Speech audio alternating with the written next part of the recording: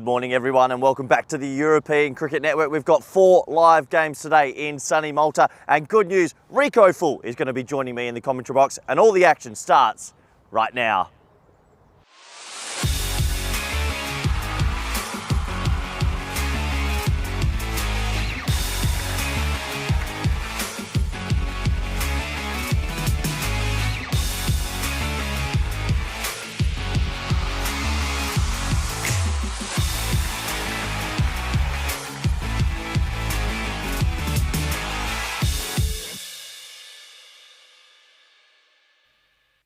This European Cricket Network event is proudly brought to you by HCL Software, Paramatch and Victorinox.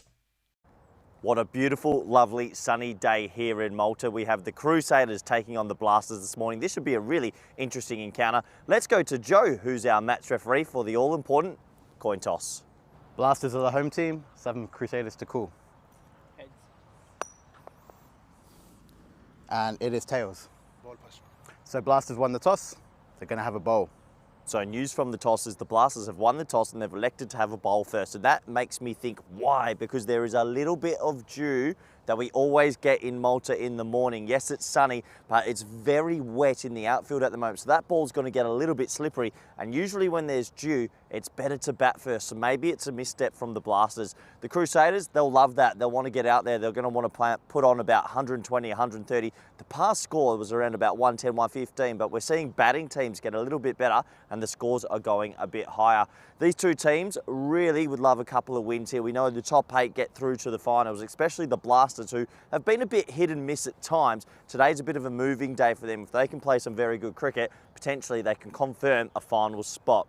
Overall, it should be a bit of a fascinating day. I'm really curious to see how these Malta teams go about it. The bowling level and the batting level has been pretty decent. It's just the fielding. What team can field well, take their catches, and then usually, if they do, they go on to win the game. But it's great to have this man back after a couple of days break. Rico Full's waiting in the box. Let's go to him now.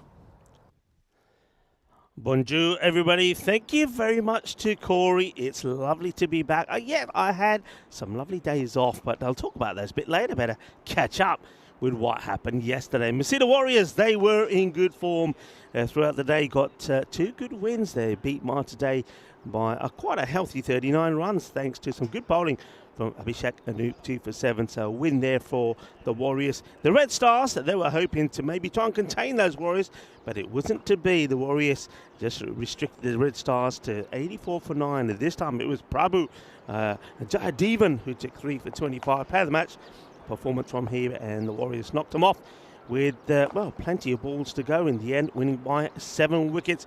Goes Azalmi.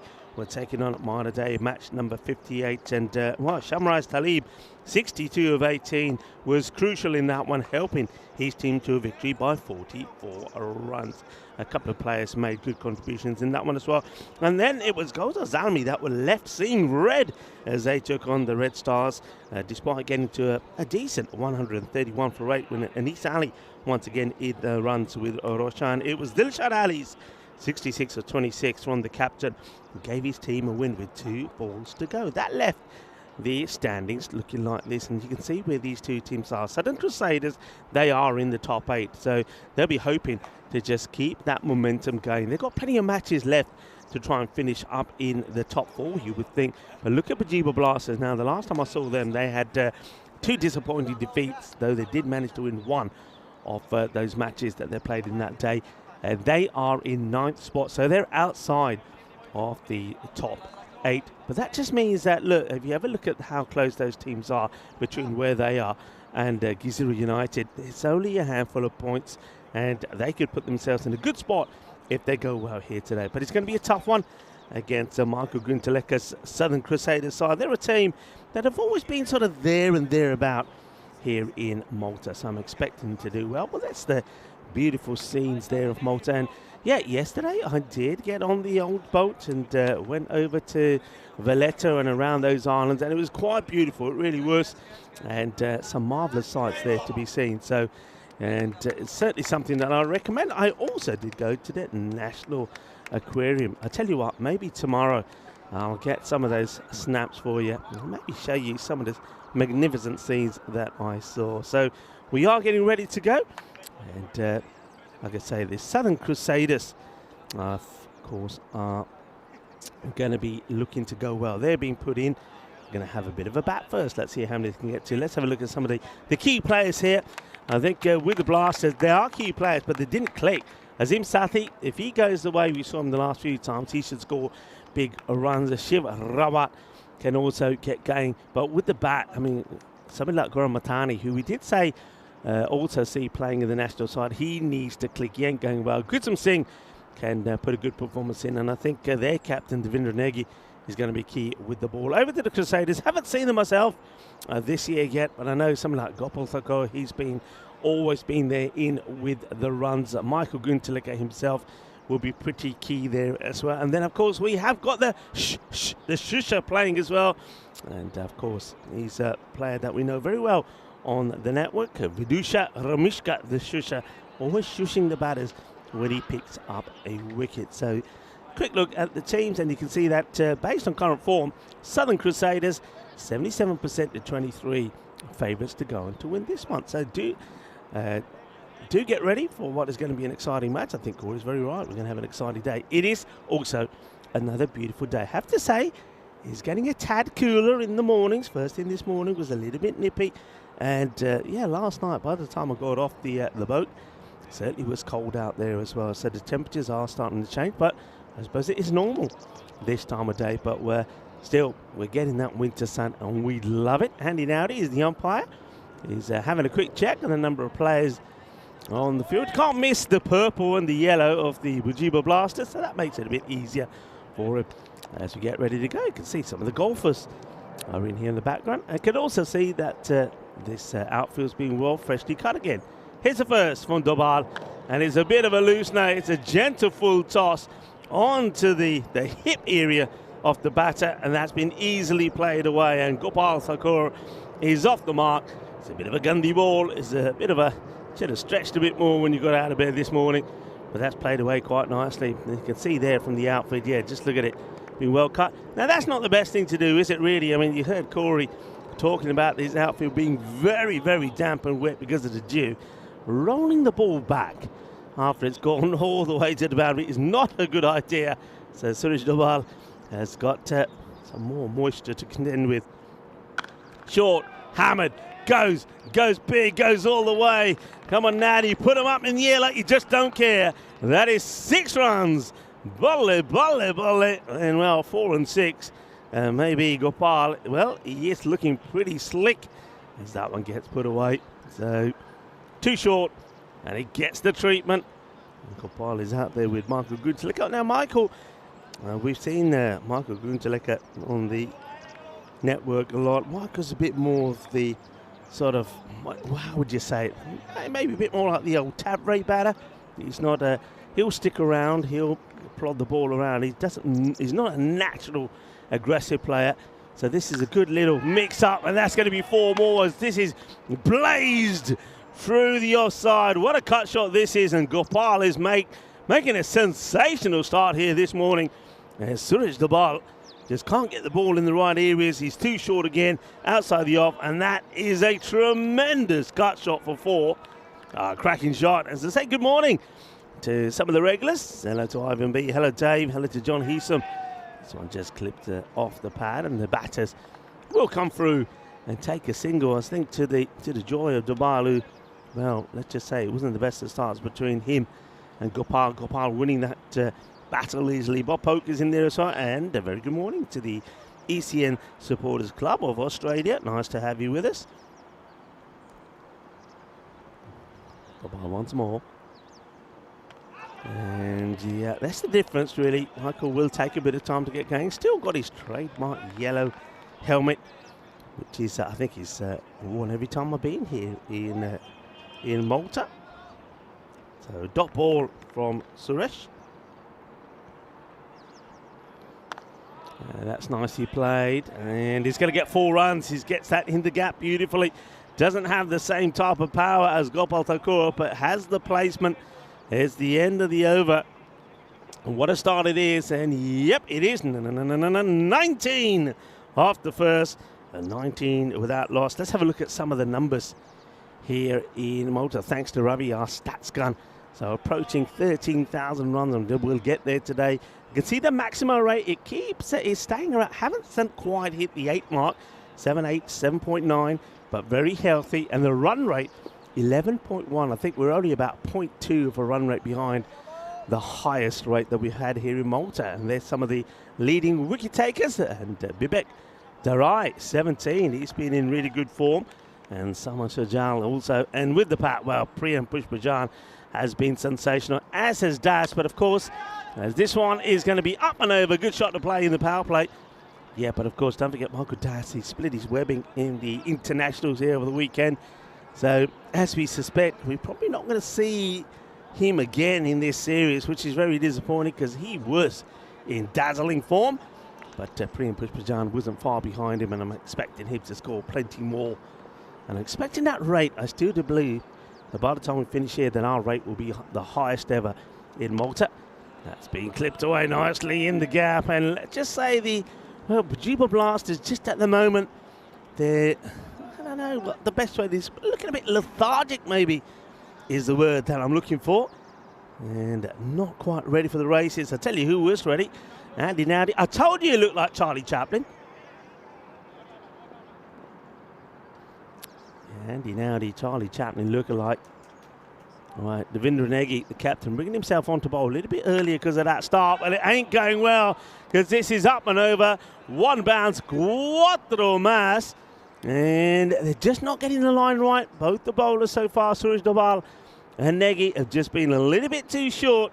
And Gopal, he is on a mission right now, hitting the ball well and looking pretty decent and pretty strong. What's the reply from the captain? And still short, rocks back, and chance though. Doesn't get it in the gap, it's in, it's out. And well, Devendra Negi is shaking it all about in frustration. Should have been gone. And that's Gopal being dropped. That's a big moment. In, out, can't hold on to it. And that's disappointment. Gopal dropped on 26. Negi almost picks up another one. And that one's just wide of it. The fielder will do the stop. Yeah, disappointment for sure. Devendra Negi is always in the wickets. That one's only just got past him. Always finds a way often to break through. I think that's why he's come on to bowl here pretty early. He's 11 wickets to his name so far. That gets played away and it'll just be a single.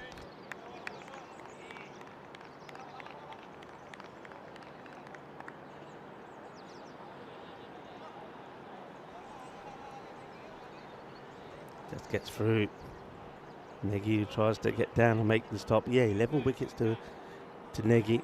So not that far beyond, but leading wicket taker we saw there was Vivek Darai, who's been absolutely incredible. Really has. End of the over. We had a look at this, and you can see the Blasters. They need to go well here today. Remember, they play the Crusaders in this match, and then they take on the Red Stars. Now, that won't be an easy match. Look at the Red Stars. Played well yesterday and got that victory over Gozo Zalmi. And that's Andy Nowdy. So 34. 34 of the first 2 overs.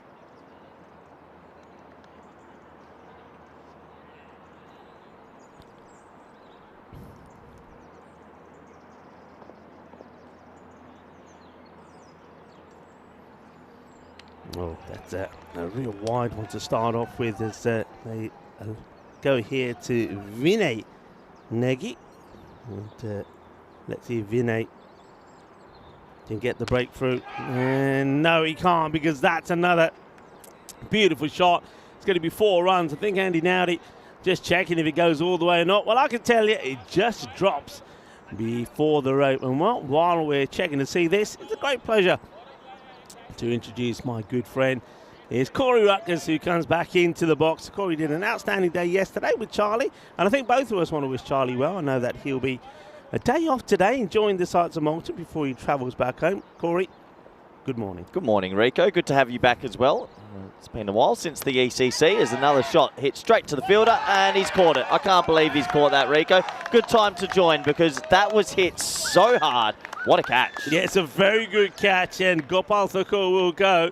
And yeah, that's quite an amazing catch, because that ball was travelling, and Shiv Singh just, well, I suppose he's in the right spot. You've got to give the captain some credit there as well.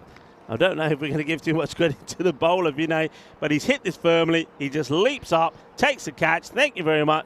First thing in the morning, you touched on it with all of that dew. That's an exceptional catch. Yeah, what a top catch that is. That ball was motoring. A good innings from Thakur. He has to go for 32 off 11, 6 fours and a 6 in there. Yeah, the first wicket goes. But yeah, good to have you back, Rico. How have you been? Things are good? I've been very well. Yeah, I was just telling the viewers that I had a nice couple of days off. I went on the first day off. I went down the Bujiba area. In fact, weren't far from Bujiba. Went to the National Aquarium there, which is fantastic. If you get a chance, you've got to go. It's superb. And then yesterday, just spent a leisurely time just on the boat, going around to Valletta and some of the areas down there. Very nice indeed. In the air, but this time it's been placed in between the fielders. That's going to be 4 more. Nice shot as the new batter comes out. And this is Purna, who starts with a boundary. Yeah, I have to say that I've just been watching a little bit, lurking in the background while I was getting set up. And some of the ball striking already, they are hitting it hard, Rico. Stroking the ball beautifully well. And of course, I think there's big news. You were sort of following it at the moment. Big news from America. Oh, it's all happening, isn't it? Oh, if Trump can win another presidency, Rico, I could easily be head of ECN. I could take over the company if he can keep coming back after all that. But yeah, there's a lot going on in the world. A lot of cricket news in the world as well. Plenty of cricket going on. Summer down in Australia soon, and plenty of cricket on our network still for a while, as that's chopped into the offside for a single. We've got the ECCW, we've got the Encore in Spain. Are you in Barcelona for a bit as well? I'm in Barcelona for a bit, yeah. Busy end, isn't it? It's a lot of cricket still to come. I mean, I know that we are into November here, but it was quite amazing just how much cricket there is still to come on the network. It's a good time of year to be a cricket fan around the world. Played out, and the offsides will just be a single. Yeah, it's Heaven Harath in the chat just mentioning, did we see the New Zealand win in India, the Test? Yeah. That has to go down as one of the greatest Test series wins ever. India don't lose at home traditionally, and credit to the Kiwis. They always do well, the Kiwis. For a little country, yeah, they do well. They play some good cricket, and they had to play some good cricket to beat India at home, and was clipped away. Nobody there. That's going to be another boundary. So at the moment here, Bujiba, they're just, all right, they've picked up that wicket, that unlikely wicket there, Gopal. But other than that, they've just been a bit all over the place. And that is why we see the Southern Crusaders have brought up the 50 in the power play, 52 for 1. Yeah, 52 for 1. And I just mentioned it in the pre-game when I saw the toss results. And I think this is something that club teams maybe, without a coach, most of them don't think about too much. But when there's dew, it's better to bat. The ball slides onto the bat, the ball gets a bit slippery for the bowlers, and the outfield gets like lightning. So I think the Blasters have just made a little bit of a mistake at the toss, and the Crusaders are cashing in. It seems to be that, I know you've only been here, it's what, your second day, right? No, third day. Day third 3. Day for you. The fatigue setting in already. But it seems to be the thing here. They like to chase no matter what the conditions are. And I think you're right. I think this one, first thing in the morning, the dew plays a big part. And you have to take that into consideration. They're going to go back here now to Devendra Negi, who's trying to probably add a wicket or 2 more to the 11 he's got so far. Bowling here to Michael Guntaleka, who unleashes a big shot. Well, it's almost like he's been asleep at the other end. That's only the 5th ball that he faces, and he clubs it to the boundary. And just like that, he doubles his score. Well, it's the first time I've got to watch the Crusaders this year, coming into the tournament a little bit late. But boy, I like what I'm seeing from the top order. A lot of power, a lot of nice clean ball striking. And, well, Rico, if they keep this up, they're going to hit a big score. Yeah, they certainly are. That's what the plan is here. As Michael Guntaleka just decides, okay, he's going to get in the act here now. The bowling is not that great. It's a little bit short, probably because the bowlers are finding it difficult with the amount of dew. And Bujiba, despite that one success of getting the wicket of Gopal, they are struggling here. And that's another one that's a little bit short. It's a good take there from the wicketkeeper, Shiv Rawat. He's certainly one to watch. Yeah, nice bit of keeping. It went up for the appeal. They didn't look at it, though. He kept his foot down on the ground the whole time. So, handy dot bowl. Did you give yourself a little bit of a break after ECC? Did you have some time before Malta? Did have a bit of break, yeah. And went back, spent a bit of time at home. Okay, so yeah, you didn't come straight here. No. I was going to say. But I went to Rome, did the T20 finals.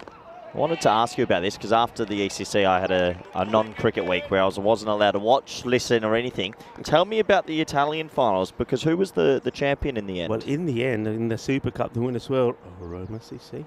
And was that the ticket to ECL? That was the ticket, so they will be at the ECL.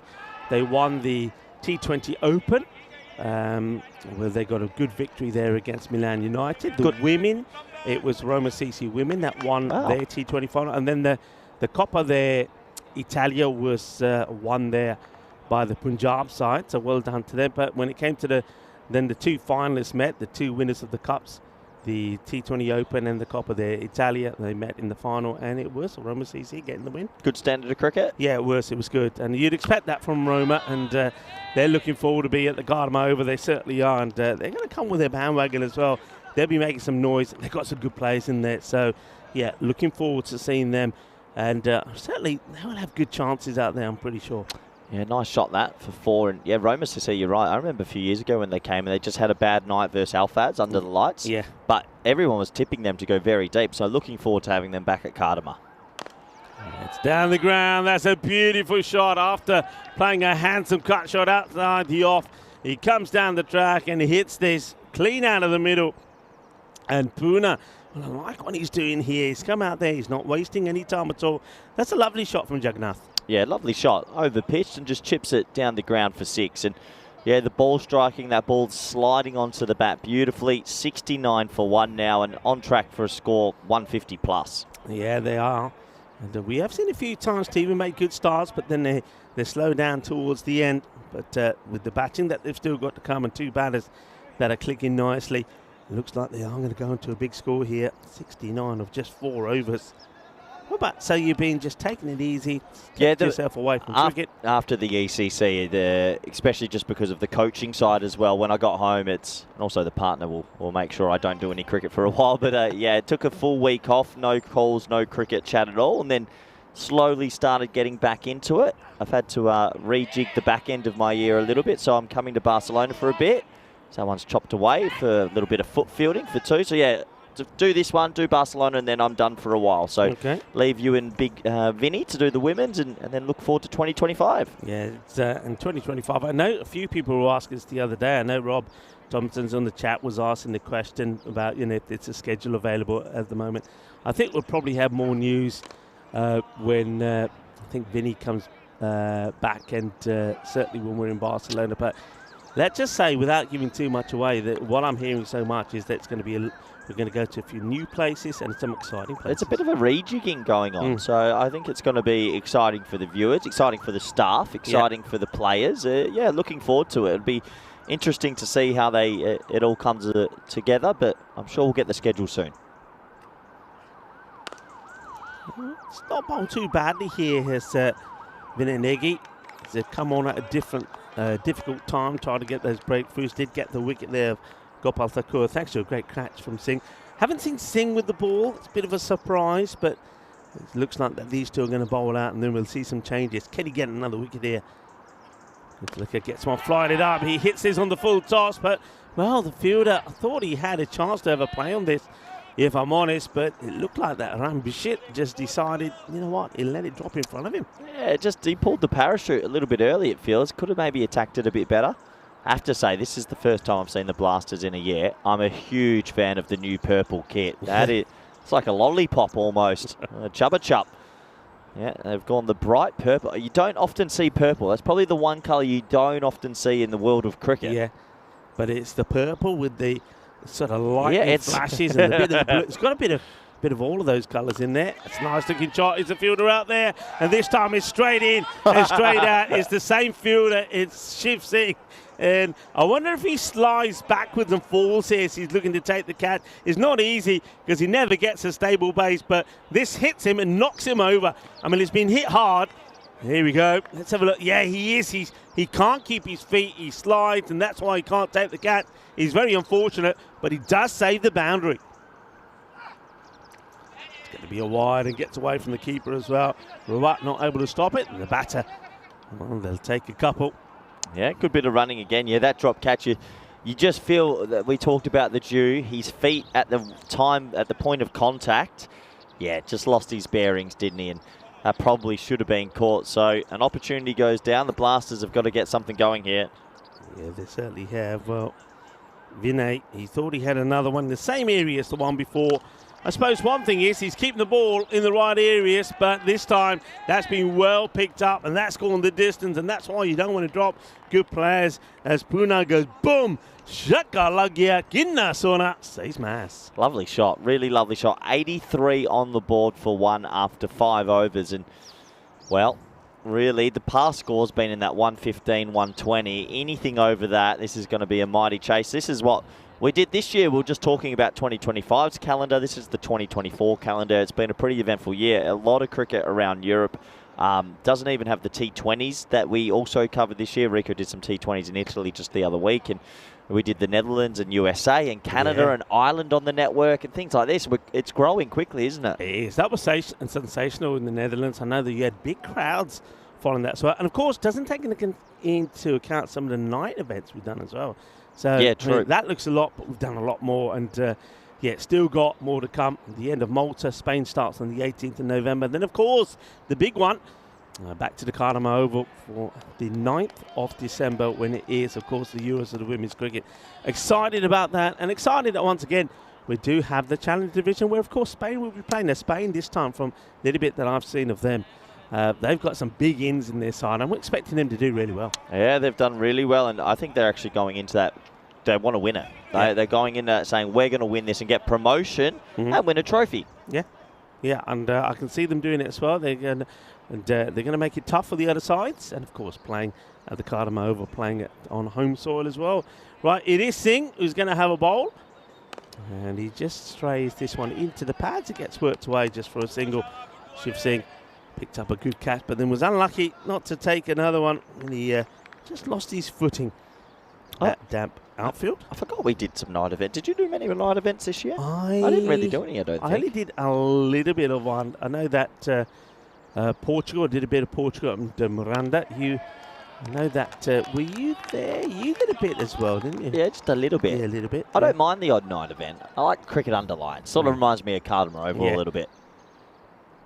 Yeah. I mean, speaking of lights, I know that I was speaking to Lee Tuck, and Lee, of course, is well involved here now with the Master International Cricket Ground, and asking the question, the umpire don't seem too impressed, and they will scamper through for a leg bye. I think this is just going down the leg side, but yeah, there are talks of maybe putting some floodlights here, and if they can do that, certainly this would be a nice place to have a night event. Really? Yeah, there's talks. Tell you what, if they got lights here, this would become the home of cricket in the winter, wouldn't it? Because the weather's usually pretty good during the day. A couple of games under lights as well would be lovely.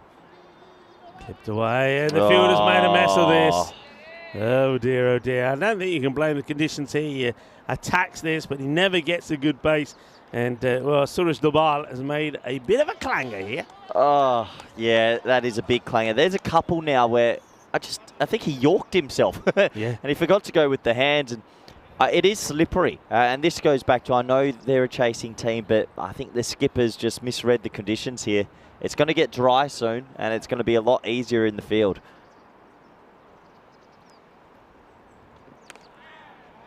Just it's a bit of a wide one here, but I think he would have snuck this in. That's not a bad over in there when you consider all the carnage you've seen before. Yeah, that probably would have been a wide.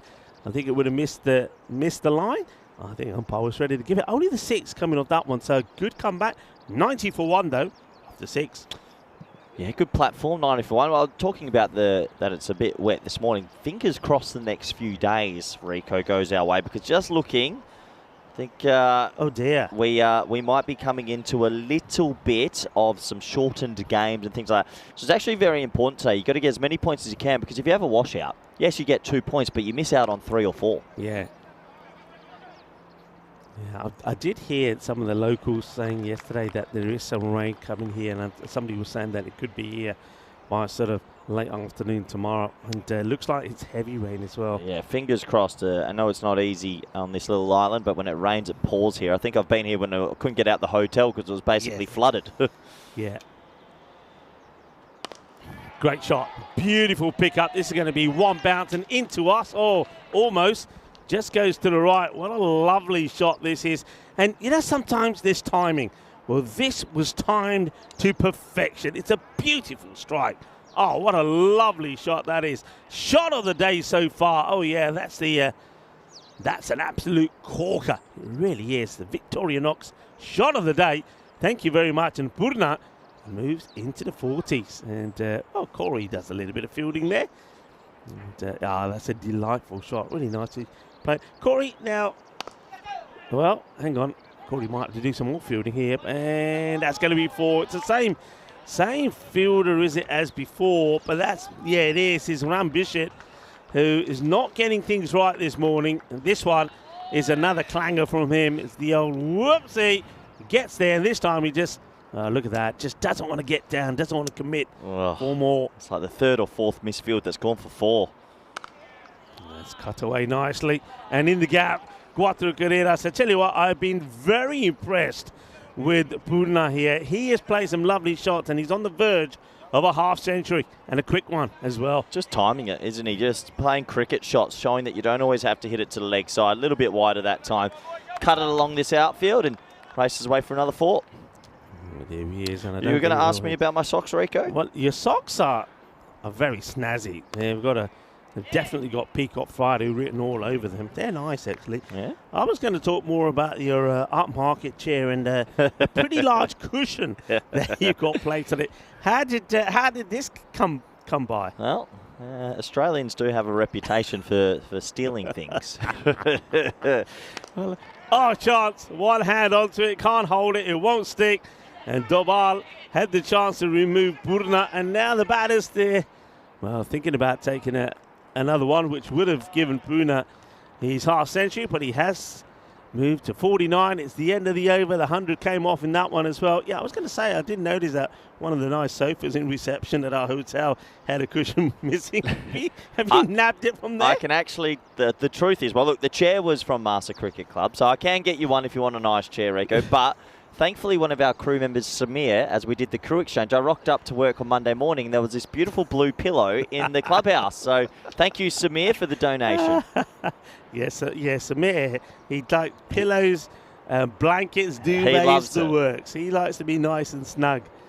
Yeah, well done to the crew that are probably, I know we had a changeover, so those that were here, great job from them, and welcome to the new crew as well, as that one's in the slot. Doesn't really pelt it away, but it's enough to bring up a very good half century. So well batted indeed to Jagannath Purna. अपनी half century पूरी कर ली, बहुत बढ़िया batting की थी.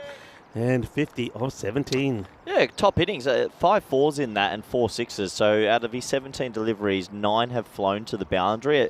They're good signs when you're hitting almost every ball there. And they don't want to slow up here now with 17 balls to go. And that will mean still 17, I think. That looked a bit high. It has been called on the field of play by Andy Nowdy. So goes too full, and a free hit to come. And Michael Gunteleka, the captain of the Southern Crusaders, will be looking to capitalise. He's got to be careful, the keeper, as well. It's been a no ball for height, but just he's watched his gloves. Andy Nowdy at square leg. That is the closest square leg fieldsman I've ever seen. He's about 4 metres away. He's not So I tell you, we had one yesterday. The umpire got clocked at square leg, whacked straight right into the shoulder. Ooh. I think Andy's got to give himself a couple of yards here. Yeah, he's very close, isn't he? Free hit. And Oh, not no. out. Got to run.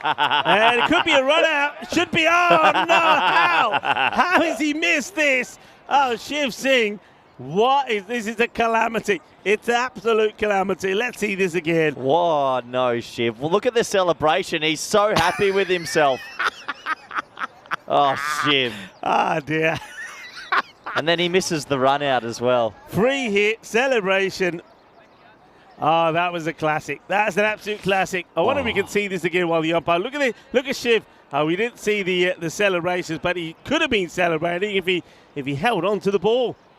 Oh, poor old Shiv. That's one where you wish the cameras weren't working. You're celebrating the free hit bowled. It's actually, it turns into a bye because they end up running off the stumps. Off the stumps. So it's a topic I want to talk to you about, actually. Is that's a little inside edge. Might go away for a couple, just the one. Yeah, I actually think, they'll try and get it tight too in the end, and they'll get there with the little bounce. I think that when it's a free hit, and if you bowl it and you bowl somebody, it should be dead then. I don't think a team should be rewarded. I saw it the other day in a game in a T20 where free hit bowled it, he missed it, hit the stumps, and it rolled for 4 and 4 byes. I don't feel like that's cricket. I think that's really you can't be out, but I think as soon as the ball hits the stumps off a free hit bowled, it's dead. Okay. That's what I would bring in. All right. Thoughts? Yeah, after this ball. Yes, that's going in. It's off the bat, so not going to be LB. There's few people say the same way when the batter smashes the ball and it hits the stumps at the other end. Should it be dead? I mean, obviously that also is live. Yeah, I suppose that's the penalty. I suppose for the bowler for bowling for the no ball. But in the first place. It goes on the keeper. Yeah, I mean, I think it's very, very hard on a keeper to get byes when you can't even stop it. And the ball crashes into the stumps. Not been a bad over this from Shiv Singh. He actually, you would say he probably does and has deserved a wicket. And he certainly is. He certainly got the celebrations if he gets one. The old Chak De Vatte celebrations. He was doing a bit of the old Bollywood Bhangra dance, but it was not to be. Right. And that's a little bit over pitch and down the ground, and one man who's not going to stop it, we know that already, is going to be the fielder who's still deployed in that area. That's Rampashit. It's a few of them have gone through, but yeah, it just goes for that Yorker, and it's well picked up by the batter. So Purnath keeps on motoring. And like I say, not the worst of it. The last 2 overs have not been that bad. And Shiv Singh, I think he's put a good little shift in here. 2 overs bowled, 16, 117 for 1. Yeah, not a bad little spell. Doesn't pick up a wicket, but 16 runs off your 2 overs. You're happy with that. Let's trying to a little bit of damage control for the Blasters. Don't want the Crusaders to bat them out of the game, even though that run rate is pretty impressive, 14.63. Yeah, 117, 2 overs to go. So remember, they were expected to get to that 150. Let's see if they can do it. And I think with the 2 batters that you've got in there at the moment, especially Jagannath Poonan, if he stays there, you'd expect them to get there. Michael Guntilek at the moment. I did say at the time, didn't I, when he was opening the batting, before he even faced the ball, I said that Michael is going to be a bit of a plodder. He'll keep one end going, and that's sort of what he's done, 20 of 18. And in that 20, he has hit, of course, 1-6 as well. So he's just basically trying to keep one end going. The bowler looks to bowl, and then it just stops. I wonder if he thinks that they're going to try and steal a single there. And that's well bowled. Michael, he likes to play that cut shot of ease, but they've got the field well set for it. And one thing they need to be trying to do here is just don't let him get the single. I mean, I even would push another one in, maybe on that, maybe a mid-wicket up, just to not allow him to take a single here. That's what he wants. Oh dear, that's going to be. Well, now he's not going to want a single. He's going to get a boundary. That's going to be a no ball, and that's going to go all the way to the boundary. And I think they're just checking maybe the height on this, but I can tell you this is definitely a no-y. There's no doubt about it. And now maybe just check the boundary. So no ball, no doubt about it. Let's see. I think it's probably a minimo. Let's see. Here's the shot. Follow that ball. And, well, where does that... Oh, does it go all the way over? It might be... I think it's a 6. Yeah, I think it's a maximo. Yeah. It is, yeah. It's a 7 up. And now Michael Guntilek has the license to go big. That one, it's not a good delivery from Rai. Yeah, just another example of that ball a little bit wet, not controlling it. That would be absolutely plum if it was a legal delivery and the bowler knows it. How do players, bowl or no ball, they just forget? It's just there's something, that would have been plum, and look at him for a second. He thinks, I've done it. I've picked up a wicket. He turns around and, oh, no. And Michael Gunslinger, just like that, after getting the 7 up, takes a single, and now, well, Puna is going to be looking to go after Ryan. Ryan just got to, try and bowl the same ball again, full and straight, try and get the Yorker length in there, and see if he can get one through. And get a wicket now, Puna. That could certainly make a difference of whether it's a 135 or a 150 sort of score. Oh, that's not a good delivery, and he throws himself at this, and you can see Puna just saying to Michael, no, it's okay, I'll stay on strike, thank you very much. Yeah, one more run to the total. Yeah, the extras column has been growing. Good work from the keeper to get across and make sure he got something open. The Blasters they're struggling out there. They are struggling. They are struggling big time, and last time I saw them in the couple of matches I saw them play, they did struggle. And that's just overpitched. There's nobody, for some reason, not on long on. Is he supposed to be there? I'm just having a quick count. I think he is supposed to be there. Honestly, they're just having a terrible morning. They just changed the field. They put fine leg back and brought mid-on in. And mid-on is probably the one spot in T10 you just never bring it in. It's very, very, very rare you bring him in. And well, the next ball goes straight over his head, and that sums up the morning for the Blasters. That's a very strange decision. He goes back now on the boundary. Yes, the man on the 45 comes up, and then the next one is on the pads and clipped away quite handsomely. There's going to be 4 more, and they're just not bowling well here. 134, and, Puna is in the 60s now. Oh, Devendra Negi's had a tough old morning as skipper. Everything he's done's gone wrong. He won the toss, elected to bowl in a morning that was more batting friendly. The fielding zones haven't worked. Wickets off free hits. And sometimes you have mornings like this. It's a Wednesday morning. You've taken some time off work probably to play, but credit to the Crusaders. They're doing what they have to do. Yeah, I saw Negi just going up to him and say, look, I gave you this field. Now you've got to bowl to it. See if he can. Oh, no. Now he makes a big effort to try and keep it outside the offer, gets it all wrong, loses his shape, loses his action, and concedes a wide. Yeah, they're just under the pressure of the bowlers, aren't they? And they're not really responding just yet. It's going to be up to the batting from the Blasters this game. Oh, beauty. That's an absolute beauty. It's a monster strike down the ground. There's going to be 6 runs, and there's a signal there for Naudi as he stands on tiptoe to make sure that the scorers don't miss the signal. Oh, he's absolutely crunched it, Corey. Well, would you say the Crusaders, you've seen a little bit more of the comp, I've only been here a couple of days, are right up there with some of the better power hitting teams? Yeah, they are. And bear in mind that they've played, this is just the 9th match they're playing compared to the other teams at the top that played a lot more. I'd expect them to really be challenging for a top 2 finish here. Okay. Oh, that's just brutal. That's the only way to describe it, is brutal.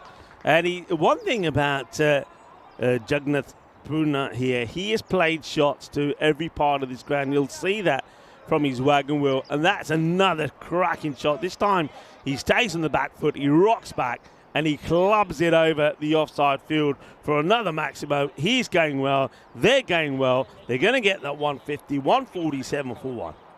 Oh boy, I haven't seen a sort of batting display like this since ECC for me. 147 with an over to go, 12 extras in there, but nearly every batter, what's been impressive, Rico, look, there's only been 3, has really timed the ball offside and leg side. And that's always a good indicator that if you've got players that can go offside as well, it's very hard to bowl to. Yeah, well, that over goes supersonic, actually, because there was the leg by in there as well. So 30 come off the over, 29 of them to the bowler. And now we go to the last. Well, it is Gaurav Mathani. Now, this guy hasn't really yet, for me, clicked in this series. And he's got to go big with the bat. He's a talented player, but he hasn't been in the runs. Going to have a bowl here. It's a nice start. Full straight. Doesn't overpitch it. That's a good example of what a good length delivery is. But Michael does what he has to do. He gets a single. He's batted there right from the beginning. 27 to 22. Burna, completely different. 77 to 24. And that's high up in the air, but nobody there to take the catch. They'll be keen to get 2, and they will get 2 because the fielders, I think it's fair to say, they've been this way all through the innings. Just a little bit sluggish, Corey. Yeah, they've found the going tough this morning, and Obviously, the runs have piled up, 150 on the board. This man on 79. Well, you've got 4 balls to really line it up. 21 runs here would be pretty special. It's firmly struck to the fielder who takes the catch and doesn't make too much of a meal of it as well. And it's Azim Sathi. I'm very surprised why Azim Sathi, they're not using him as much as they should. It's an easy catch. I mean, watch out for him with the bat. He can really be pretty devastating, but they haven't bowled him, Corey, and that surprises me. Yeah, maybe just a different plan in the think tank, but what an innings from this man. He's going to get a very warm round of applause. He batted beautifully. First time I've had a look at him, 79 of 26, 6 big sixes, 8 fours in that. And I think we're going to see a lot more of this man in the coming weeks, and a really marvellous innings. Yeah, I love the way he batted. I love the shots he played. His shot selection was great down the ground. The cut shots were absolutely fantastic. The uppercuts, and he was playing the old pull shot very nicely as well. And that's up in the air. Can it be 2-2? It will be 2-2. The catch gets taken. No mistake there. This time from Gautam Singh. And Gaurav Matani all of a sudden is on a hat-trick. Well, it just shows that maybe he could have been bowled a little bit early. He's picked up 2 in 2, picking up the wickets right at the back end. Nice safe catch. And yeah, look, difficult for a new batter to come out. You've got to hit your first ball for 6. You've been watching all the destruction. Doesn't always happen. The game's not that easy. Just a quick one, Rico. I didn't see this in the chat before. ECN Supporters Club of Australia. Yeah, they've been in the chat a fair bit. Is it quite new? If I'm right, based in Melbourne. Oh, okay. Based in Melbourne. There you go. Yeah, good morning. Oh, well, it's probably not good morning there now. We should be saying, what, good late afternoon probably? Yep. Right, we haven't had one here at the moment. The last one we saw was from the Netherlands, from Anav Jain. Are we going to see one? And, well, maybe if they set the field for a hat-trick ball, probably would have done. But at this moment of time, you can see the Blasters are just trying to stop the boundaries. So just a single as Ramishka gets off the mark. So Marco Gunteleka, can he finish with a flurry? 1 ball to go. He'll be looking to ping it to the boundary. Yep. Can he get him to 157? And it's going to be a real mess. Absolute mess. What is going on here? And it will be out, but that's a bit of a mess. 3 wickets would fall in the over. Well done to Guru Matiani. And he picks up 2 legitimate ones, and then what we're pretty used to seeing on the European Cricket Network, and a bit of a scramble off the last ball, which will result in the wicket of, I believe, Marco Gunteleka. Yep, they get a run out of the last ball. So well done. 3 wickets in the over. It only goes for 4 runs, and maybe, just maybe, that leaves a door open. Good work from the keeper. It was a little bit of a fumble, but the throw was good. Yeah, throw was good. Takes it on the bounce. There's Matiani. So Marco Gunteleka goes for the 27 and, well, literally bats all the way through to the very last ball where he gets run out. But the Southern Crusaders will certainly be the happier of the 2 sides with that score at the moment. Let's take a quick look at the highlights. Yeah, let's have a look at the highlights. And, well, when you start with the ball like that, you always feel like you're trying to play catch-up. Credit to the openers, though, Rico. They really got on with it. It was Thacker, especially. 32 off 11 for him. He timed it beautifully, and he sort of set the tone for the innings. It just felt like after they got off to this start, a little bit of a skip over the ball from Andy there. Yeah, once they got off to that start, it was pretty hard to slow them down. Yeah, and things like that did not help. They just didn't take the catches, the chances that presented themselves. Some of the fielding wasn't at the best. There was a few misfields, and, well, Bishit was certainly one of the guys who got it wrong a number of times. But there was that great catch, Shiv Singh.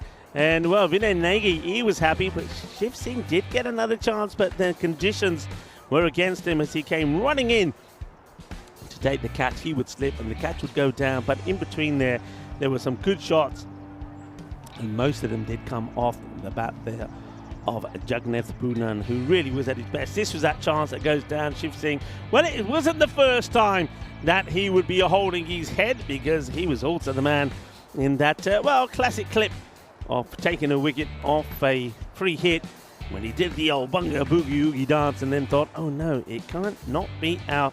But that's just, yeah, too many errors from him. I mean, think about it. That's just, I think in the field, if I, this is being kind. I reckon in the field, at least 16 runs given away. Most people would say even more than that. Well, there's the celebration from Shiv before he realises it was actually a free hit, and then he should have run out Michael, and well, wasn't able to take the ball, and that was the free hit, which well, the no ball that was clobbered for 7, and the free hit that followed was also put away, so they didn't help their cause. Hitting was beautiful, and they'll be very happy with the way the innings have gone. The Crusaders, that was a nice catch there taken by Sathi, but once again my question is, why are we not seeing him with the ball? I mean, he's a genuine all-rounder, and he probably will be opening up the batting, but probably him and Rawat will open up. That was the run out in the end. It was a hot potato really for the wicket-keeper Rawat, but he did manage to get the ball in his hand eventually, get the throw back to the bowler, and Guru Matiani did the rest. So well done to him. Well, you'll see when the bowling figures come up, he was pick the bowlers. Pick of the batters though was Jagannath Purna with 79 of 26. He got good support though from the 2 openers. Gopal Thakar, he played some beautiful shots before he was the surprise wicket of 4 thanks to a great catch from Shiv Singh. Margaret Guntaleka batted all the way through the innings to run out off the very last ball. With the bowling, yeah, Guru Matani, well, maybe he should have bowled a little bit earlier because he picked up 2 wickets, only conceding the 4 runs. And also Shiv Singh, I think he bowled very well, didn't have a lot of luck though. So this is the mid-match summary. So the Crusaders, who surprisingly this morning on a wet and very dewy ground were put into bat, well, they did make the Rajiba Blasters pay 151 for 4. The innings of the Blasters coming up in about 10 minutes time. Join me, Rigavul and Corey Ruckers. Great to have Corey back here. We'll be talking you through the action, and we'll be back in about 10 minutes time for the conclusion of this match number 60.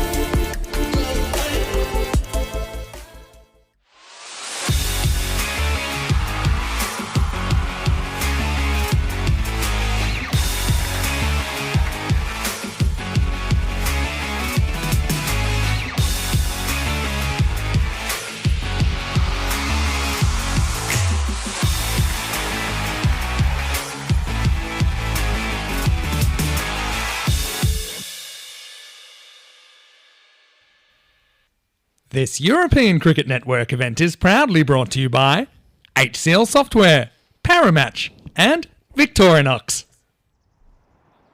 Hello, cricket lovers, and welcome back as we get ready for the reply from the Bujiba Blasters, needing 100 and, 152 for victory here. That was the first innings total. So 105 becomes the bonus point equation. Now, one of the days that's being celebrated here today is International Day for Preventing the Exploitation of the Environment in War and Armed Conflict. Humanity undeniably always suffers from war. People are killed and injured. Cities are burned to the ground. But what about the environment? Rivers, seas and wells are polluted. Crops are burned and forests are cut down. Soils are poisoned. The natural world around us, including our living spaces, the weather, the climate, the natural resources affect us all. So therefore, this day was created to protect the environment and around us and guarantee that of security and peace. So it's a very big day here today, around the world I should say. We can all, of course, give it some thought as we get ready for the reply. And it's also on a lighter note in America. Well, a lot of things happening in America at the moment, but it is, the most important thing I suppose, is it's National Nacho Day. Here comes, oh, well, a lot of swing high up in the air, big opportunity. Will they take it? No, it goes down. And that was Sati who goes to the big shot straight away, and he gets dropped. Dropped on zero. Well, what a good start that could be. High up in the air. Fielder fingertips to it, but can't hold on to it. Oh, that's a big moment. As we see Azim Sati give a chance, and it doesn't get taken. And that's edged away. It's going to be 4 runs.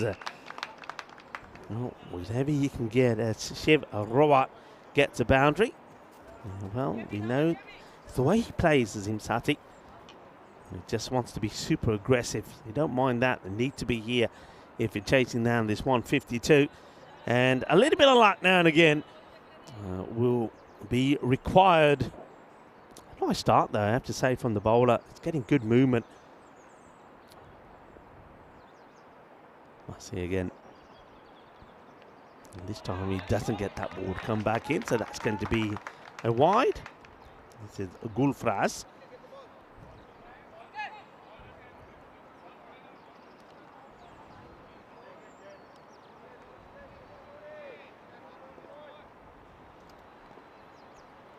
Knows he probably should have had the wicket of Sati already. Same again, just too wide. But just look at the shot selection there from Rawat. I mean, he's trying to hit a ball that's outside that wide line over long on. He's got to be looking to hit on the offside. He's never going to get the power in the shot, is he? If he doesn't respect the angle off the ball. So Gulfraz quite happy. You can see he's got good swing movement earlier, but he's trying to get that again here. But he seems to get it when he bowls straighter. You can see what he's trying to do. He's trying to go a bit wider outside the off and see if he can get the same movement. Swing, it's a very difficult thing to explain. Sometimes it just happens, sometimes it doesn't. You see, when he's going straight, the ball is nipping back a fair bit. But if he goes a bit wider, it just holds its line. All right, he should have had Sati. He has another go at him here now. And this is up in the air again, and this one gets dropped as well. Well, I'll tell you what, whatever Pooja Sati did this morning is working a treat. This is now an opportunity for Michael Guntaleka to take the catch, and the captain puts Azim Sati down as well. So he's hit 2 balls, he's given 2 chances, and he's been lucky on both occasions. Sati, well, can't believe it, can he? Been dropped on 0 and now 1. And now there's a appeal going down the leg side, says the umpire. Not out. The Southern Crusaders, they won't like this from them in the field. You'd expect them to be a lot tidier. Normally they are. Michael Guntaleka, also the captain, putting the catch down.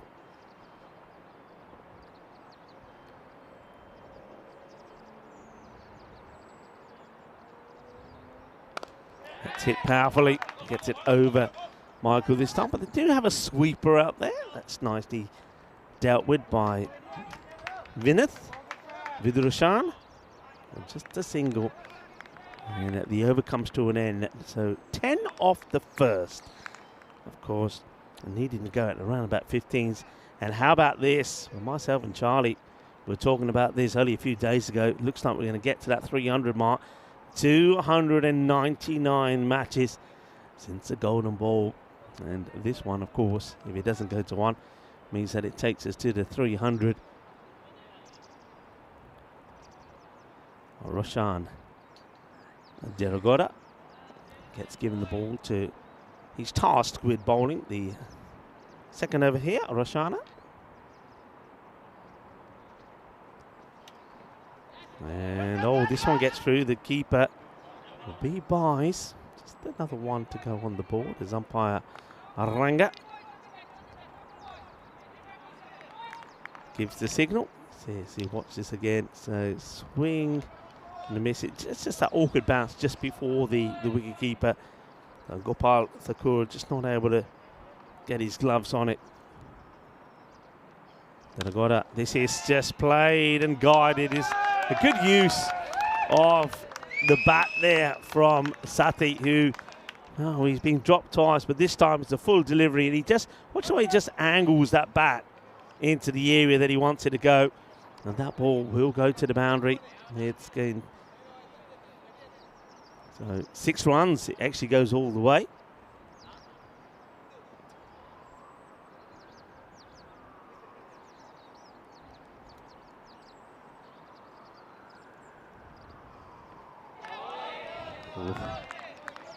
Wants to go big, but Deragora beats his man. Sati does take the step across. The ball not as full as he wanted it to be there.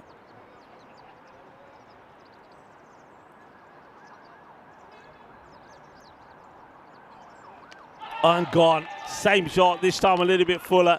And that's the wicket. And Deragora gets the breakthrough. And Sati, well, let's just say he finishes, goes for 8, but it could have been a lot worse. And, well, whatever it was, worked for a couple of times. But I guess it's third time lucky for the Crusaders. Sati has a swing, misses, and he's on his way back. And well done to Deragora. Gets the ball in the right areas and sends the batter back. So that's an important wicket, because if they were going to do it, this is one man who can do it for them, Azim Sati, and that's his number. Timber, as the stumps go over. Good start, and good to have Corey back in the cage. What do you think of the cage, by the way? Claustrophobic, I think. Yes, it's a little bit small for me, Rico, but it's different. It's very different. I don't mind. I like being elevated a little bit. Yeah. I like that we're slightly higher. In the air, this is going to be wide of the fielders, who, well, deal with this very acrobatically. That's nicely done. And that's Vidushka who gets the frame. But what about the fielding? He chases away, and I like the way he just palms it on here. Watch this. Good work. Just says, here you go. And, well, Vidushka wasn't quite ready for the layoff, but no harm done. It's compared to the fielding we saw in the first innings, a massive change. Saves a couple of runs there. Good work. And that's not the best of deliveries, just helped along the way. And Shivrawat is due probably a big score. Gets that away. It's Quattro Mas. Yeah, 22 for 1 after 2. No, I'll always like coming to Malta Cricket Ground, Master Cricket Club. It's a beautiful ground, really. When you think about the clubhouse and what we have around us, it's one of the best we do ECSs at. As we have a look at the table, and yeah, I heard you mention before about the Crusaders. Let's focus on them. I mean, a win and a win, which they are playing AUM next, so they're expected to win. They pick up 3 points and a 4 points. So they're going to be on 28, and that's top of the, well, third place, right at the top of the table. Third place, right at the top with matches in hand as well. So it's a big day for them. And yeah, you're right when you touched on the weather as well. If the weather plays a part, that this day could be a big day. Straight down the leg side, and it catches a bit of the pad. And shake of the head for the umpire. I think in November, teams always need to be aware of the weather as well. You're always going to have the risk of maybe losing a game or two to weather, so those points become important. And when you're on the field, you've got to make sure you give it your all. Oh, that's a lot closer, and he's gone. swinging in. He stays stuck on the crease, Rico, and Andy thought it was definitely out the umpire. It looked pretty adjacent from here, but we'll have a closer look. Yeah, well, it's just the way things have been going for Guru Matiani. We know he's a big player here in Malta. He's part of the national team setup. I mean, it's moving a lot. Now, the question the umpire's got to decide is it going to continue to go on and miss the stumps? Looking at it first impression, I think this one probably goes on and probably catches a bit of that leg stick. Yeah, I think it's clattered into that back pad a fair bit. As a bowler and as a cricket lover, that should be given out. That should always be given out. Fair enough. The ball only has to flick the stumps, and I think that's getting a big piece of middle and leg. So he'll have to go 22 for 2. We have another close look. Just watch this, Rico. It actually pins a bit of both pads. Yeah. That's out. That's just out. Yeah, it's a very good delivery. We saw him in his first over. He's getting that ball to come back in a long way. So that's nicely played with solid bat. So this is good. Some now comes out. Really, you've got to think that this partnership, if they're going to get anywhere close to that score, or even that 106, these two have got to go well here. You'd have to imagine they might be thinking about that 106 and not the 152. That could be gone now, and try and save face and get a point, because that is also out. He's hit it with one hand 5 metres and he's gone, Rico. That's an ugly dismissal. Very much so, and really, I think even the 106 now may be a task. But have a look at this. He just plays his horribly. One hand comes off the bat. Batting is all about balance, isn't it? Balance and having a good shape. This is everything that it shouldn't be, and in the end, it's just a very simple catch. Rawat will go, and it's another wicket there to Masi. He's trying to do a Mohammed Baba, but he's hit it 2 metres. He's gone with the one hand, and no, he started with 2. It just didn't work out, and another wicket goes. And yeah, unfortunately for the Blasters, they've just had one of those games where nearly everything's not gone right for them with the ball in the field and with the bat.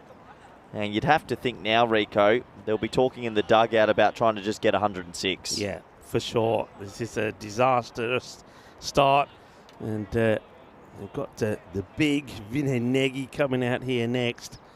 Let's see what his intentions are here. But yeah, you would feel that they've got to stay focused now and try to get something out of this contest, the Ibaduba Blasters. Oh, I'm a big fan of this man. Now, rumour has it, if he hits it, it stays hit, Rico. It leaves orbit. A bit like Rakeem Cornwall. Well, swings and misses at the first from Gurav. He's got to be careful of the one that comes back into him. And that, he manages to take that off the base of off-peg. Otherwise, the stumps are going over, so he will get off the mark. It's the end of the over. It's 24 for 3. Yeah. Big man gets a little bit of bat on it. That bat looks so small in his hands. 24 for 3. This game pretty much done and dusted, but we're focusing on that bonus point permutation now. Having a look at that first innings, you look at that over of 30 and just consistent hitting. Obviously the last over only going for 4 but consistent hitting for the first sort of 8 overs. Yeah, it was, and it was built around partnerships as well, and that's the key. Mark Guntaleka stuck around all the way through, contributing in those partnerships. I love the way that Gopal Thakur started. He certainly played some beautiful shots, and of course a very good, exciting innings there from Budnan. Helps them get to a good score. Oh, that's not far away either, is it? As Daragona comes back, and Negi is trying to give himself a little bit of room, but he's moving the wrong way here. Just a little bit too much moving around the crease so far from the Blasters, either running at the bowler or moving away from the stumps, and sometimes you should just go deep and try and get a better length. Again, he's moving so far, Rico. He's actually fallen off the wicket, which is quite incredible. I mean, if this ball is straight, I don't think he gets bat onto it. He's taken himself so far away from the ball. And just watch where he is here. I mean, he ends up off the pitch. Yeah, he can't reach it from there. It's got to go the other way, surely. The battle of the heavyweights here. Well, he does get a bit of bat onto this, and well, it's going to get through the fielder, and that's going to be 4 runs. And that's Vadushka, Rashmishka. Well, he's going to be doing the old shushing. But at the moment, they're all having a good old laugh at him. I love the reaction of his teammate here. You'll see it here on the left of your screen. Oh, no. Just like, oh no. Oh dear. It's almost as if he knew what was coming. He's going to try coming over the wicket. Don't mind this. He's going to come over the wicket and try and angle it into the batter, Nagy. And Nagy, well, he meets it pretty well, and now he's going to get his skates on, and if that was picked up cleanly, you would have thought he'd be in trouble there, but he gets away with it, gets a single. Yeah, and again, another ball where he's trying to run at the bowler. Never easy to play those strokes. I've been impressed from the Crusaders. They look like a well-rounded team and definitely one to look out for. Could potentially win this competition.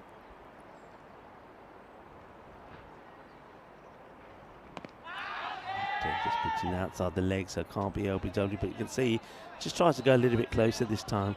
Does Roshana, sees if he can.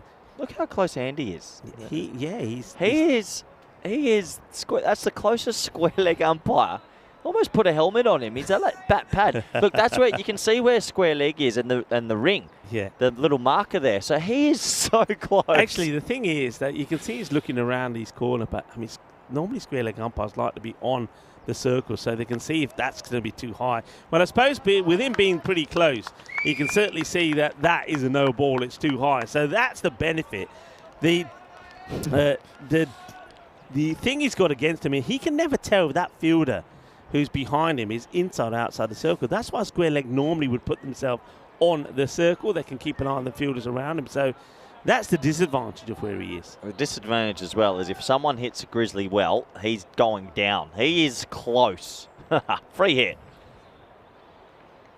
And it's a wild swing as the batter once again taking himself the wrong way. And Tedagora gets a pretty decent spell done. 21 come off his 2, 34 for 3. So you can see once again the Bujiba Blasters, they are struggling and they're certainly not blasting their way. No, they're struggling big time. It's been a tricky old morning and a couple of wickets dents the chase straight away, especially when you lose the top 3. No one making it into double figures. Yeah, writing's on the wall here. And that graphic, the worm, shows you the story as well. And hello to Dave, who was saying hi to me earlier, and a few people saying, this is done, start the car already. Yeah, we know what you're talking about. And, oh, interesting shot. I think this surprises Vinanegi because I think the ball is straight at him. And he thinks, I don't know what to do if it's straight at me. And just gets defensively played back to the bowler. This is Ramishka. Now, watch out for his celebrations if he does get a wicket. That's Gandhi delivery. Yeah, a lot of movement going on around the crease at the moment. Well, I guess they are trying to be proactive instead of reactive and make something happen, but it does look like they're a long way away, Rico. Yeah, they are a long way away. You're right there. But can they get to the 106? And there's the false shot. The thing about it is, it's all very well if you're moving around. If you're moving around because you know what the bowler's trying to do here, but they're moving around and there's no plan, is there? There's no plan. There's no strategy. It's just hope. What's quite interesting is that's a better shot, Rico. That'll go for 4. Good shot from Nagy as he gets the boundaries. That you don't often see big sort of built players like that move so much. Usually they actually stay more still, which helps them with the power. But this time he doesn't move as much, just a little sort of jip outside the leg stump and he gets a 4. Yeah, the ball sort of follows him. He's wearing keeper's pads there, isn't he? Oh, he's just a big man. I don't know. They look like keeper pads to me. But anyway, he gets one away. It looks like one of those cartoon characters, you know, when it's all upper body and they look huge and they've got little legs. Popeye. And that's the end. And look where he ends up there. It was going to happen sooner or later. And, well, there he is. Well, Ramishka gets the wicket and no trademark celebration this time from him. Normally he's giving the old shh, shh, shh. And anyway, we won't talk about it. We'll shush up because that is the end of the big man. There's Nagy. Well, it was going to happen eventually. His wicket goes. And I suppose with the helmet, which went over his eyes, he probably couldn't see too much of that either. He swung that hard. The helmet went down on his face. I don't think he even saw the ball at any stage. Have a look how hard he swings here. Jumps down, swings the helmet. The head's looking nowhere. Oh, that's an ugly one. That was a peculiar innings. At least he gave it a go. He had a go. He's going to go. He'll go for double figures. And 39 for 4. Yeah. So he did have the keeping pads on. Yeah. Andy Nowdy. And oh, that's a good delivery. Pretty full, gets played away.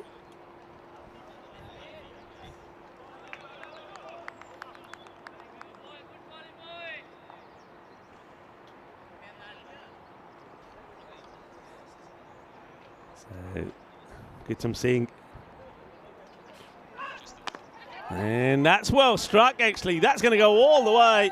And they needed a boundary. It just bounces before the rope. It's going to be Cuatro Carreras. Lovely jubbly. What a shot, Rico. There's a lot of things that are going on in the world today that my brain can't comprehend. Good to see we've got some more Spring Media crew joining us. Yeah, we have Alex doing it remotely here from Riga. And Alex, of course, knows his cricket very well. Alex, of course, played a fair bit of cricket. And that's going to be a boundary to finish. So 44 and 4 wickets down at the halfway point. You can stay in touch with us. And yeah, and it's when was that picture taken of you? That's an old school picture. The old salmon shirt. Haven't seen that in a few years. Bit red, typical red face. We need new photos. I feel like this is many moons ago. We thought we were going to get them at Karma. I mean, there probably were some taken, but we need to get them up there. We need Diana to come take some snazzy ones. It's a good idea. But anyway, we'll say, loving your comments. Thank you. Keep them coming. Loving your support for the European Cricket Network. And that's been hit pretty well, and it's going to get over that fielder. Good hit. And it's nice to see that Ram Bichette rams this one for 6. Well, let's just say some of the fielding that he did earlier, he's in the negatives. That'll help. It just helps them a little bit get to that 106, doesn't it? All of a sudden, a couple of sixes. 56 off 29 is definitely doable. Loses his shape up in the air. Should be losing his wicket as well. And he will. This time, the catch has been comfortably taken. It's Jagnas Purna, who has had a good morning. And, well, Ram Bichette smashes one for 6, and then he skies it up in the air, and a straightforward, comfortable catch taken by Purna. Beautiful catch. Nice, easy. Makes it a simple sort of take, and they're never easy when they go on the big baby blue up in the sky. Another wicket goes. Rico, my mind is blown. Why? So What's up? Where's our director? Well, our director is sitting in probably a heated room in Latvia. So you can do replays and everything from abroad. That's unbelievable. He's pressing all the right buttons, Technology's going crazy. Really? Yeah. I know we've tried some commentary remote as well. It's just it's amazing how things are progressing. This one gets played away. They're just going to be a single.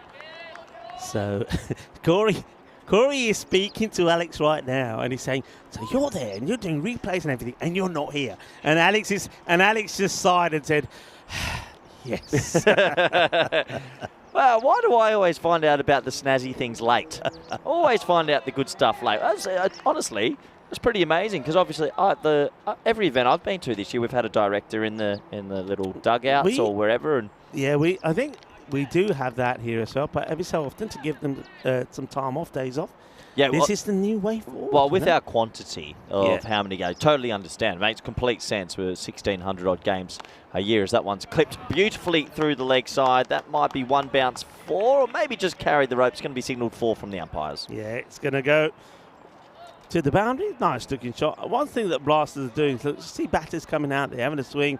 Most of them are getting a boundary or 2 away, but need to stick around and make a big score in. That's what these two now looking to try and do. That's Raju Rai that's come out. So just like Ram Bichette before him, he has hit a boundary, but can he stay there and get a partnership going, these two? That's what they need. They're 5 down already, looking to get to that 106 as a minimum. That was in the slot. It's been played well. The fielder has totally missed it, and he gets tangled up with the rope. And that's Vinith Vardarushan.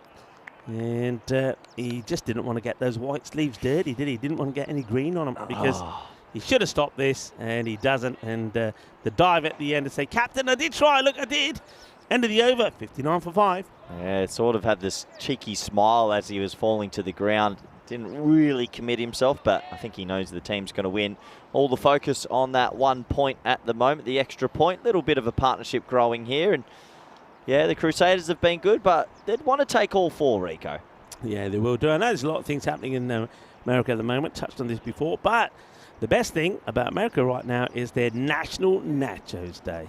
Oh, yeah. Nachos. You Well, like this is an interesting topic because a lot of people do nachos in a lot of different ways. So tell me, Rico, what do you have on your nachos? My nachos, it's got to be meat. Normally, it's the You do have chicken. meat? Yeah. Really? Meat, You have chicken? yeah, Okay. yeah. I'm going to read. So here it says that. So on this day, we celebrate everyone's favourite snack, no matter how you make them. So you can make them differently. Chicken or beef, beans or salsa, cheddar, and of course, you have the yellow cheddar sauce on the top of them. That's going to go all the way. You know, this could be, is it any pad on this? Is going to be a minimo. Yeah, it's going to be 4 leg buys. So that certainly helps their cause. And there's no specific way to make them as long as you have the 2 main ingredients, which of course are the nacho chips and as much cheese as you can pile on. I like that idea. Nachos, chips. Mince meat sometimes you can mix through, but cheese lot. I'm not a big meat man on my nachos. I like to do layers. Yeah. Little good salsa, jalapenos. Jalapenos. Have to be. And then a side of guacamole and a side of, what's the thing? It's white. The sour? Sour cream, isn't it? Yep. Yeah. So a little, I don't like to have that on the top. I like it as a side to dip in. Lay into it. away. Yeah. I'm hungry, Rico. Yeah, I must admit, I like the chicken in mine. Yep. But yeah, you're right. The guacamole dip has to be there. I don't like it. I'm a bit like you. That's probably your catching chance. He just puts it straight up in the air. And thank you very much. This time, it's no luck at all for the batter. And Gutsum Singh, I'm not really sure what he was trying to do here. And it was catching practice. And Dulunga Gunasakura says, thank you very much. Tell you what, this man's having a good game with bat, with ball. He takes a wicket. I think he's played a decent level of cricket, watching how he batted before and how he's bowling here with his little left arm off spinners. Yeah, and of course, talking about Bruno, who with the bat earlier, puts a very good 79 on the board of 26, and we've seen him take a catch, and now he's removed another batter. That is the end now of Gutsum Singh, 17 off 9, and really, I think, is the end of, for me, any chance of them getting to that 106. Has he, do you know much about him? It's the first time I've seen him on the network, but he's looking like a serious cricketer. Yeah, it's the first time I'm actually seeing the Crusaders, and they've got a few new faces in, and this guy is one of them. And you can see we've seen a lot of good left arm around the wicket bowling efforts, and he started well here. It's basically a cheat code in white ball cricket, whether it's T10, T20s or 50 over games, ODIs. A lot of teams around the world, if you've got left arm off spin, you get them in. It just matches up so well against the right-handers. Okay, let's see how Raju Rai deals with him. And not a bad looking shot. Probably not a bad way to go after him. Gives himself a bit of room. Tries to lash at this to get it over in that backward point area. Trying to be aggressive. This one now ends up being a bit of a full toss, which I think it's going to be okay. Yeah, once again, no bat involved, leg buys, but that one comes out wrong. It's going to be the end of the over, and a pretty tidy one of that. Just going to be 3 runs that come off it with that wicket as well. So 62 is the score. And, of course, the Southern Crusaders will stay on the field. They take on AUM, and like you said, with the record there of AUM as 0-4, you'd expect the Crusaders to cruise to victory. Yeah, look, this is going to be tough for AUM, but we've seen some massive upsets in the couple of years that ECN's been around, and upsets have to happen. Some days you just never know, can the little team AUM push the Crusaders, and it's going to be tough because the Crusaders are batting first. Yeah, Crusaders are looking to pile on the runs. Well, the situation here is all the sixes at the moment, 66 for 6. Well, that will change it slightly, and it will just, well, no, they actually are running hard and will take 2. A couple, as Rahman gets given the chance with the ball. Yeah, 38 off 17. So obviously that's the main focus at the moment. The Crusaders we know will likely be in the finals, but Blasters got some work to do. They're going to need some wins and they're going to need every point. So it's a big 38 runs for them. Another left arm off spinner as well, Rico. Yeah, listen, this is a day that you'll remember very well. Talk to me. Do you remember on this day, 2022? South Africa. And, of course, where you reside a lot, Netherlands. It was a famous day as this one's been caught. And, well, that's not really a famous wicket. A nice, easy caught and bowled for Rahman. And you must be referring to the World Cup game that the Dutch got up. I was, yeah. And, of course, I know that we feature the Netherlands quite a bit, especially when it comes to the Euros of cricket, where Netherlands, once again, were in the final, losing out to England. But, yeah, on this day, South Africa have had a few exits from the global cricket events, but Netherlands knocked them out of the T20 World Cup, and that seemed to mark a new low for South Africa, but a big high for the Netherlands back on this day in 2022. Yeah, nice little caught and bowled there. Yeah, and I mean, look, we're talking about upsets. That was probably one of the biggest ones. It knocked out South Africa, and Pakistan, I think, reaped the benefits of that result, as that one's going to slip down the leg side. Maybe it was over the stumps. Be interesting if he calls it a wide or not. Maybe a little bit of bat. No, buys. Okay, so he thinks it went over the stumps. Fair enough, he did move across. Let's have a look at this. And yeah. See what he's thinking. See what he's thinking, but probably more of a wide than not. But Rahman ain't complaining. And, oh, that one. They're asking the question. I get the feeling it would be worth having a look at this side on. I think the keeper probably doesn't get it straight away. What's the decision here? So... Oh, he's not back at the moment. Oh, that's out. That's out. That's just out. It's gone. Yeah, there's no... I mean, he's so slow getting back, is Suraj Dobal. And the keeper looked like he was a little bit slow reacting, but then he's got a good long reach. He reaches, and Gopal Thakur gets another one, and Suraj Dobal is going to be another wicket to fall. He'll go for 1 of 3. Yeah, easy work for sleepy Joe Foster, who's in the match referee tent today. Yeah, and, well... This is real disappointment for Bajiba. I mean, Bajiba are a side that 2 years ago when I saw them, they really were a batting force, and they were surprising a lot of teams. And I think, of course, a lot of surprises here in Malta in some of the other competitions. But in this one, at this moment of time, it's not going well. You can see Andy Nowdy giving the decision. Dobal will go for 1. All right, new batter comes out, and well, he hits it up in the air, but he gets plenty of it. That's actually quite an amazing strike from Shiv Singh, who hardly moves his feet. The only thing he does as he's in his crease is make contact, and he'll get 6 off the back foot. That's a good hit. Yeah, lovely shot first ball. Wasn't expecting that, as another over is complete. We're down to the final 12 balls of the first game on this Wednesday, and still with a small skerrick of a chance to sneak a point. Yeah, well... 8 wickets down is tough, though. It's going to be up to that lower order. It's going to be very tough, isn't it? I mean, they literally got to go big in this one. We say it all happens in the 9th. Or can it happen in the 9th? You got Pandya, who's at the other end. It's a bit of a matchstick man, isn't he? You'd be pretty surprised if he clobbers 1 for 6, but he's going to have a go, and he's happy just to play this away and hand the strike over to Shiv Singh. So Singh, he's shown that he's got the power. Has he got the power to get the 30 that they require for at least a point? And, well, that'll help. It's a wide. Yeah, look, can they just somehow get a couple of 6s here, maybe some help from a couple of wides as well, and get that point. Not going to be easy. Got to be brave. High up in the air, and the catch has been dropped, and that's disappointment. And he's got to be taking those, but we're going to see. This is a run out here at the other end. Let's see here. I think they're checking this. First of all, the catch is Vidusha Rashmishka that puts it down.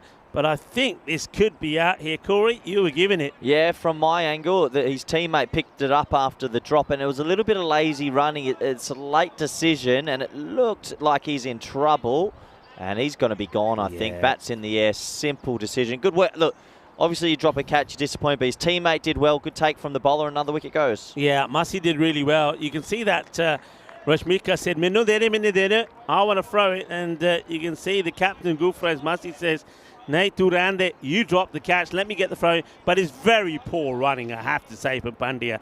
I mean, I reckon that was his box sliding down his leg. Pads were slipping around. He didn't run hard. He didn't slide the bat in, and he's going to be gone. So 9 down now here. And to be fair, I think if they survive and bat through the 10, they'll do very well. There's the catch going down. And, well, Marcy said, leave it to me. But look at him. He's just all over the place. He's like Bambi, just got up and couldn't find his feet.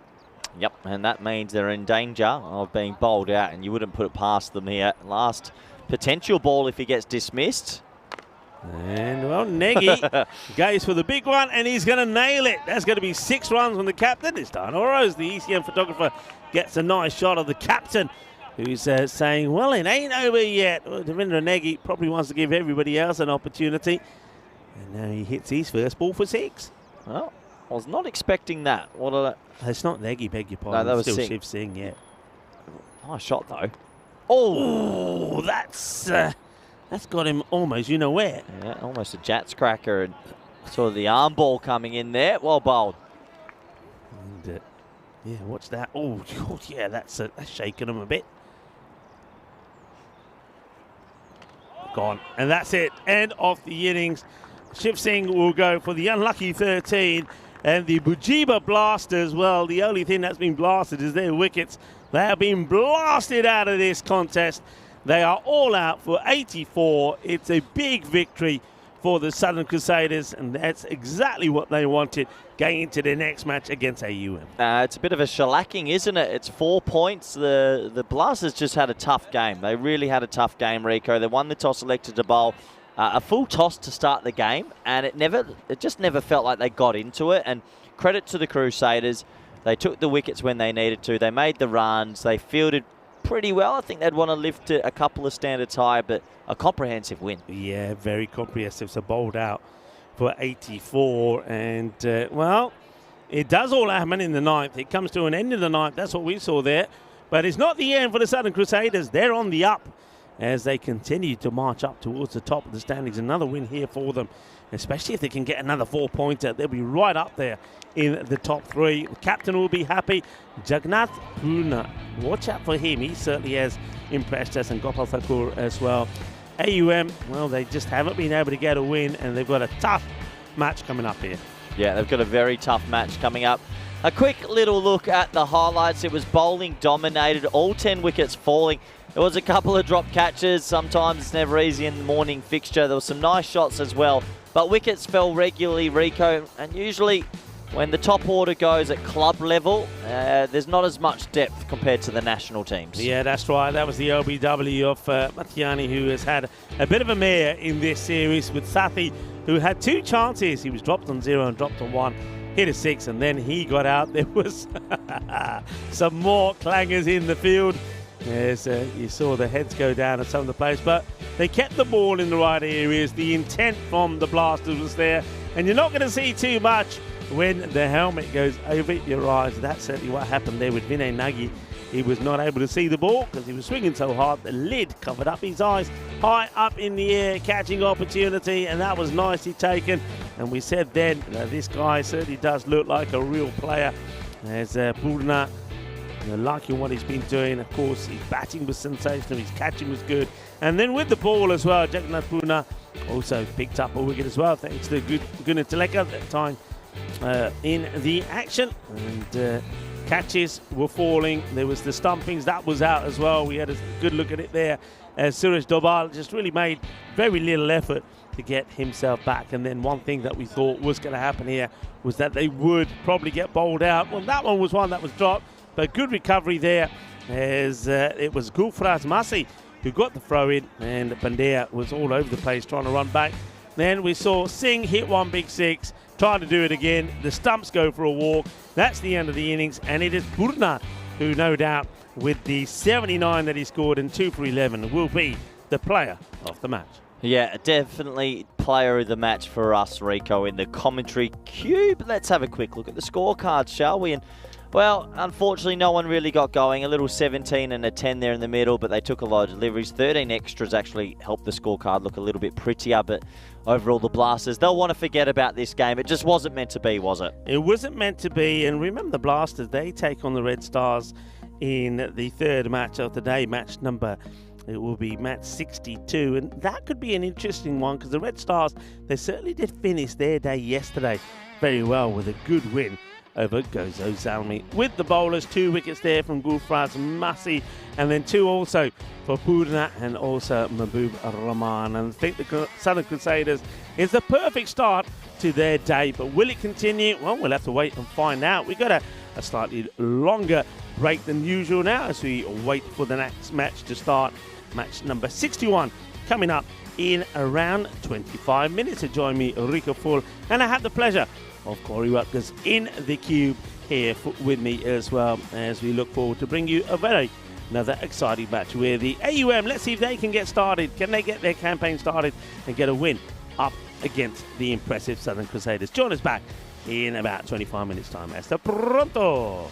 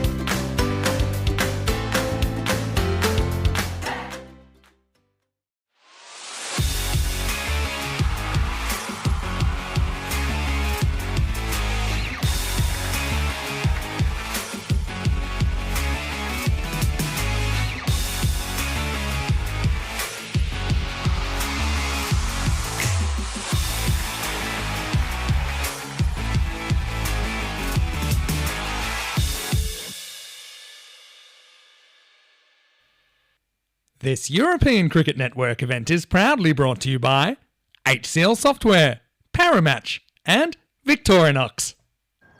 Hello everyone and welcome back to the European Cricket Network. It's AUM going up against Sun Crusaders. Looking forward to this game. Joe Foster's with the two captains for the all-important coin toss. 7 for Crusaders at home, AUM to call. Tails. Tails is the call. And it is tails. We bowl first. Okay, AUM won the toss. They're going to have a bowl. So news from the toss, AUM are going to be bowling first. Look, it's not going to be easy. They're up against a very good Sun Crusaders. And the Crusaders, their top 2-3, went really big in the previous game. 150 runs, 15 sixes, lots of fours. It's not going to be easy. AUM right at the bottom of the table, but hey, cricket's a funny game. If they can cause an upset here, maybe restrict them to around about 100, you just never know on the ECN universe. We could get a really big upset and hopefully it's a really close game. But let's go to a man that loves close cricket and he loves close games, Rico Full. Thank you very much to Corey. Yeah, I do. And we haven't had one, well, I haven't had one in a while, actually. I know there was a close one here yesterday at the end of the day between, of course, Goza Zalmi and the Red Stars. Went down almost to the wire. But that one we just saw, the start of day 16, was a comfortable cruise for the Crusaders. They're going to win quite easily, but how will this one be? You'd expect them to do the same, but look, Dajit Patanka, we know he's a good player. They've got someone like Gaurav Joshi either side there as well. So got some good players. I think the bowling could be a bit of an issue, though, with the AUM. Searching for some players that could make a big difference with the ball. And, well, maybe Pramrinder Singh is going to be that man. But the Crusaders, I think, got to find a way to remove that top order pretty quickly.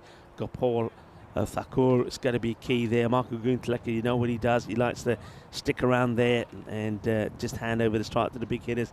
And when you want and talk about big hitters, Jagat Purna, he certainly was extraordinarily good in that last match. And of course, we never really saw the depth that they've got in there as well. And of course, no surprises, 89% to 11 favourites to go on to win this match. So we'll keep an eye on that. And of course, if they can win the match, and let's say they do pick up another 4 points, well, their upward thrust to the top of the table certainly is looking good.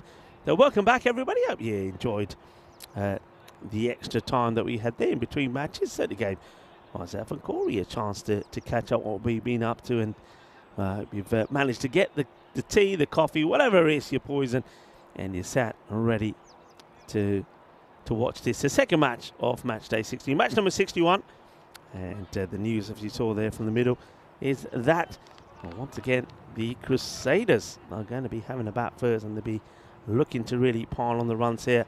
No change in that batting order. Gopal Thakur and Michael Gunteleka will be opening up.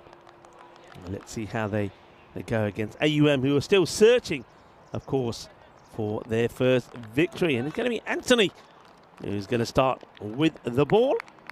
And let's see if he can get the ball on the money to start off with. It's not a bad start. A little bit of an in-swing there as well. So Manuel Anthony, single off the first.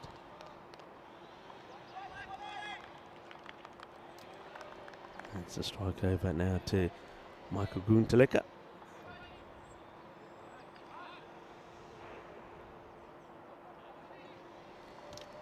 Just making a bit of a change to the field here to Michael. They've got long on and mid-wicket pushback. I'm surprised by that. Michael's a very good cutter. In fact, both these batters cut well. I'd have somebody out in the offside, and just like that, that's exactly where it goes. You know what he's going to do, especially if the bowler's going to try and keep that ball on the offside. So that's an up and over, and it's going to be 4 runs.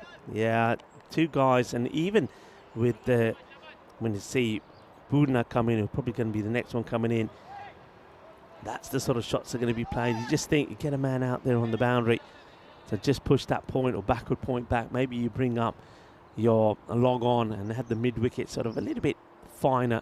Could work well. It's a miscue straight to the fielder. No run there. AUM a side that play normally in most of the cricket that we see out here in Malta. Got some experienced players, and they need to be at their best here. Anthony just goes a little bit straighter this time to Gunteleka.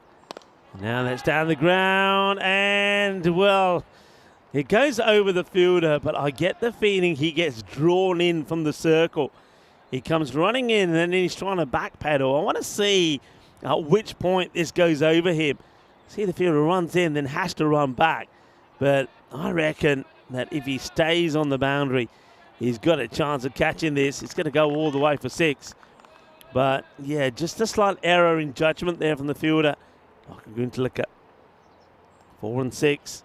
And now miscue up in the air. We'll get lucky. The chase is on. And, oh, no. Oh, dear, oh, dear, oh, dear. That's not good. As Desai, he, well, kicks this over the rope for 4. Oh, no. Well, Chandrakant, there he goes. Look, he needs to stop it. And in the process of trying to stop it with his feet, he kicks it for 4. More disappointment. Another boundary for Guntulika, who's had 2 4s and a 6. 15 with the ball to go. And well bowled, and a changing shot there from Guntulika. Looks like he was going to be super aggressive. Changes his mind, blocks it out. 15 off the first. But well, there was a chance there, I think, as we have a look at the European Cricket League starting on the 24th of February next year. And this is what we call the Champions League of Cricket. And still something to be confirmed. We still haven't had any news on who will be representing Malta in Group C. And that's going to be exciting. And of course, Group B, of course, well, what a group that is. Hornchurch, Northern CC, so 2 of the English teams there. ACT from Austria, Byron, and also from Cyprus. Who's going to be representing Cyprus? Well, I tell you what, whichever club it is, it's not going to be easy. Down the leg side, it's going to be a wide. As this is Babu with the ball. Indrajit Babu.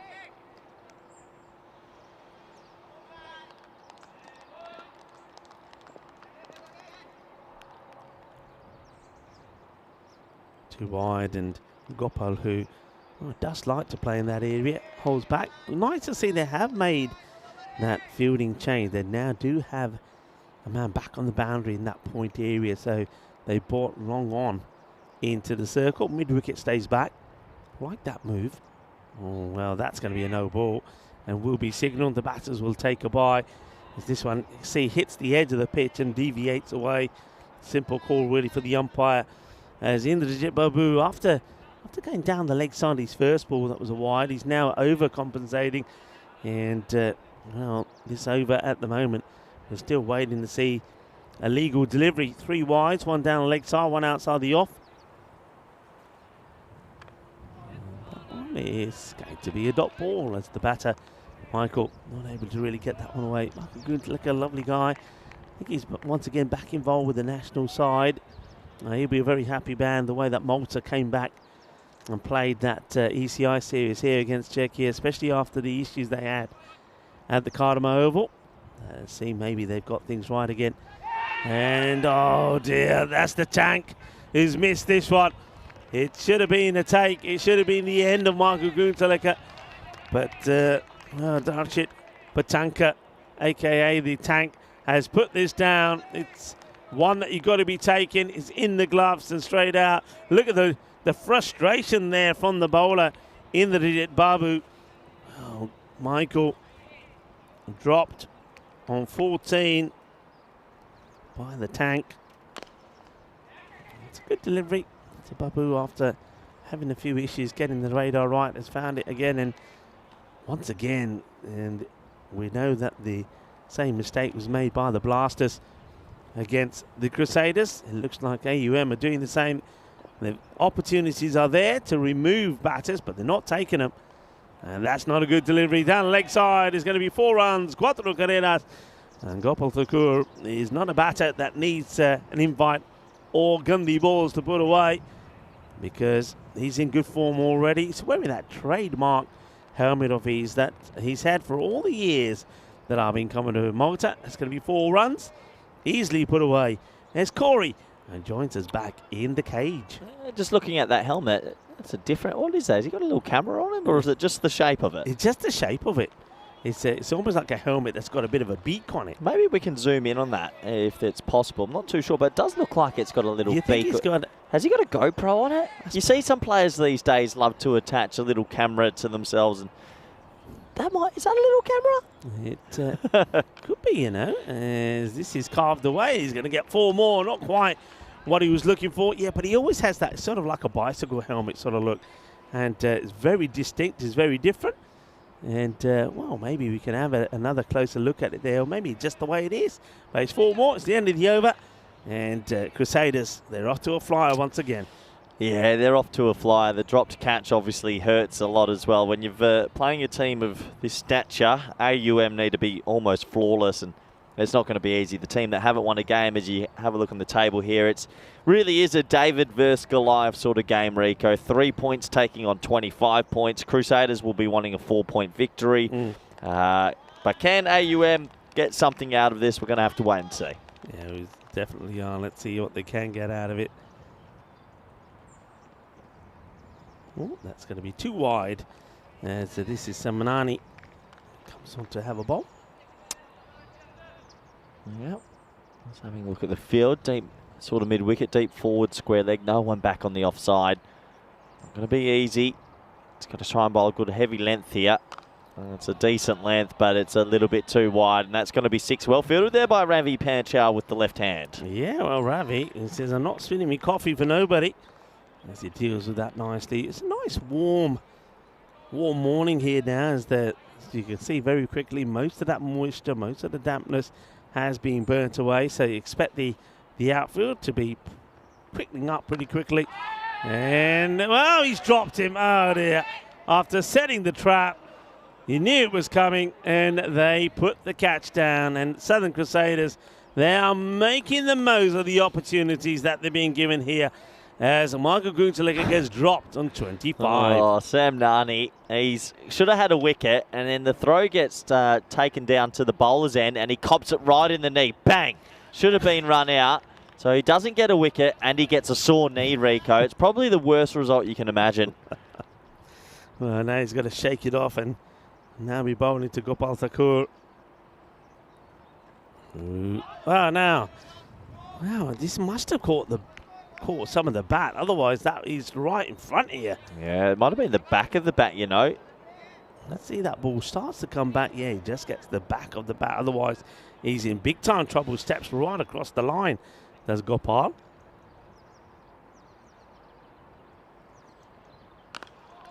That's just a gundy ball. It's short, wide, and he doesn't have to do anything else but just crunch it out of the middle. It goes over the offside boundary. Manos arriba, arbitro, porque eso es 6 carreras. Oh, just feel a little bit for AUM here. This really could get extremely, well, heavy for them out in the field. 2 very easy catches have gone down.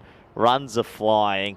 Oh boy, it's going to be a big next 30 minutes. And obviously, they're a development team. They're young and they'll still enjoy playing, but it does seem like this is a bit of a one-sided affair. Yeah, very much so. This time it's Michael Guntaleka, obviously 2 lives, dropped on 14 and 25. That's made the better start. Gopal, though, he won't hold back, especially if he's given room to play outside the off, and that's another glorious shot from him. Waits for it, entices it to perfection all along the deck. That's going to be 4. Yeah, and this is probably where they just need someone that's experienced in the team to make a change to the field. They're bowling wide of off stump, which is okay, but they've got no sweepers on that side, Rico, and these players are just too good. They're not going to miss out. Yeah, that's the issue here. You've got 2 batters that do play good outside the off, and well, every time he tries to adjust, he goes down the leg side. So some Nani not having the best of times here. Just struggling a little bit, isn't he, to stay consistent. The over's already gone magical. Plus 20, still got a ball to come.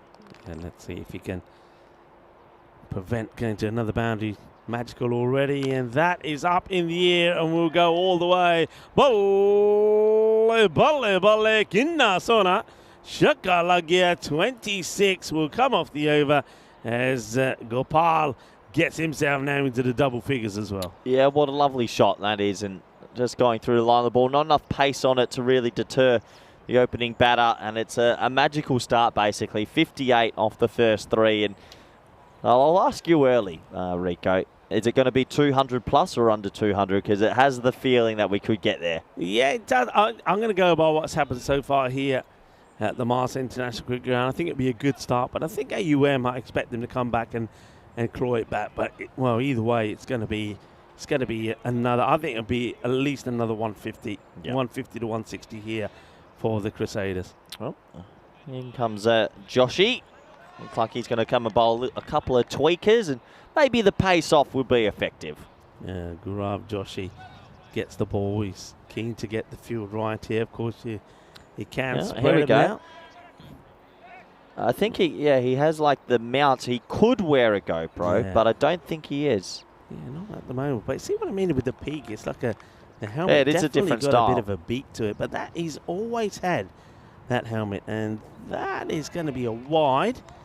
But I like get this straight. I don't mind, because both batters do like to just plant that foot across. We should probably get the ECN helmet that has a GoPro on it, take it on tour with us, and get a player from every team to do it. We get some good footage, Rico. Yeah, it's a good idea, that.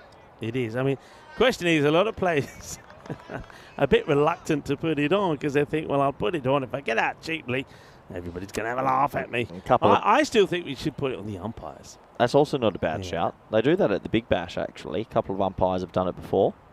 I think if you're wearing it, though, as a batter, some of the bowlers start aiming for it. It's in the air, and somebody's got to get a hand to it, and the fielder does really well. And the batters, now they are coming back for 2, and they will get there. But it's a good stop, good bit of fielding. We've seen a number of occasions today where fielders haven't really been able to make the stop, but that's nicely done. Gets a good hand to that, does Anthony? Yeah, very good fielding. Glad he didn't go with his feet. Sometimes people are going with their feet way too often on the boundary line, but conditions right now are perfect for batting. It really is. And that's well bowled. It's well directed. It's a better delivery. And as a result of that, only a single. Yeah, one more. Good over this from Joshy.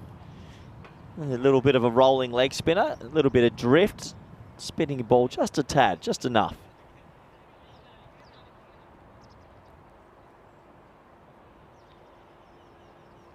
All right, okay, should be taken, and it will be taken. There's a few laughs out there. Well, well done to Gaurav Joshi. He takes the catch, but have a look at this. He does very well to hold on to it, because and then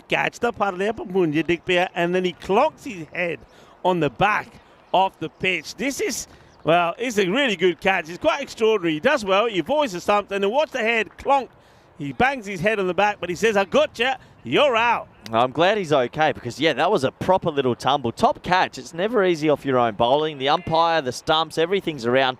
Michael had a lot of opportunities there. Got dropped a few times. Lucky to make 27, you feel, but well done to Josh. That's a really good caught and bowled. Yeah, good. And we'll just watch this. Takes the catch and I mean, he's actually. I'm glad he's okay, because the Astro's not soft. No, that could be very, very painful. Well, he's taking a good. I love the way he's gone around the stumps and said, "I'm not making a mess of the stumps." Takes a good catch above his head and then bangs his head for good measure.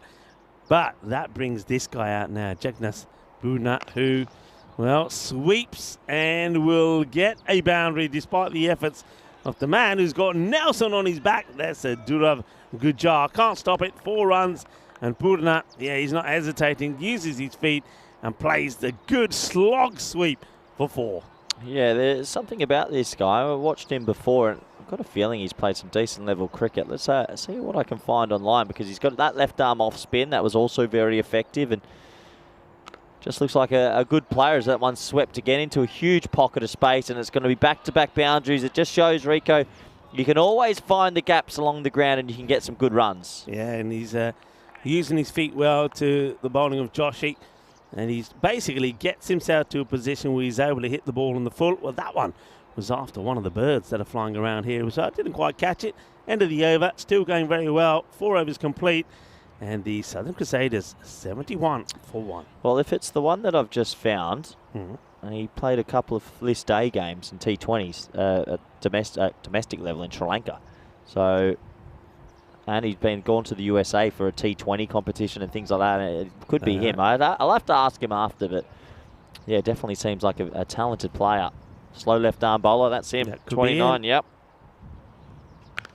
Oh, well, that's just been muscled. And this time it's Gopal Thakur's time to go. Now, Gopal made a good start in the last match. He's scored runs very quickly. Got to 32 off 11 before he departed, but that's a really good shot. Gopal Thakur is a good example of a player who is used to playing the long format, but in the last few years has really adjusted to this T10 format, and he's become a pretty decent opener. Scores runs quickly. That's nicely played outside the off.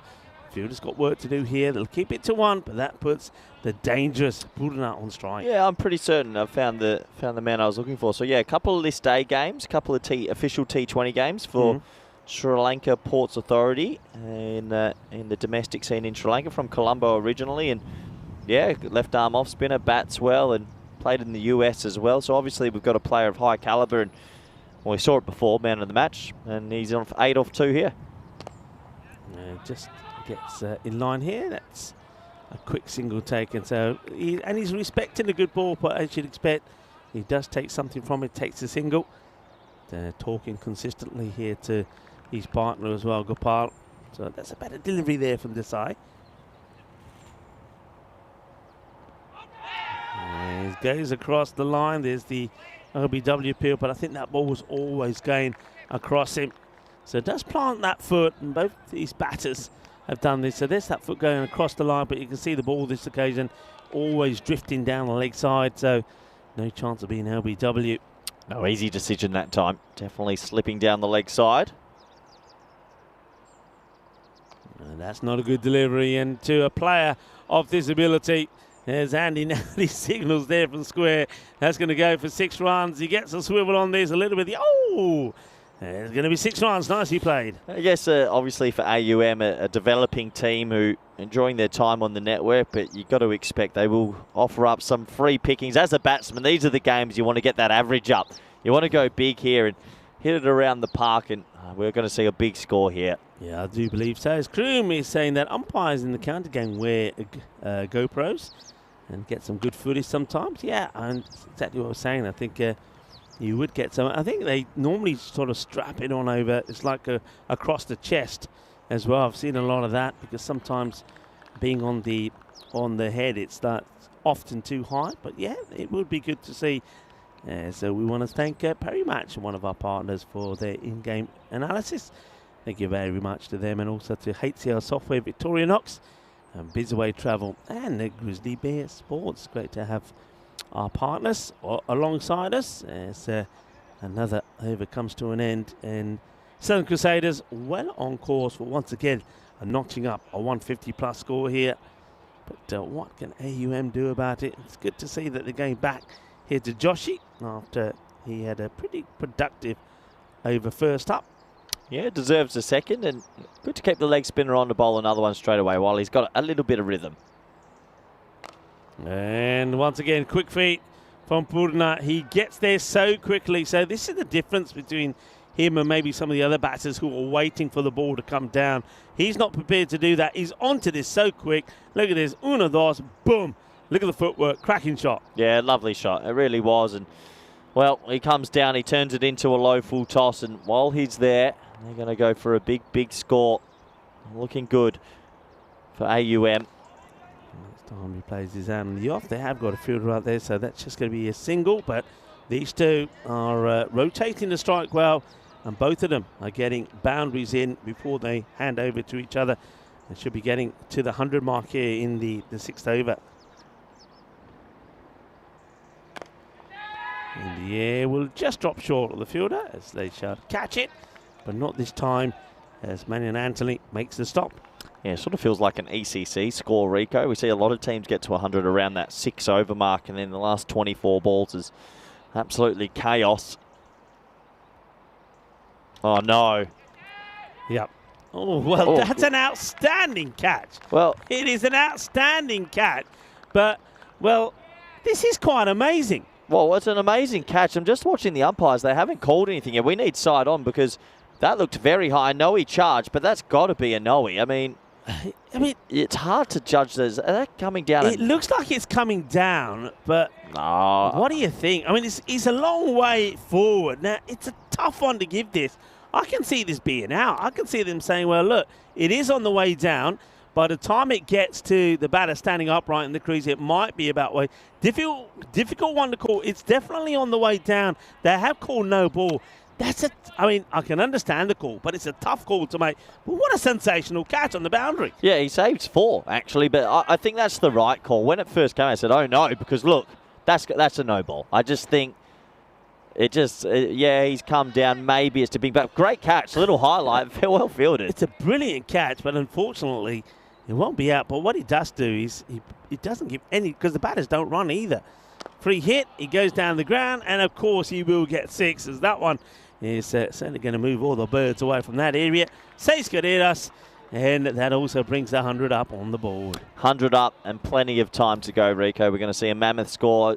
I know you're good with the statistics. What's the highest we've seen this ECS? We've seen many 170 yet? Good, because I wasn't here right from the start. So we're going to have to go back and search some of the scores that we've seen. As that one's ricochets off the fielder, and in comes the throw. I think we most probably have. I'll check. I'll tell you what. I'm going to check. Do some digging for us. I'll do some digging. I got a feeling we could be on for our highest score of this ECS. Still a good 4 overs to go here. 2 players well set. Last ball for Joshy, who's actually bowled a pretty decent little spell and respectfully played for a single. Joshy should hold his head up high. Not easy to be a leg spinner in T10 cricket. He only goes for 30, and the score at the end of 6 is 104 for 1. Well, we saw the overseas in match number 11. They put 160 on the board against the Titans. And let's see if we had a team that went beyond that. Yeah, it did 167 in match 20 against Gozo Zalmi. So that's the highest so far, 167. And if memory serves me right, I don't think anybody went any higher than that. We've had a few 160s. So 167, I think, is the highest. I reckon it's under threat. If they keep going at this rate, we'll have to wait and see over the next sort of 10 to 15 minutes.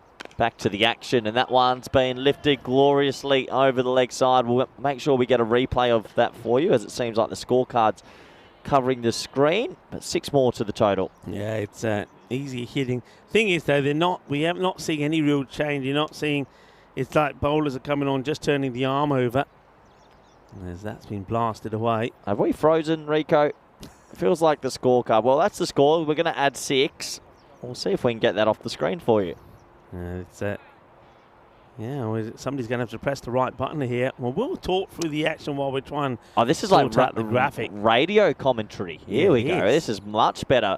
So now we have to do the whole shebang. Bowler pausing from around the wicket. The field stays the same. Yeah. Well, I think they might be waiting for that graphic to come off here. I think that's what the scorers have said. Hang on a minute. Well, it looks like no. So, radio commentary, Rico. I don't think that graphic's us. I think it's Sports Interactive from India. Well, the next ball was a play and miss outside off stump. Yeah, it's a pitched up delivery outside the off stump. I like this. Swing and a miss. He's at the top of his mark. The umpires come in and pause the game. Yes, it looks like there's a little bit of a glitch in the matrix. We've never had this. We've never had this before. So, yeah, we have a glitch. As the umpires say, can we have the ball back? We'll just wait to see if we can sort this out.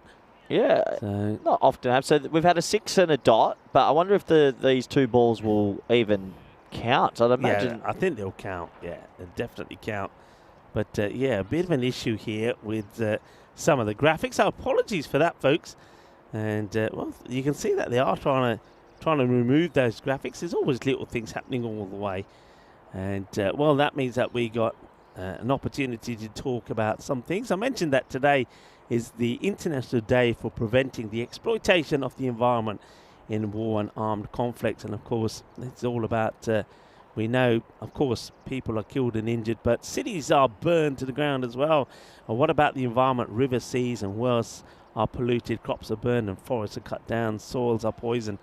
So, of course, it's all about looking at the things at the environmental side as well.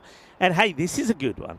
on this day back last year, Angelo Matthews became the first batter to be timed out in international cricket. You remember the hoo-ha that came about here. If you remember, it was an odd and dramatic one. He came in a World Cup game in Delhi. Matthews was on the pitch getting ready to face Shakib Al Hassan when he found his helmet strap was broken. He called for a replacement, but in the meantime, Shakib, Bangladesh's captain, appealed to the umpires, and Matthew was informed that he was timed out for not being ready to face the first ball within the 2 minutes that was allocated in the playing conditions. And of course, remember that Bangladesh then went on to win the match. That was an interesting one. I remember seeing that, and it was funny because he was at the crease in time, but obviously the helmet strap was broken.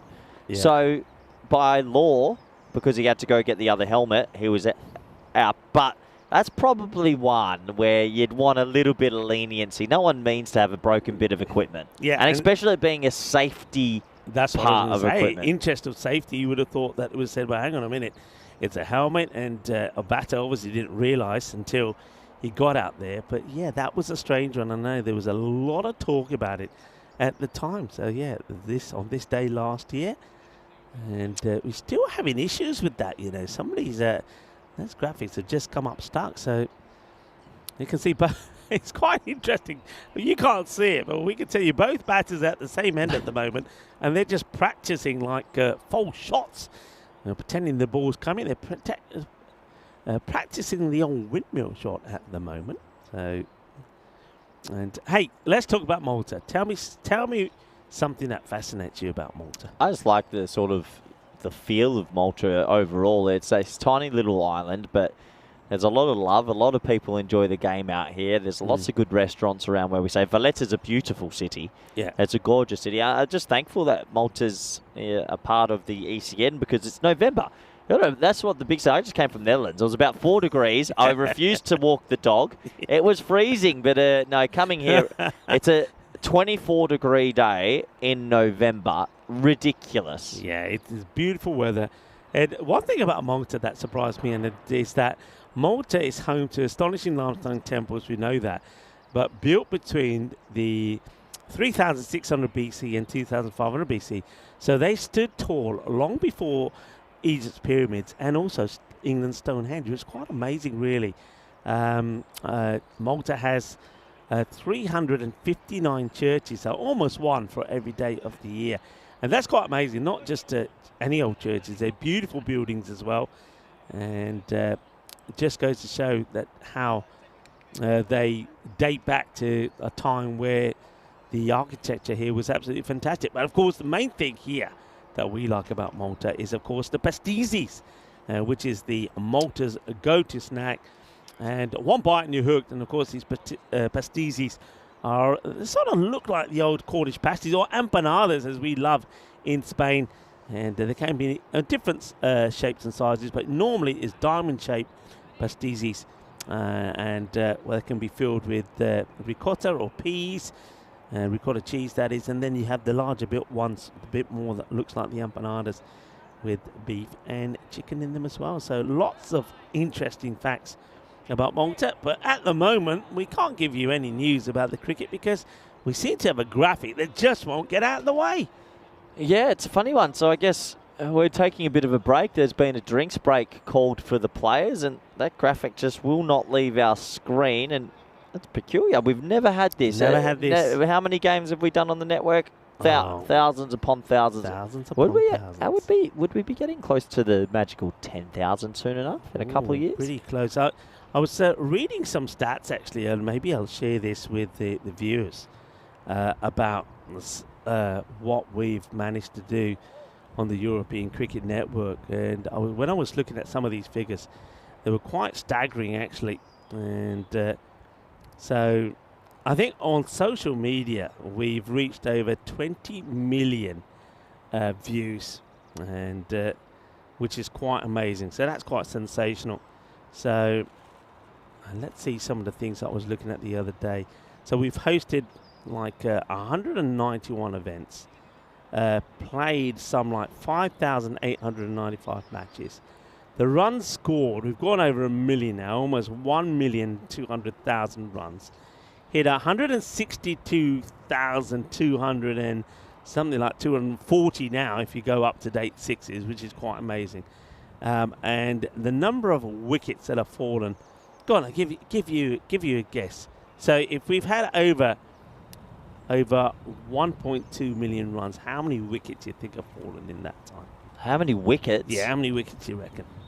Can you give me the games just again? That's a extreme amount. Say 191 events. So you can work out sort of the number of games. So say there's about 60 in every event. 60 matches in every event. Say.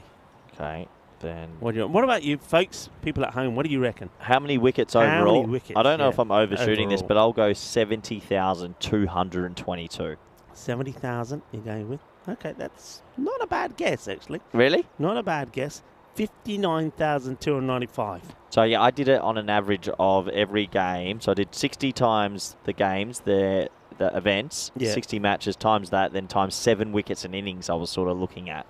But hard metric, but okay. It's a lot of wickets, isn't it? It is, yeah. It's quite amazing what's been achieved, and it's great to be part of it as well. And of course, I want to say a big shout out to all our viewers around the world, wherever you're tuning in from as well. So namaste, salam alaikum, sat shri akal, abawan, vanakam, and you share the success with us, because if it weren't for you, of course, we wouldn't be here as well. So give yourself a pat on the back as well, as we continue to just break those records, and the numbers keep going up. This is where we need to be able to cut to commercial, but unfortunately we don't have commercial breaks on the ECN, so yeah, sorry about this sort of technical glitch. The screen frozen. Yeah. Hey, are you I know you swim a fair bit. Are you a diver? Do you like diving? You like scuba diving? Because if you do, Malta's the place to do it, Is it really? Yeah, Malta's really good. It's hundreds of reefs, caves and ancient wrecks that make it a diving hotspot, and frequently voted one of the world's best diving locations.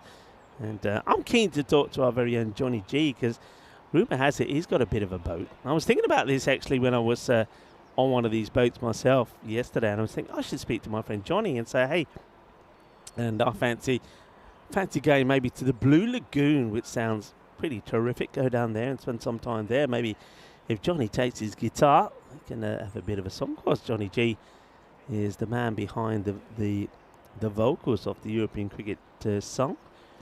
Film locations, I can tell you that. A lot of films filmed around there, which they touch on when we are actually, when we were on that boat. Of course, it's a popular filming location for big budget productions such as A Gladiator. Captain Phillips, that was one that surprised me. I didn't realise that some of that was shot here. Assassin's Creed, Troy, the Da Vinci Code. Yeah, Da Vinci Code as well. Pirates of the Caribbean, so it wasn't all shot in the Caribbean. And of course, most people will know that it's famous for that first season of the Game of Thrones. So, I've got one for you. Yeah. Charlie asked me this the other day. It's a good question. What's a movie that it's your go-to movie? One that you've watched too many times. Go-to movie. You just keep going back to it. But if you got nothing else, you're like, I'll just watch this again. You love it. Yeah. Is there anything that stands out? There's one that I really like. Independence Day is one that I love watching. The very first one. Yeah. That's a good movie. Good movie. With Will Smith. I like that. And I like a lot of the Jackie Chan movies. Really? Yeah. Now we're talking. Shanghai Nights and things like that. I think and the best thing I like about those movies is that it gets to a point where you particularly like the endings more than the movie, because they show you all the bloopers. So yeah, Jackie Chan's always a good one. Yep. How about you? What did you say? I'd say I like Inception, Inglorious. I can't say the second word. I know which one. Yeah, that's an Inglorious B. You like that one? That's a very good movie. I was actually close to watching that one again. I saw it on my device. I was saying, what can I watch? And I saw it up there. Thought, you know what? Yeah, I'm gonna hit the tick list on the watch list, because yeah, good movie. I wonder. Actually, we'll have to find out. Obviously, it's dry weather conditions and that. But this game, because there's been a certain delay now, we might be losing a couple of overs. So DLS might end up coming into this. Yeah. Imagine if we don't get it off and AUM end up getting 2 points. Well, it's probably helping them no end, because otherwise, yeah, Well, you were saying could it be a 200 score, and I said, well, maybe not. Well, now maybe definitely not if there is going to be some changes here. I've always wanted to have a talk show. Welcome to the Rico and Rut show, Yeah, the R&R. This is where you say, and welcome back, folks, to the Rico special. And today, our guest flying in all the way from the Netherlands is Corey Lucas. Corey, love to have you here with us. It's a pleasure to be here, Bill Laurie. Yeah. We need a commercial break because I'm not too sure how much longer I can waffle on for. I can waffle, but this is pushing my waffleness. Do like a good waffle. Actually, let's talk breakfast. Okay. Let's go. Let's just go on to a random topic. All right, breakfast. Let's talk What's breakfast. your go-to breakfast if you're at home, let's say? So you're Right. not on the road, you're not going like the buffet. Yeah, if I'm at home, then it's got to be a proper full fry-up. And normally, it used to be the thing on a Sunday. So we weren't playing cricket, so in the winter months, it will be proper fried eggs, sausages, the bacon, baked beans. Mushroom? Yeah, mushrooms. Tomato? Yeah, butter mushroom. Tomato, not so much, but baked beans, yeah, and hash browns. Side of bread? Do you have a toast with yeah, it? some toast done on the side. Yeah, It's a proper feed, Got to that. really, the toast for the eggs. And what about your coffee? No, normally tea. I do more coffees out of convenience, but I prefer a nice tea. Okay, A nice and tea. what's your tea option? Is it just an Earl Grey, or are we going to green tea? Or No, I think we go the proper pyramid tea bags, you know. Yeah, and do you leave your tea bag in? Ah, no, the interesting This one. is- I do. I like my tea well brewed. I'm not one of these people that You like keep it the in? tea. Yeah. Oh, you psycho. Got to stay in for a bit. I'm not like just dunk the tea bag and pull it out. No, it's got to be in there and brew nicely. Okay. Nice cup. And But what it's got about- to be hot. I hate cold tea. Can't be cold. What about when you were a young fella? What was your young breakfast? Because when we get older, we start doing more fry-ups. But when you were young, was there a little cereal or was it There toast? used or- to be. I tell you what, it used to be ready bread. What? Yeah, there used to be ready bread. Used to be like a porridge. It was like, I think it was a porridge, but it was aimed at kids. And I always used to remember the advert. The advert used to be this: kids waking up in the morning eating ready bread, and then it had a glow of heat around them, because then you're ready for the day. And when you went out, it was you never felt the cold. So yeah, the good old ready bread. So it used to be like cereal really, but because there was never time really, it was always just to get up as late as you possibly could, and then it would be mum or dad saying, "You're going to be late, get going." And that was the case. How are the people in the chat? It's Phil G's in there at the moment. Hi, Phil. I hope you're well. If you've got random questions, there's never a better time than right now. It's a good time. If you want to get a question in, because we don't know how long this is going to go for. So yeah, get your questions in. What's your favourite cereal? What's your favourite breakfast? Let us know in the chat. Yeah, let us know what it is that you like. All right, here's one for you. What was your first car? Charlie asked me that yesterday. No, he didn't, did he? Quite randomly. Oh, dear. I had a VT Commodore, so that was it's an Australian sort of brand. Yeah, and everyone sort of had it when you're young, but it was only a couple thousand, and it got ridden off from hailstones. Never. So there was a no joke. Oh, my word. So my very first car was about $3 or $4 and there was a random thunderstorm in Perth, and everyone said this is pretty bad. And hailstones the size of a golf balls, and yeah, smashed all the windows in, everything, and then had to get the money from the insurance. And then I was young, so I blew the insurance money and didn't have a car for a while. You're lucky you got paid out, because I think in a lot of places they don't cover you for that, because they say it's a act of God or whatever. Anyway, I think we're the graphics have moved. Well, there you go. That's what we've been doing. We've been boring people to death, including the cricketers. Well, I think we're ready to go. The graphic has disappeared. If someone just tuned in right now, they'd think that they've just put on a massive partnership and they're exhausted. Now, look, we're going to have to... The graphic's gone, so I think the umpires and the players will go out there pretty soon. But I think what we need to find out now, and of course we'll keep our eyes on it and keep you posted, is what the match situation is and whether we're losing any time here or not. So this could be pretty interesting here. But they're getting on their feet. The players are getting ready to go.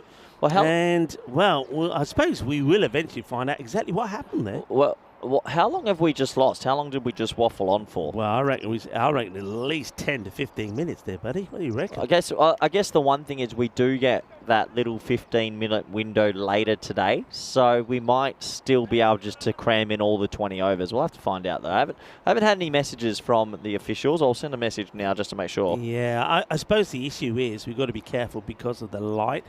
But usually, I often say this, usually in the day, you'll always get an innings or something that will finish early. So let's see what happens. So we are ready to get going here. We'll keep you updated if anything comes I've through. got the about update. The time. You got the update. Tell me. We haven't lost anything. All right.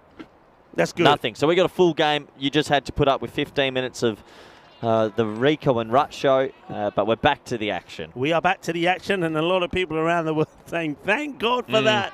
But anyway, we're back. We're ready to go. And just to remind you that it is Desai with the ball. And, well, let's see.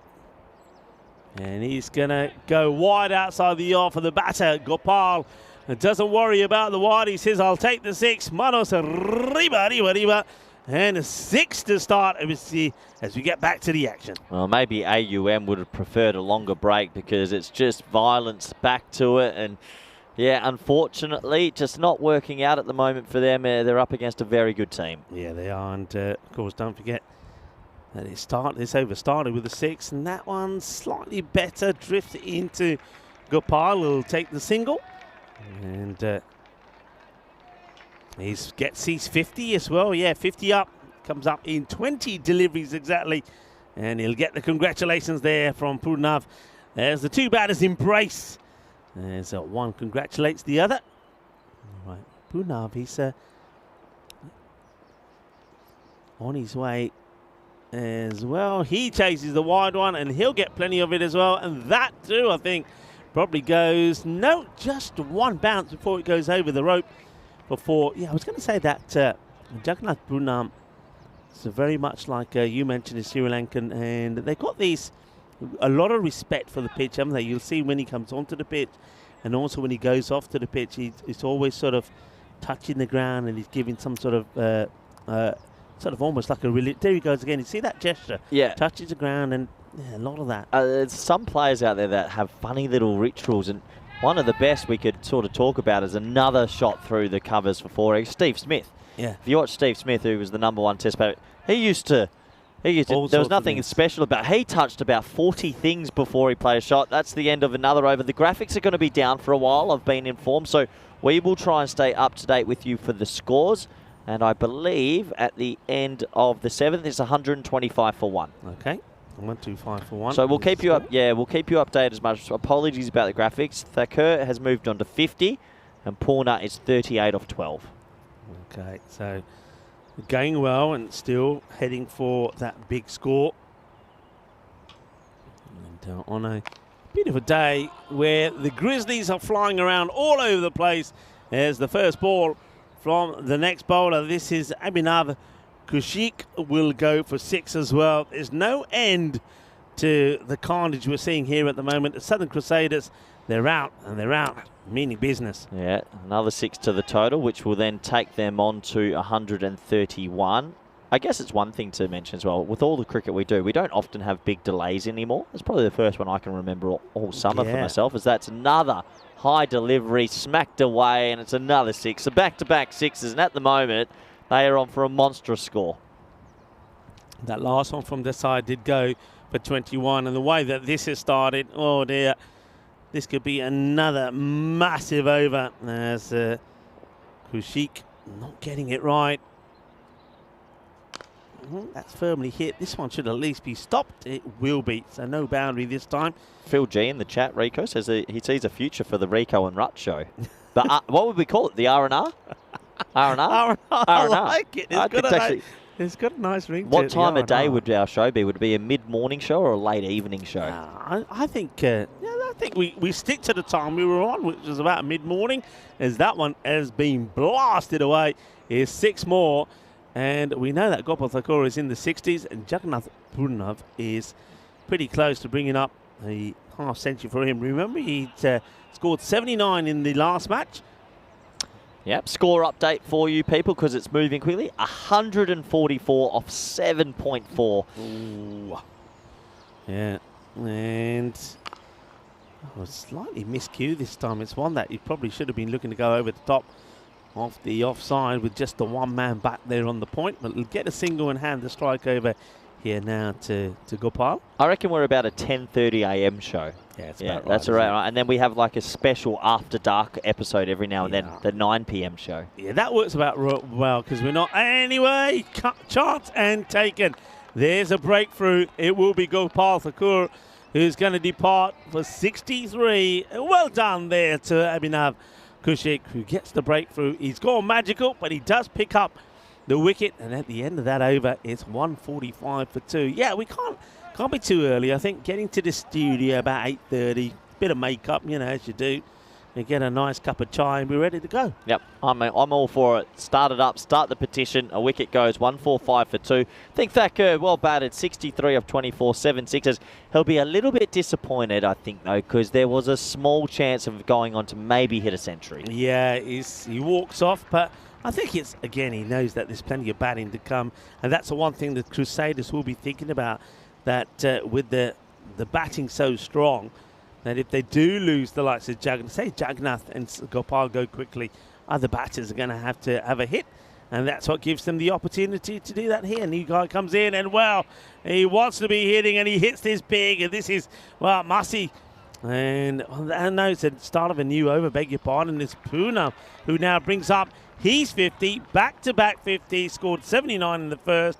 And now with that Maximo, Purna brings up another 50. This one comes off 15 balls as well. Yeah, what another innings from him. Back-to-back 50s today. He's enjoying himself out at Master Oval, and 152 on the board, still staring down the barrel of potentially the highest score in this ECS so far. Yep, very much so. And now we will see Gulfraz Masi bowled very well in the last match. Let's see what he has to offer with the bat.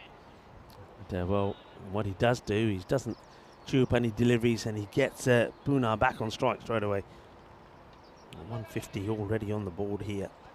As this is Indrajit Babu doing the bowling once again.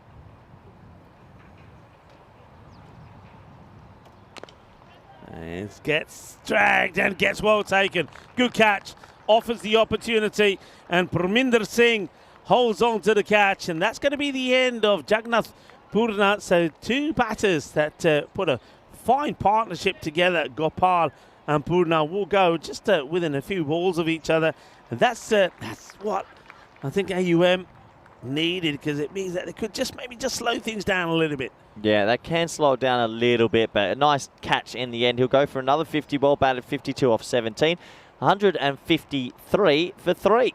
Yeah, it's a good little over this from Indrajit Babu.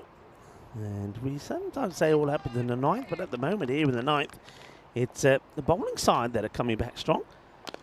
Well, it's played out. It'll just be a single, as this is Vudushan, who joins the likes of Masi out there. Masi went for the big hit earlier, didn't quite get it out of the middle. We'll be going after Babu here again, though. Good over this, one of the best we've had in a while. Just the 9th, but that's too short, and that will be clobbered. It's hit hard, and it will go over the rope on the leg side for 6 runs. So it doesn't finish the over well, and that brings the 160 now up on the board. Yeah, another big one, and well, it's been a 6-hitting display. There was a bit of a break in the middle, but every batter showing they can hit the long ball. That is the 15th 6 of the innings, Rico. Yeah, and with the score 160, so remember 167 was the highest score that we've seen so far. So they're definitely on course to be the first team to get past the 160 mark and into the 170s. That's what they're looking to do here. It's going to be Vidushan, though, on strike first up. He's hasn't hit a boundary yet, so Anthony will be hoping to keep him on strike and maybe get a few dot balls in here.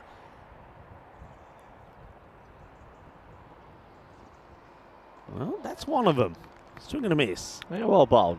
Dot ball, and well, I don't see AUM chasing these runs. Obviously, they're at the bottom of the table, but they still want to. You can always get a highlight. You can always have a nice personal moment, whether it's a wicket or a 6. So they'll be striving to do something like that.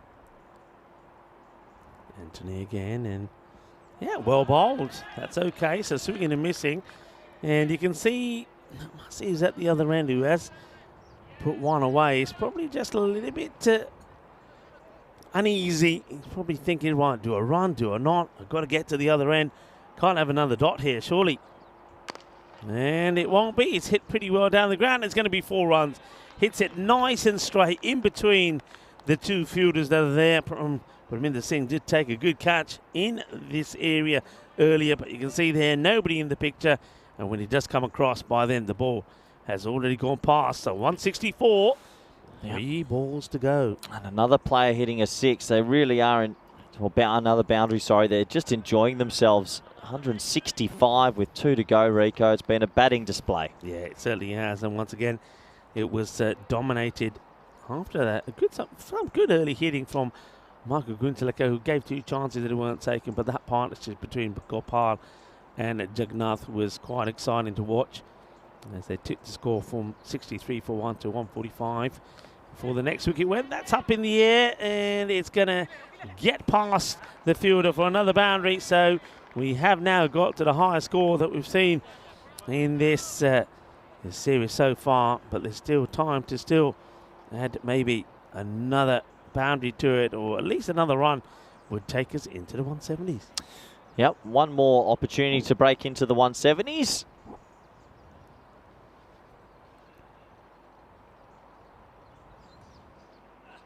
And that's a glorious stroke. It really is. It's not the worst of deliveries, but it's the last ball coming up, and Manuel Anthony gets it in the slot, but Gulfraz Masi gets it out, hits it nice and clean, right out the middle, lovely jubbly. Well, that was sweeter than a bowl of Rasmalai. 170 on the board, 175 for 3. The Southern Crusaders, once again, I think in the hunt for all the points here, Corey. Looking at the Octopus, Rico, all 8 points, and you'd have to say they will be odds-on favourite to do it. Despite the break in the middle due to the technical glitch, they never stopped hitting the boundaries, did they? They looked really comfortable. The top order looked good, so did the middle order, and overall, it's going to be a pretty difficult chase. Yeah, it's going to be 13 was the least amount of runs that came off 1 over. That was over number 4. It started with 15 off the first and 17. 26 came off the third. The 50 came on the board straight away. But there were chances, and that one there really from Darshit Patanka had to be taken. That means that he is somebody who's going to have to be at his best with the bat, and we know what he can do, the tank, if he gets firing. But talk about firing, well, the batters, certainly the top 3 of the Crusaders were firing. Guntaleka made the most of his chances, and when he departed, the team were on a good score of 63 already. But then we saw the show of Gopal and Purna. Both of them batted beautifully well. Now, this was a really good catch. That was the first wicket, and well, it took a knock, Gaurav Joshi, as he took the catch, but he held on to it. But then the dangerous Purna came out there, and he was hitting the ball well from the moment he stepped foot in the middle. And we saw from his wagon wheel once again, he does hit balls to all parts of the ground. Gopal, he was dangerous. That was an interesting one. It was a no ball that was called. It was a sensational catch from the fielder, it really was, but no ball was called. It was a difficult one for the umpires. They had to decide if the ball would have continued to stay over the waist high, because it was met away down the pitch by Purna, but I think the right call in the end was made. There was a wicket, disappointment for Gopal. He would go, and then literally a few balls later would be another catch from Parminder Singh on the boundary to remove the dangerous Purna. But there was still time for a couple of more boundaries that would take the score past the 170 mark. 175 it would be. The highest score in this series so far being put up there by the Southern Crusaders. And they will feel that they're in the driving seat to not just win this match, but once again to take all the points. And that will mean that they will take the Octopus, and they'll be happy with that by taking all the points available for them. There's that scorecard. It's a healthy looking one, 63, 27 and 52. And Gulfraz Masi showing that, well, he can hit the ball pretty well as well. And of course, you still got the likes of Ramishka and Mahbub Rahman to come out, and Dulunga Gunasakara. So plenty of batting still to come in that Crusader side. So they're looking pretty strong, and they're looking to continue their march towards the top of the standings. On the bowling front, not too much joy really, and I suppose you got two big magical overs there from Samani and Kushik. They only got the 1 over each. I suppose when you look at that, you probably have to say that maybe Babu, because he does pick up that 1 wicket along with Joshi, were the pick of the bowlers. I like what Joshi did. I think he could have had a little bit more luck going his way as well. Crusaders, though, is not all about luck. It's about talent. They got some talented players helping them get to the 175, and they'll be looking to restrict the American University to Malta, who have had all sorts of issues with their batting, to a score less than 100 and take away all the points, and meaning that they will take 8 out of the 2 matches they played today and putting them in a very strong position. So join me, Rigo Fool and Corey Ruckers, when we come back for the reply from the American University of Malta, looking for a batter really to get stuck in and score a big score to give them, well, not just a hope of a win, but a chance to at least take a point away. Join us back in about 10 minutes' time.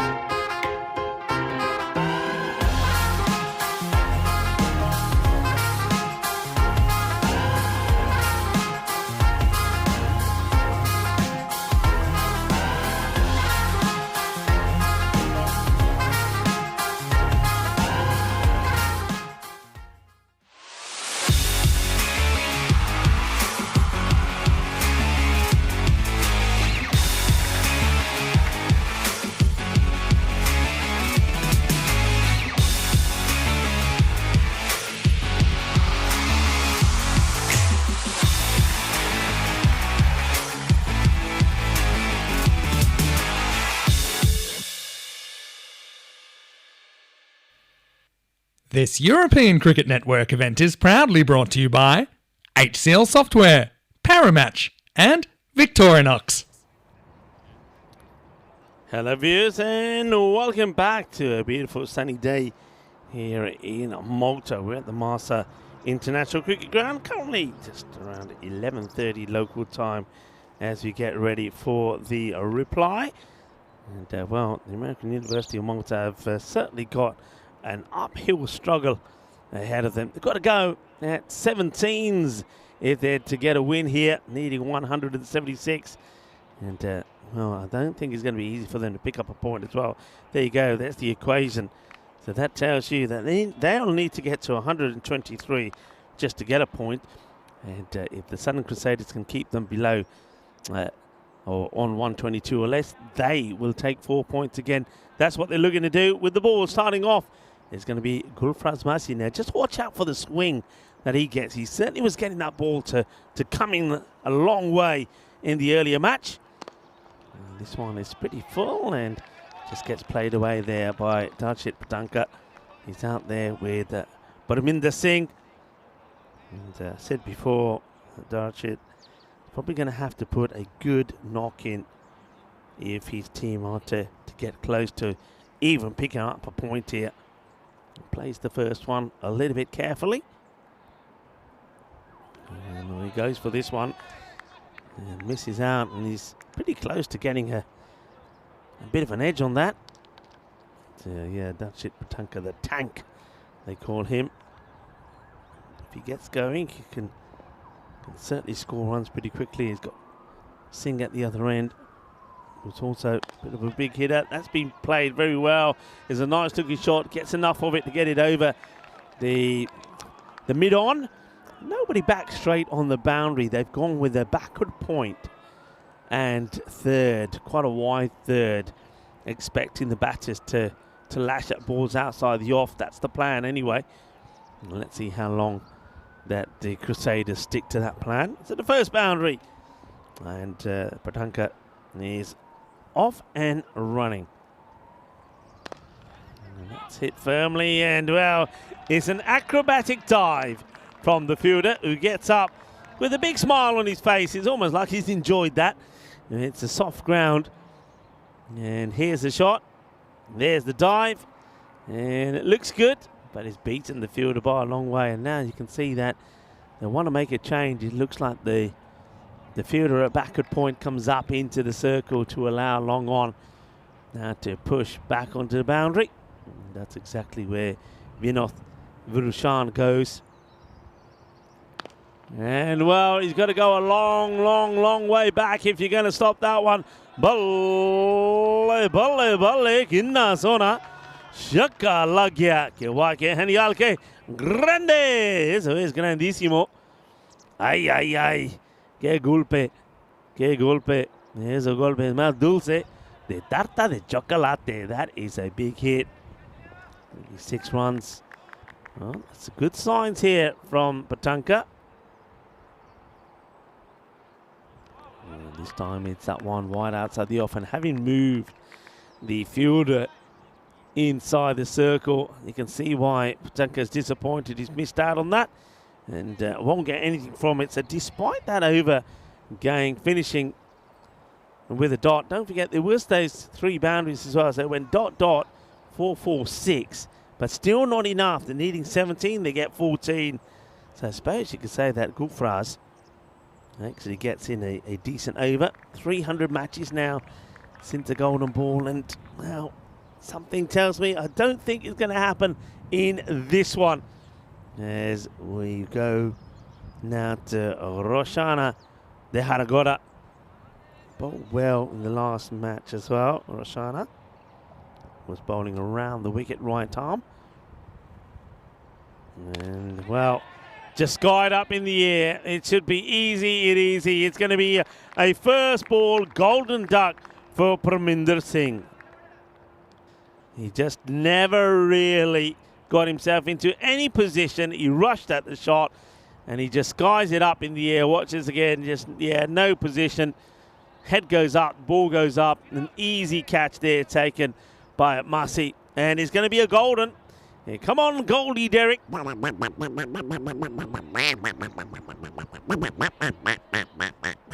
Parminder Singh got 0-1 on his back. We'll make it 0-0 because that's what he gets. Nada, nada. A simple catch taken there by Masi. And a good start for Rohana.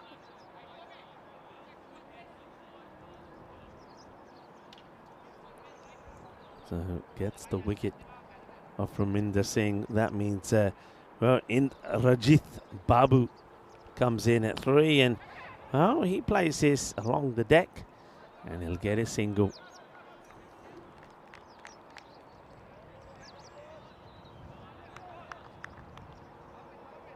Let's see if they can make something happen here.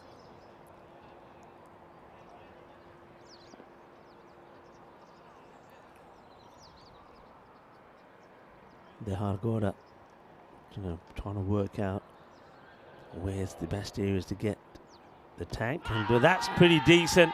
Asking the question, the shake of the head here from Nadi. Now, LBW is coming around the wicket, are very difficult to get. But if you get the batter right in front, but when it comes off the bat like that, it's not going to happen. The big, thick inside edge onto the pad. And that's why you saw a very comprehensive shake of the head from the umpire, saying not out. This one's short. Doesn't really get the placement. And it picks out the one fielder that's been moved out there. No mistakes there from Vinoth, just keeping it to a single. Babu back on strike. Played it nicely, his first ball outside the off. But plenty of fielders there waiting in that zone.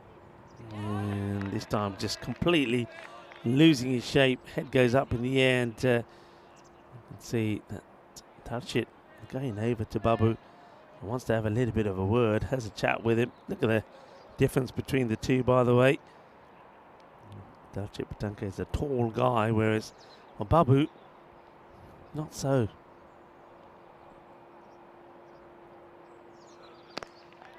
That's played away out towards a long off. It's well patrolled. Just a single. And of course, the thing is, every time you're not getting to that required rate, the rate keeps going up. So you can see that already it's closing on to needing magical from here on in as the second over comes to an end. And the score 17.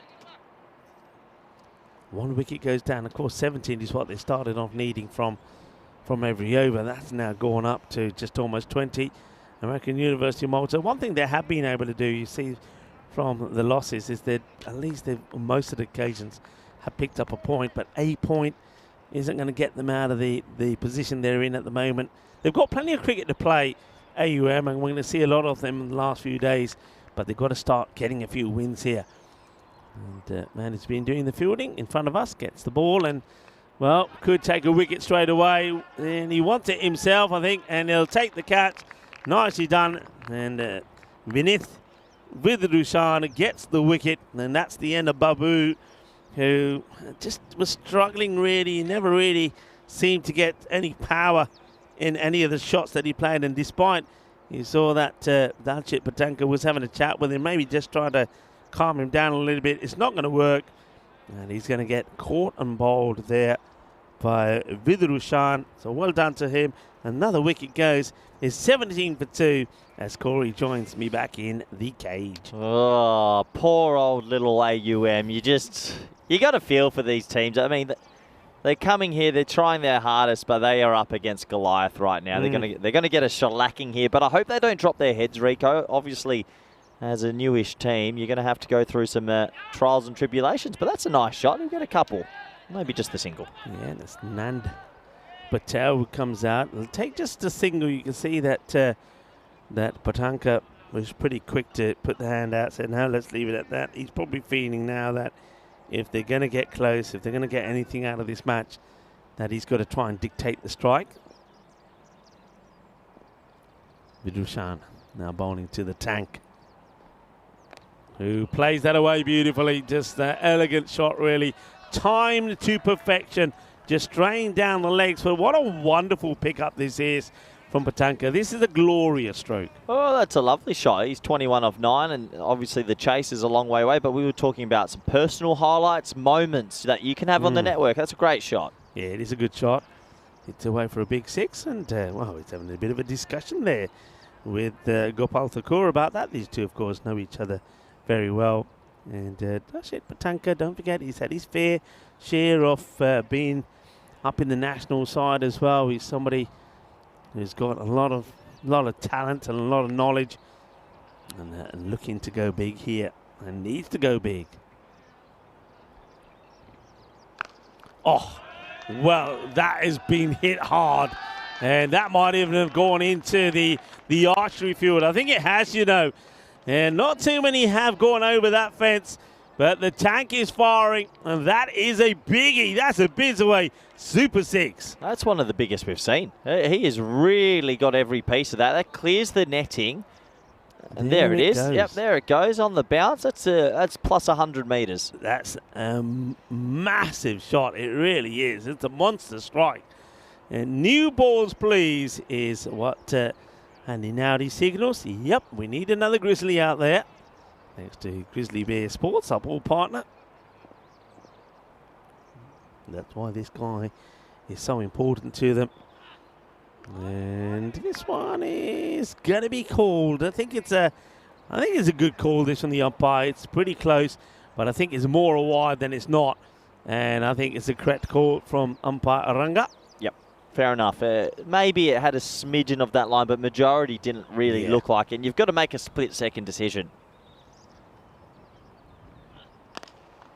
Down the ground, and that will be 6 more. Dashit Patanka holding the key at the moment for the American University of Malta getting anything out of this game. And I think Southern Crusaders know they need to see the back of him to at least know that you've got this game firmly in the bag. Yeah, nice batting from him at 33 off 11. Hey, the longer he stays there, at least they could maybe get a point. Oh, wow. Oh, wow. What a sizzler that is. And, well, they're all running out of the way here. Ravi Panchal taking cover. And I think that might have even been Marzi who was running out of the way of that one as well. Incoming, boys. And, well, that one was too hot to handle. What a stroke. You've got representatives in that dugout from Spain, Portugal and Hungary, and all of them looked a bit scared there, Rico. Well, I think Bolo was sat on the chair. And I get the feeling that Bolo was knocked off his chair as well. And, well, the tank is firing. And when the tank is firing, get out of the way. Yep, 26 in that over, all from tank. Look at that first innings, Rico. The lowest over was 13. Yeah. That's amazing consistency. And that's the sort of thing that they need here, consistency. The AUM, of course, when the tank's on strike, it's a different ball game, but Nand Patel has to play his part as well. It's only faced the one ball, and he has managed to get off the mark. So he's got to try and keep providing Patanka. So he's the feeder, isn't he? He's got to keep loading up the cannon, and the tank has just got to keep firing. Yeah, the tank enjoying himself out here at Marsa Cricket Club. Looks like going to be a change. Oh no, it's going to be the same bowler. My apologies. Coming back in to bowl his second. It's the end of the power play. The field will spread. Yes, it's a Rohana who will come back, and he starts with a short one, which, well, gets played away. Bats on ball from Patel. That's all he's got to do here at the moment.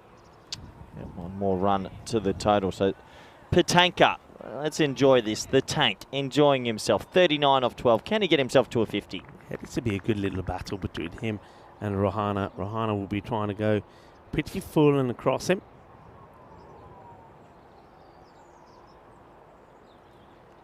And, well, that's, oh, he's got that on his fingers, I think.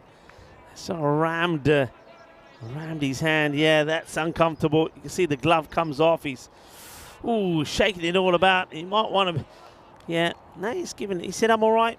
He says, I'm okay. I just needed to give it a bit of a shake. But this was a quickened up on him. He was surprised by the pace. He's a big boy. Nothing hurts the tank. The tank is just messing about. He's a big boy. And well, that's one way to do it. If you can't get bat on it, get a bit of pad. And despite the acrobatic efforts there of the fielder, that ball was always going to make its way to the boundary. And well, that'll do. The fielder does try hard, but he can't get there. That was Sahan Nanyakara. And down he goes, but it's 4-leg buys. Yeah, 4-leg buys to the total. Well done to little AUM here. They're not going to get the victory, but they're fighting, and they're showing a bit of sort of bottle here, aren't they? Yeah, definitely are.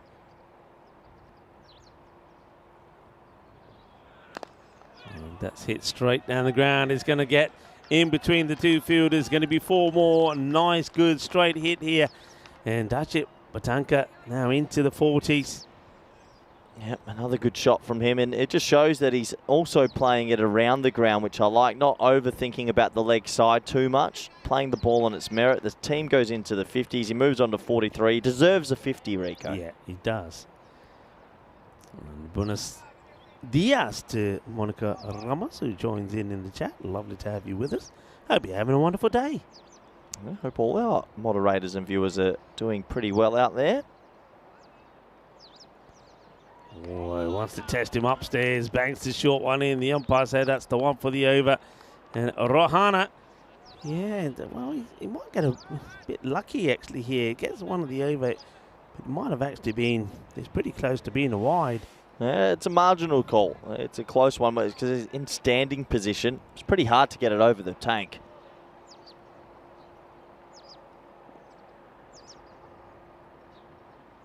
And gone. Just had to change up a gear. You got the feeling here, Rohana Deragora, and he does. He gets a little bit faster, a little bit quicker. Remember, he did catch the tank on the fingers earlier, and then he goes upstairs. It's the old 1-2, isn't it? The short ball rattles him, then gets the perfect delivery right on the top of the pegs. Adios to the tank. Stumps are knocked over. Boogie, oogie, woogie, grizzly, 5-ball. And well, AUM lose the big wicket right at the end of the 4th over. 52 for 3.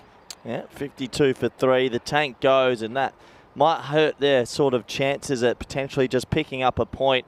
Good innings from him, but clever bowling, top of the stumps length. And 3 wickets down, Rico. It's going to be up to some people in this middle order to save that point. Yeah, it's going to be, for me now, it's going to be very difficult. I've seen the issues that AUM have had, and with Patanka now back after a gutsy 43 of 17 from him. I don't see how and where these runs are going to come to. Needing that 123 just to pick up a point here. So you can see that for that, they've got to go under the 12 themselves. So can anybody keep them going? Nan Patel has been joined out there by Dhruv Gujar, who starts at the non-strikers end. Good captaincy that as well, I think, to bring Rohana back to try and get that all-important wicket, and it worked a treat as Nanyakara starts a slightly short delivery. Hasn't really been able to get the swivel on this, and that means it goes to the man who's there at square. And, gets a single though, so he is getting bat on ball, but not getting the boundaries. Let's see what Gujar can do, and it's Sahan Nanyakara with the ball. Yeah, he'll be looking for a couple of wickets here, you'd imagine. Nice bit of shape, starting it down the wrong line, so that'll be a wide. They've also got the spinners that I'm surprised we haven't seen either of the 2 left-arm offies just yet, Rico, but I imagine they'll bowl right at the back end. Yeah, I get the feeling they will. They kept things nice and tight, didn't they, for their side in the last match, and they've got some true talents and abilities about them as well. Nanyakara. That's a lovely pickup. Oh, that's an extravagant shot.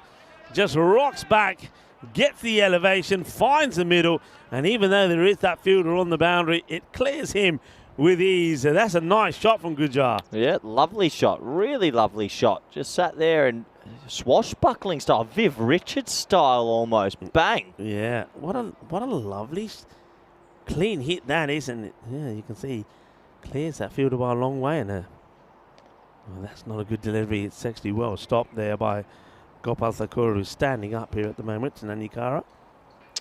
Look, little AUM, who are right at the bottom of the table here, are actually, if they were batting first, you'd say they're on track for a good score. So there's going to be positives for them to take.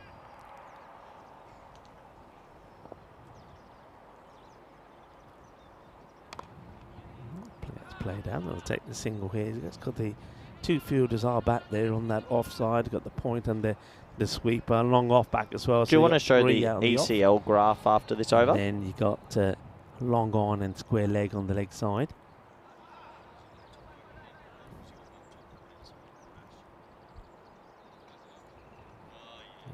And here we go. Well, gives it plenty. Fielder though will come across and well, looks like the teammates were encouraging him to go for two, but I don't think that was on. That would have been suicidal.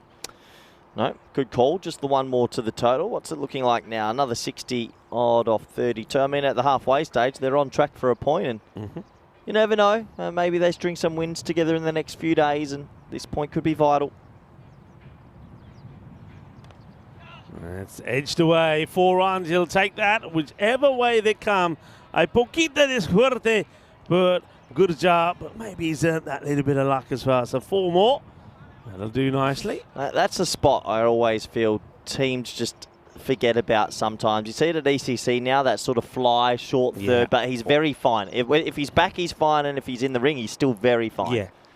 We saw also a lot of catching. A lot. It's a good catching. It's become a very big wicket-taking position. It really has.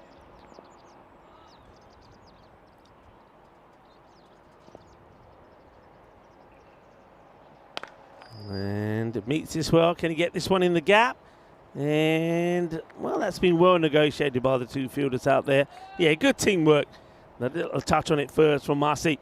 And then he allows, I think that's Vinith, who then gets the throw. And yeah, those two have done very well there. Good bit of fielding. It is the end of the over as well. And American University of Malta are 68 on the board there for the 3 wickets that have gone down. Let's have a look at the European Cricket League. Yeah, so plenty of action coming up in 2025. 24th of February to 21st March. Some amazing groups, Rico. I love the look of Group E. Lisbon, Vorburg, Ariana, Empire, and Talent Strikers. Group E is arguably the group of death. And then you look all the way at Group G. Roma, Independence, Marlow and Beveren have done so well in their countries for years. And then obviously the Vikings. I hear a lot of good things about Grange in Scotland. Apparently, they are an extremely good team. Yeah, and they've got Skanderborg in there as well, who we often feel have underperformed as well.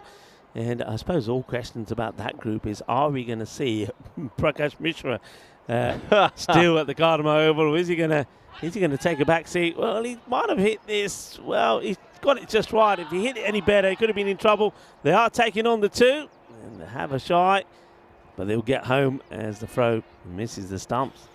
Yeah, I wonder if Mr. Robocop himself will be there. Another appearance. There is no way Prakash Mishra isn't coming back to Carnival Oval. He'll be there. Well, you saw there that replay. That throw did hit. He would have been out. So risky too, but it works out. As it is Jagath Puna with the ball.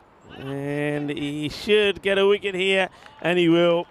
And just as you would say, he's different gravy, this man, and he's making it count, isn't he? As Puna gets another. And he's having a day out as well. Back-to-back 50s. He's picked up wickets for fun, and obviously a player of high class, high quality. Another left-arm off-spinner proving how efficient they are at white ball cricket. Yeah, and Jagannath Puna gets the wicket off. And a healthy knock there from Gujarat, 14 off 6. Played a couple of boundaries in there as well. But AUM now, yeah, you can see just scratching their heads a little to see where the runs will come from. There's the catch, nice and easily taken. And a good moment there for Abdul Rahman, who gets his name in the book. So next batter comes out is Kushik.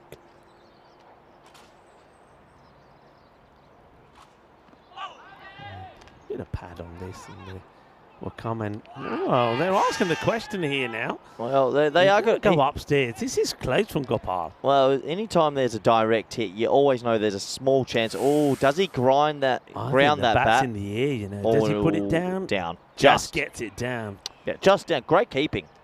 Yeah, it does very well, Gopal. He asked the question. I suppose in his heart, he probably thought, nah, he may have made it, but still, yeah, good pick up and throw, and finding the other bail now. Looks like Kamparanga has found it. Yeah, just for a moment, I thought he might have just ran here with his bat in the air. See the way he's holding it there. Doesn't really slide it in. but just about gets it down in time. Another good over from this man. Very crafty indeed. He's got a good arm ball. Look out for that. Might be trying to fire this one in. And hits this pretty well. That's going to go all the way, you know. It's a good shot. He does float it up. It's on the pegs, but the batter is up to the task. And, well, Nan Patel, after playing a bit of tiki-taka, goes boom, as that goes for 6. Yeah, lovely shot. Straight to the sight screen. 6 more to the total. And AUM still on track to get a point out of this. Very impressive. Yeah, and Oh, he's batting out of his crease to a spinner. interesting. Oh, Well, look, don't want to play and miss. Gopal is licking his lips if it comes. Well, now he shuffles across. Oh, And no. it's going to go through the keeper. Fielder's done okay here. He's got a bit of something on it. Well, it's a good shout. I think for a moment they were thinking about the 2, and that wasn't going to on. But that's a nice save actually there. I think it might be Nanyakara who has to get a dive in here, because once that goes past Gopal, if he doesn't touch it, it would have been 4 by. So good save. That slightly quicker one, and fielder's got work to do. That is going to be 4, I believe, because I think that the Shusha has got the feet on the rope as this touches him. Well, they're giving him a high 5 here. Let's wait and see. Now, is he holding on to the ball here with his legs? Yeah, that's going to be 4, because he's already gone and touched the rope before he's got anything on that. And, well, the proof is out there. That's 4. Good effort, but unfortunately, obviously, the foot was already behind the rope as he made contact with the pilt. That's 4 runs. We have a quick look at the scorecard. I've been impressed with this team. They're trying their best, even though they're at the bottom of the table. 43 for the tank. Patel, he's on 10 not out of 6. Can he turn it into a score in the 20s or 30s? Looks like we are going to get that double spin dose now, and we're sort of waiting for this. Different that they bring the spinners in so late, actually. Usually teams will go straight to spinner, maybe the 4th, get them in the game, but it's going to be Rahman, the other left arm off spinner. Yeah, Rahman and Poonam work very well together. Poonam, 12 and 1. That's up in the air and just gets under the fielder. And I think it's been stopped there on the boundary, though. So the batters, I think in the end they decide just to take the 1 here, actually. But it's an acrobatic effort, gets through 1. But let's see here. And that's cleanly done. Good bit of fielding and well captured there by Spring Media, as that's Marco Guntaleka makes a good stop. For a single. Oh, what I like about the Crusaders, Rico, is they know they're going to win this game, but they're throwing their bodies around still, and that's usually the good signs of a championship team. They're still going at this 110%. Oh, bold. That's a beautiful delivery. Good bit of movement there. Good spin from Rahman. Just watch this. The batter just wants to guide this away, but watch the way this moves. Oh, yeah, beautifully bowled. Just a question from the fisherman in the chat asking if there's more cricket today. Yep, 2 more live games this afternoon, so make sure you stick with us, because usually there's 5 games a day, but 4 games a day at the moment in Malta. Yeah, this one comes back. His bowls the wrong one here. Watch this one come back into him.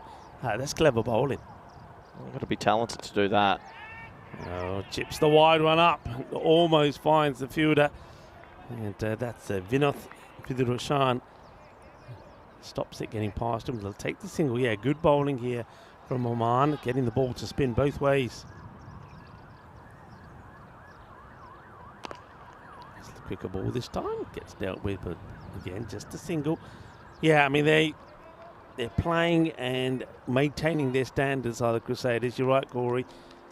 Despite which way this match is going, they want to win. They want to win in style. They want to keep their standards up. And AUM, well, at the moment, give them credit. They're not giving up the fight. They're trying to get something out of this match.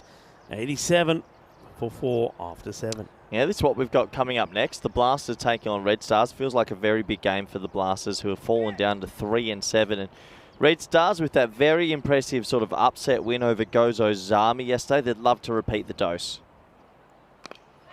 All right, up in the air, and is the Shusha who holds the catch this time. And there's the shushing.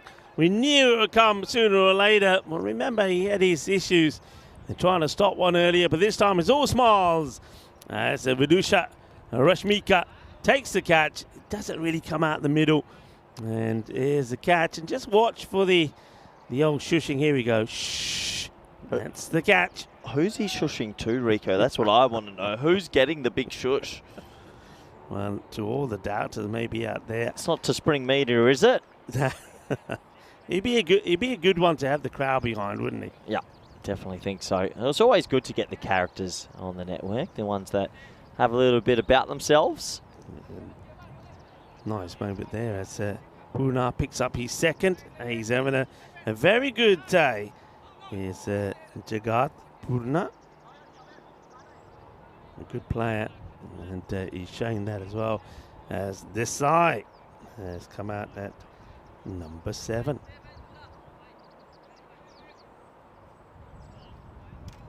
So, having a look around is the left-hander. And should fancy his battle here against Puna. Let's see how he goes. This eye. And hits it firmly. One bounce. Mishka does the fielding, gets the throw in, keeps it to a single. Well, we look at that bonus point, 35 off 16. Still a chance for the batting group. Probably need at least a 6 and over, or a 6 and a 4 and over even.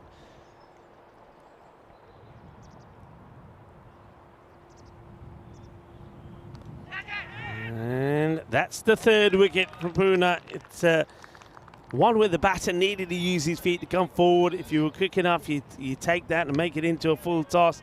But he sliced at it. The catch has been taken, and no problems whatsoever for Abdul Rahman, who will take his second catch.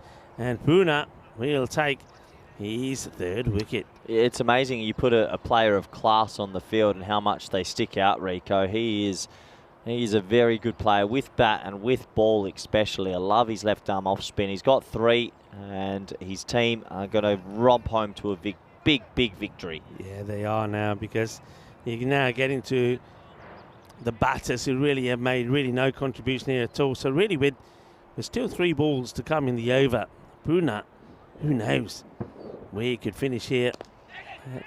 That's well struck, actually.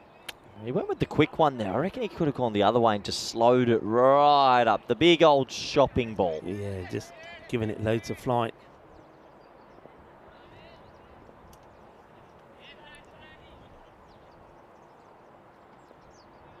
So, Puna here again, and that's not a good one. It's going to be a wide, and it's going to be a minimal. Well, that certainly will help on their quest to get a point here.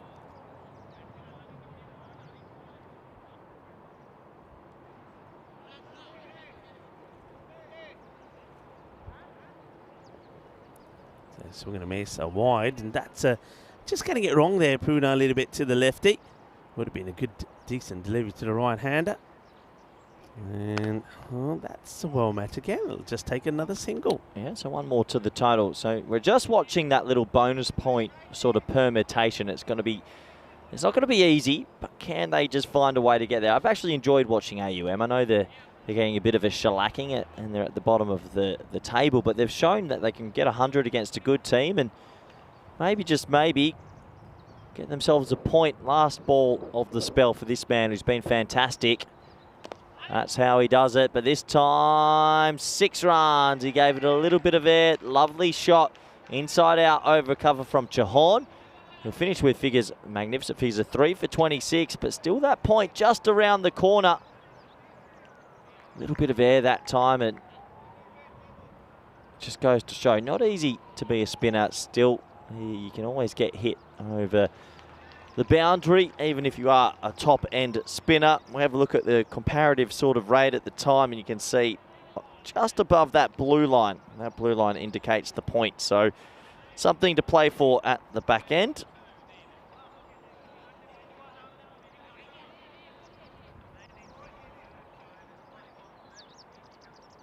Still 2 live games coming a little bit later today, which is exciting. It'll be a quick turnaround until our next game. 12:30 starts, already 12:05 due to the delay in the first innings.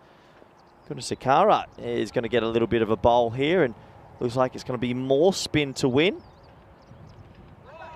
And I reckon that could be out. Well, not given in the end. I'd like to have a closer look at this. Did that jar down into the pad?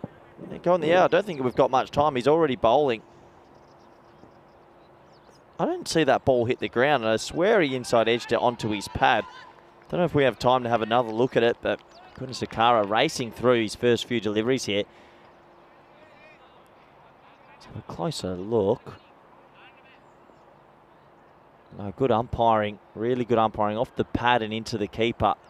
Umpires have been magnificent. Goodness, Sakara unlucky not to maybe get a wicket there as Thakur, the keeper, takes one on the end of the finger, and we get to the last 9 balls of the game. Do like a team that has a mixture of pace bowling and spin options, especially at ECS level. I think spin is sometimes underused.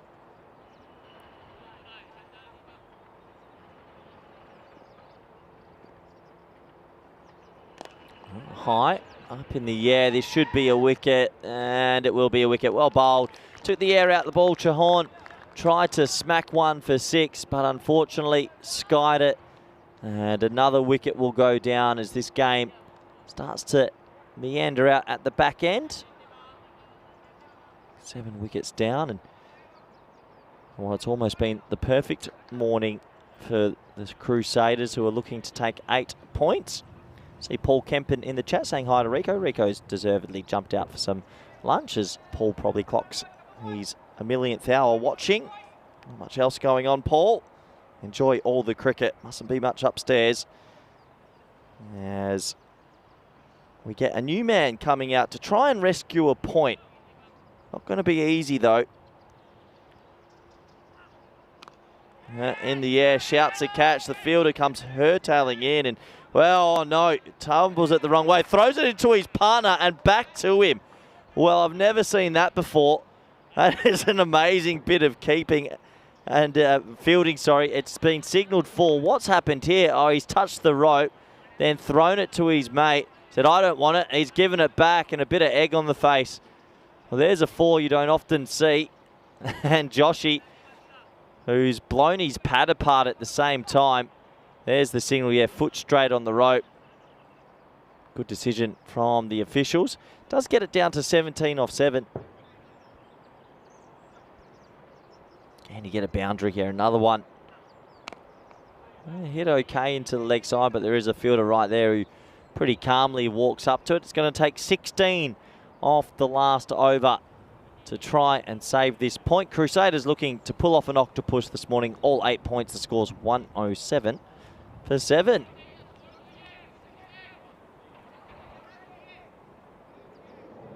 Wouldn't be surprised if the Crusaders opt to end with a bit of spin as well, as we have a very quick look at the bowlers used. And yeah, it's been an impressive display from all of them, really. Doing a job. I really like the sort of spin combination. Rahman is going to come and finish it, isn't he? Left arm off spinner, but he does have the leg spin as well. Genuine left arm leg spinner, so we can bowl both. Whatever suits best. A single to the total. You imagine that the 7 wickets down does mean we're down to that sort of lower order. 15 off 5. If anything, you'd say they actually probably deserve a point. I think they've been pretty good considering the difference of the table. Could need a bit of luck though. There's that leg spinner, and well, what's the keeper doing? Well, Thakur's had a peculiar time with the gloves on, but that would have been a wicket. He just decided to stand back for 1 ball, and Rahman doesn't get a stumping. Okay, I don't know what happened just then. And then next ball, he launches it for 6. Well, isn't that funny? I think Thakur might owe Rahman a couple of beverages, because he should have had a wicket stumped the previous ball, but I think Thakur just was standing in no man's land. And well, that takes it to 9 off 3. Definitely doable. That was the previous ball. I don't know what happened there. I don't know what he was doing. And then the very next ball, bang. Thanks. See you later. 9 off 3.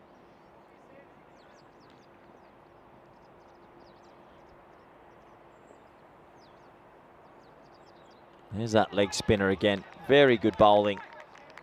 Don't see too many left arm off spinners have the genuine leg spinner as the variety. Got to find the boundary here. Oh, gets a bit on it. That might go, you know. Go, ball, go. It does. So 4 more takes it to 5 off 1. Wayne makes a good point and crew make a good point. There's been a lot of games that have gone down to this bonus point sort of permutations. A lot of blowouts in the last couple of days. Tell you what, get a point. Come on, AUM. I'm not going to be impartial. I want to see them hit a 6. I think they've done very well to get to 118. Oh, well, can we get a side on? I think that's going to be dipping, though, and that probably ends the hopes. The umpires will have a quick check, but I think that's going to be okay as it's a slow left arm leg spinner, and that's going to dip. So that will end a brave effort from AUM to get a point, but I guess the story is the Crusaders will take 8 points from this morning's fixtures. Quite remarkable, really. They've dominated. And they deserve it. They really do deserve it. They look like a team to be reckoned with. And a couple other teams like the Masita Warriors and Gozo's Army might be looking over their shoulder against this team. As we have a little look at what's coming up in about, well, not long at all. In 18 minutes' time. We'll be back on the air in about 12 minutes. Can you believe it? Red Stars taking on the Blasters. Red Stars, I enjoy watching them. They've got a lot of energy. They were good yesterday. And the Blasters, well, it wasn't their best game this morning. They'll be looking for a response. That is for sure. Let's have a very quick look at the highlights. It's lunchtime for everyone around the ground. It's going to be a very quick lunch. As there were some nice shots from the tank at the top. He came out with some serious intent, and boy, oh boy, he hit it a long way. Crusaders, though, they didn't seem too deterred by the tank. They were taking wickets at the other end, and well, they knew they probably had too many runs on the board. The tank played some lovely shots before he was dismissed. That was a really big 6 into the archery venue. In the end, his fun would come to an end, however, just a little bit too soon. There's Ravi Panchal. Out there, did a good bit of fielding to save a couple of laptops. Rule number 1, look after the equipment. But yeah, while the tank was there, I guess we all thought AUM could pull off something special, but once this wicket fell, the top of leg stump, that was game, set, match, really. Some nice shots in the middle, mini cameos for AUM, showing that they've got some batting, obviously making a score in the 110, 120 vicinity, shows they've got some depth. They'll have to go back to the drawing board with the bowling. Credit to the Crusaders, who were throwing their body around as per usual. But in the end, it was the spinners that came back at the back end. And well, they bowled 4 overs of spin to conclude the second innings. And I think we're going to see more spin from them. They're very effective indeed. And Sakara came in, picked up a cheeky little wicket for himself. He was happy, a little bit of a self-applause. This was a bit of a goober moment. 4 runs to the total there. And this late sort of 6 gave him a last ball shot at saving the point, but he couldn't get the last ball away. Game, set, match. 8 points this morning to the Crusaders. As we have a very quick look at the scorecards, shall we? And, well, it was 43 for Patanka at the top. A lot of sort of scores around 14, 14, 13. 119 for 7. Good effort. However, they did fall short of getting a point there, AUM.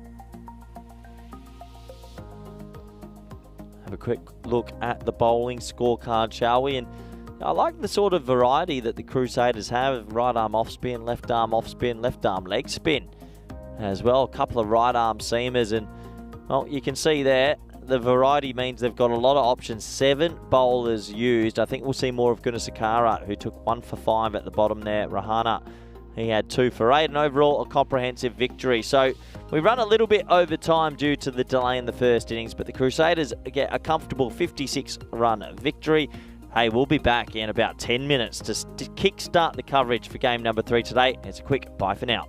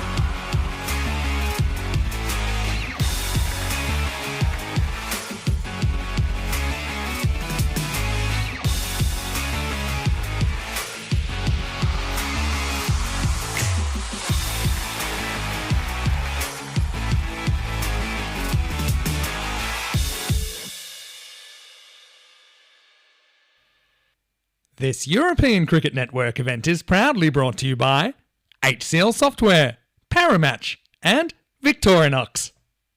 Hello everyone and welcome back to the European Cricket Network. It's the afternoon games, Game 3 on this sunny Wednesday out here in Malta. It's Red Stars taking on the Blasters. Let's go to Joe Foster, the match referee for the coin toss. Okay. Blasters are the home team, Red Stars to call. Heads. Heads is the call, and that is tails. Bat first. Okay, Blasters have won the toss, they're going to have a bat. So news from the toss, Blasters have won the toss and they're going to have a bat first, and I think that has to do with their game this morning. They elected to bowl, and I hate to be a bit critical, they didn't really bowl too well. The fielding was a little bit sloppy, it was a little bit slippery, and in the end they couldn't chase the runs down. So this time they're going to look to put the runs on the board. They're coming up against a Red Stars team that yesterday pulled off a massive upset versus Gozo's Army. And the one thing I love about this Red Stars team, it's the energy they bring to these games. Look, they might not have all the talent in the world, but their energy and their effort is high, and that's why they were able to steal a win yesterday, and they're going to try to steal another win right now. These two teams pretty evenly matched. It's going to be an interesting game to see who sort of comes out on top as the table is starting to take shape, and with the weather maybe changing later in the week, this could be a really big game of T10 cricket. But there's one man that I know will be ready to call this one. Rico Fools in the commentary box. Let's go to him now. Thank you very much to Corey Rutgers, and welcome back everybody as we're ready to see the next match number 62 here coming up, where the Bijuba Blasters taking on the Red Stars. And I can tell you that yesterday the Red Stars had a mixed day, didn't they? They were totally blown away by Masita Warriors after just scoring 84. The Warriors got there. Made them work hard for it though. They did it with 5 balls to go, winning by 7 wickets. But then they turned on the style against Gozo's Army. When I say they, I think it's got to say mainly their captain, Dilshad Ali, 66 of 26. So he's going to be pretty key for the Red Stars. And then also we saw that Srinath Vijayan also scoring 36 of 17. So you've got 2 players that are going to have to be at their best going into this match. And with the Bijuba Blasters, well, Azim Sathi, can he come back strong? And Gaurav Matiani have said that though Azim Sathi has shown some sparks of what he's able to do, Gaurav Matiani really hasn't. So he's definitely is a key player in the side who at the moment hasn't been able to click, hasn't found his form. Let's see if he can. John Gray, congratulations to him. He's been a silver spanner now for 16 months, so congratulations to you, John. And well, John Heesum is giving his congratulations, as is Paul Kempin. And we are ready to go. So slight delay, but I'm pretty sure that we will catch up with time as the day goes on. Just currently running just around about 10 minutes behind. It's umpire Yash and Harenga to talk us through this one. Here's the first delivery, and it's going to be the captain, Dilshad Ali, with the first ball. And good movement from Dilshad. First time that I get a chance to see the Red Stars in action. Well, I was expecting to see them in red. But, well, it's yellow and black for the Red Stars. So that's the first surprise for me. It's a good start, though. Good away swing from the captain. Short one that gets played away, and well, the non-striker was pretty keen to try and get something out of there. That's a Rawat, but he gets sent back by Azim. Azim is a funny one. He every so often he has innings where he just becomes super defensive. It's almost like he feels he wants to stay the duration of the innings, but he's not able to get away. Up in the air, that's just going to bounce once before it gets to that fielder who's been positioned there in the third. Well, that one could have gone anywhere. So Sathi gets off the mark with that miscued uppercut. That means that Shiv Rawat gets onto strike here now. Plenty of noise being made out there on both sets of teams at the moment. There's that movement again. That's really significant movement. Let's watch the way swing here. Dilshad got the number 619 on his back. Yeah, watch that one go. Yeah, well bowled. And nice glove work from the keeper.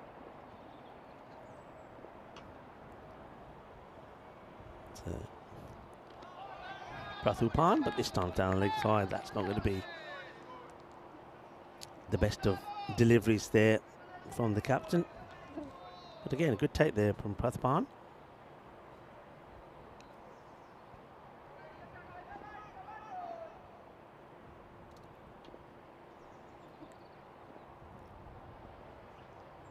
Oh, it's good delivery this time, just holds his line, doesn't get that movement away. You can see that Rawat plays for the movement, but it's not there on this occasion.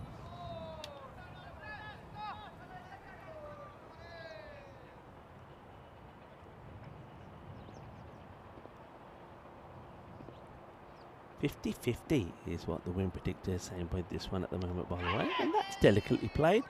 There is the man out there, so it's one of those where you're going to get nothing but a single, really, Rawat.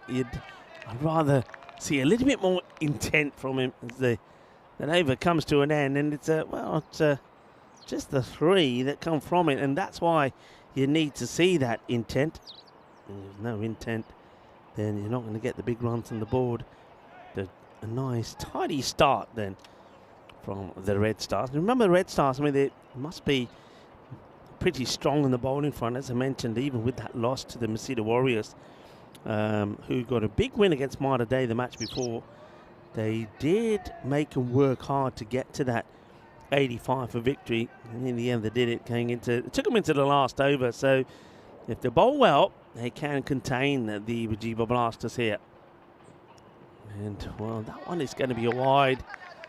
And, one for the over as well. Ball going across. But a bit of pace here from, yeah, it's big time wide because it goes over the head. I think that was a 1-2 accounts. So Vijayan with the ball. And also played a big part in that victory yesterday. It's played out to, almost a big blunder there from the fielder, but it was always going to be a 1, and it stays a 1. So the two key players that have to feature well with the bat, also pretty key with the ball here for the Red Stars, the captain Dilshad, and also here Vijayan.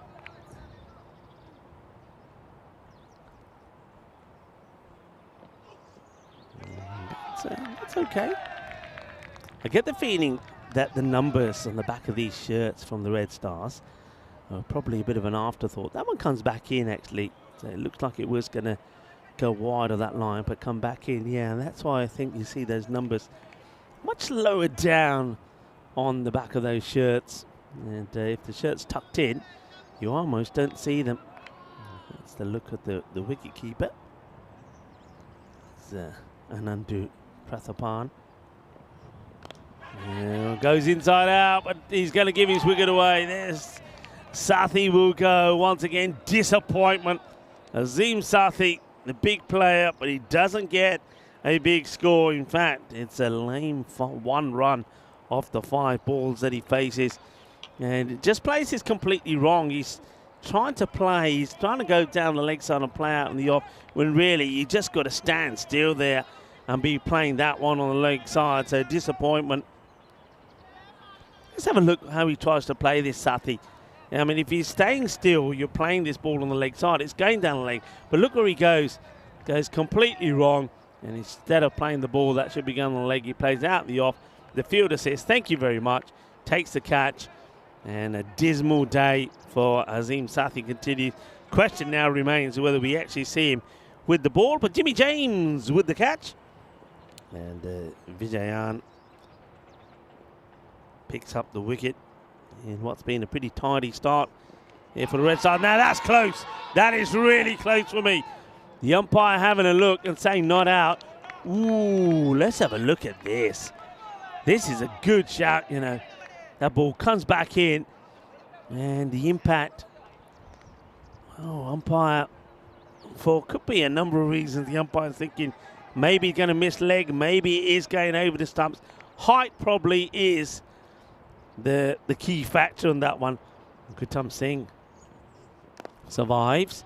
This one gets played away and it's a long chase for the fielders. Batters do come back for a couple. Interesting that Singh gets given the call ahead of somebody like Matiani. And I think that's just all about the form that Guvrav has been in. So Devendra Negi just trying something different. Vijayan. And, well, puts the foot out here. And this could be trouble. It will be trouble. That is disaster. Absolute disaster. And Rawat will get run out. I mean, puts the foot out on this to take the pace of it. I don't think there's ever a single here. And the Bujiba Blasters, their nightmare continues. You can see here, ball watching is Rawat. He's looking at the ball. He's not concentrating on what he should be doing. He should be looking at the striker. It's not his call. And he doesn't respect it. He ends up well short. And, well, that's going to be a disastrous then for Shiv Rawat. He'll go for just 2 of 5 deliveries to run out at the end of the over. And Bujiba, oh dear, their miserable day just gets worse as it's 7 for 2.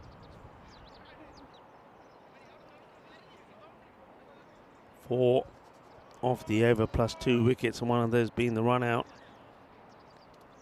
And you just saw just the standings, and just how important it is. Bujiba, they're a team that are going to leave themselves, I get the feeling they're going to leave themselves out of the top 8 the way things are going.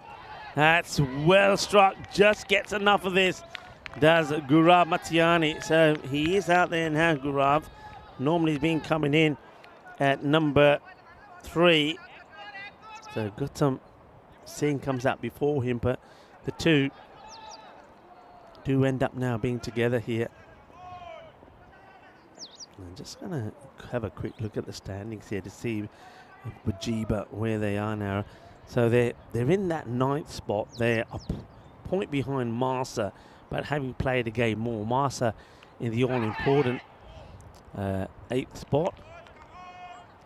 Top 8, remember, go to the second round. That's no ball too high, which you'll see quite clearly here. So it's a fairly simple call as the bowler gets that completely wrong. So, but the thing for Bujiba is they're playing their 10th match here now. And they've got to really, I mean, a win here takes them above Marsa. But like I say, Marsa played the game more high in the air. Free hit, remember, can't be out, won't be out. And nobody's celebrating this time, so everybody knows the situation. Jimmy James. Jimmy James is, it's like a, you'd expect that name to be in a Western, wouldn't you? Doo-doo-doo-doo. Yep, as he comes through the swing doors of the bar, as Jimmy James is in town.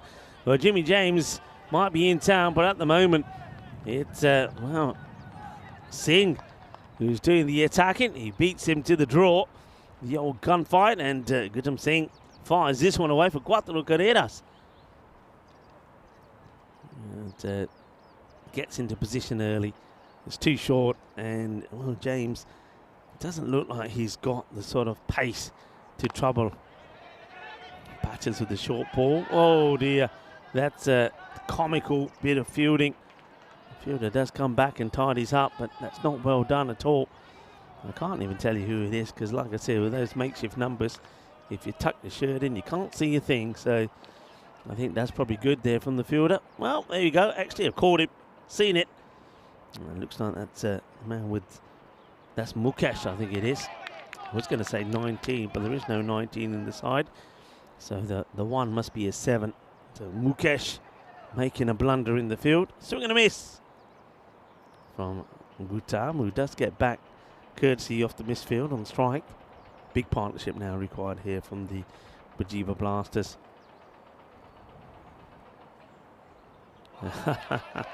Does him like a kipper.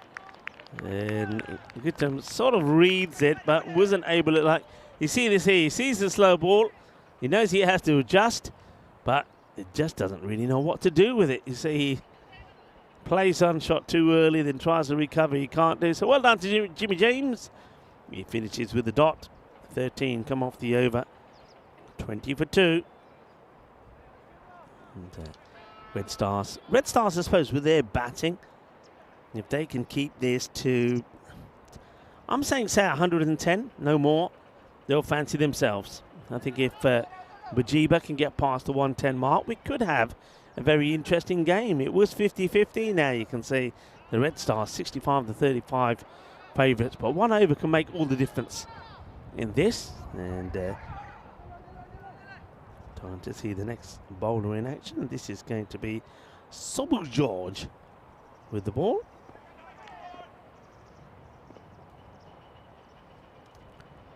And he'll start with one down leg side, wide ball, more work for the wicketkeeper Prathopan to do. I want to thank the Maltese Federation for the lunch. Had a nice bit of chicken pasta, it was very nice as well. And Corey, no doubt, will vouch for that when he returns as well. And it's cleverly played, but oh, well, he's going to get 4 this time. I was going to say, it's one of the, I mean, there's no way this should be a boundary. It should be an easy stop, and Tony Thomas has mucked this up big time, but it's one of those where they're playing this shot, they're guiding it down, but the chances of them getting more than 1 is reliant on misfields from the fielder, and that's exactly what Thomas does. That's the second misfield we've seen, but that one goes to the boundary. Right, here we go, second time lucky, and he does make a good stop. He watches the spin, so well done. He sort of makes amends this time. There's Thomas.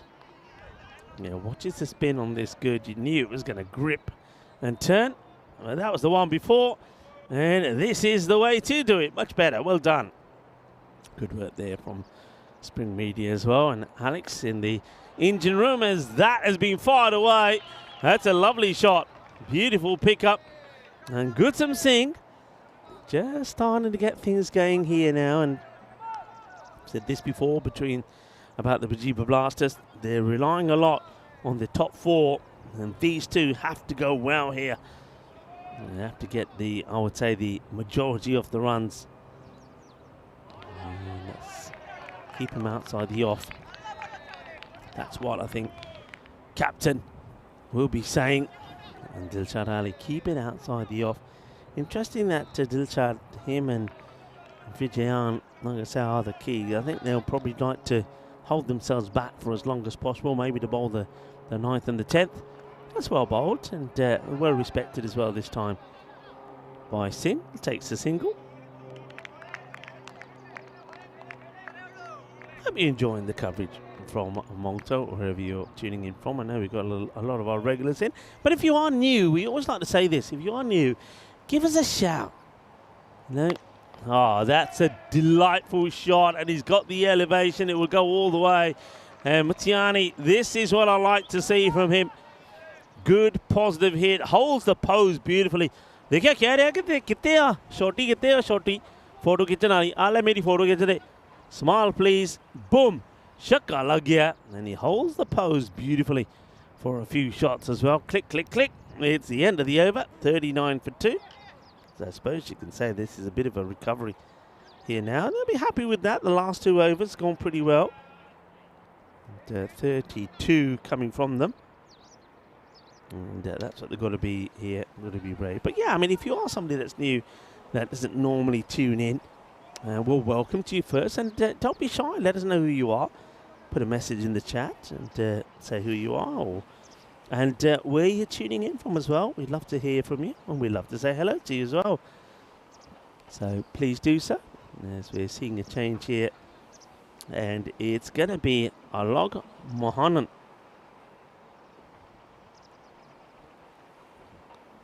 And starts in good areas. It's a bit of a swipe from Gutum. It doesn't result in anything, so Log gets a slog, but nothing on the board. As Mohanan gets one through. No footwork really, is there, from Singh? It's just going down the leg side, I think. It's a big shout. There's that lack of footwork does get Singh in trouble. If it's in the slot, there's, you know, no issues. In the slot, he sends it away. But this time, just dance down and sort of drags this out to the mid-on. He'll get a single. Now, this will be interesting. So, Gaurav Matiani does and has played one nice shot. Is he going to get a big innings in here? He's definitely due one, as I say. He's quite happy just to play this out, and they'll take a single. Wickets that have fallen so far. Azim Sati. It's another disappointment for him with the bat. 5 balls for 1. This guy's out. And Jimmy James, it was, who takes the catch. And then the crazy run out of Shivrawat. Well, why is he playing at this one? That would have been a big wide. And it gets a bit of bat onto it. It was a bit high as well. See what the height on this is like. He really is chasing it. It does come down a lot, but it's very wide. And that's out. Finally, it was going to happen. And, well, Gaurav Matani, I've got to say, I've never really seen somebody so much out of form for a player who's been playing some national team cricket. He's a good player. And even at Khartoum, I think, I know that Malta didn't have a good time, but he was probably the pick of the batters at Khartoum. But that's a shocking shot. And Mohanan picks up a wicket. It's a good tidy over from him as well. Just a 3 off it. It means that it's 42 for 3 at the halfway point. And, yeah, Corey, who joins me back here. Gaurav Matani, what's going on there? You got to feel for him a bit. You've played cricket at a decent level as well, right? When you're out of form, I remember playing back in the day, you go in this spell when you're out of form. Cricket becomes the hardest sport in the world mentally, and you so desperately want it, and sometimes it gets harder and harder and harder, and every player goes through it. He's just out of form. Yeah. He's really out of form. Yeah, big time out of form. So, big thank you to the Master Club and Malta Cricket. Good lunch again. Yeah, they're very, very good hosts. I was going to say, I'm sure that I said at the time to the viewers, Corey would come and back me up. The lunch was very nice. They look after us well here. Oh, well, that is in the slot, and that is lofted for a big 6. And, well, Gautam Singh is probably just saying to Matiani, this is the way you should have played it. That's a glorious shot. So, Gautam Singh, can he keep on going? Well, the 2 Singhs out there now. Shiv Singh has come in at number 5 to hopefully keep him a bit of company. Yeah, lovely shot. Really love shot. He actually hit it a long way and only sort of drove it. So, just showing you don't always have to hit it extremely hard. Just time the ball. And this is Althopoulos. Well, he puts another one more or less in a similar slot, but he's not able to get under this one as much.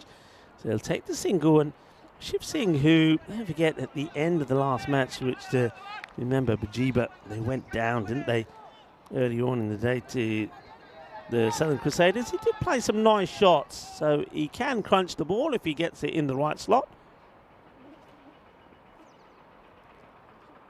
And, well, he's played this one completely wrong, but he will get a single for his troubles.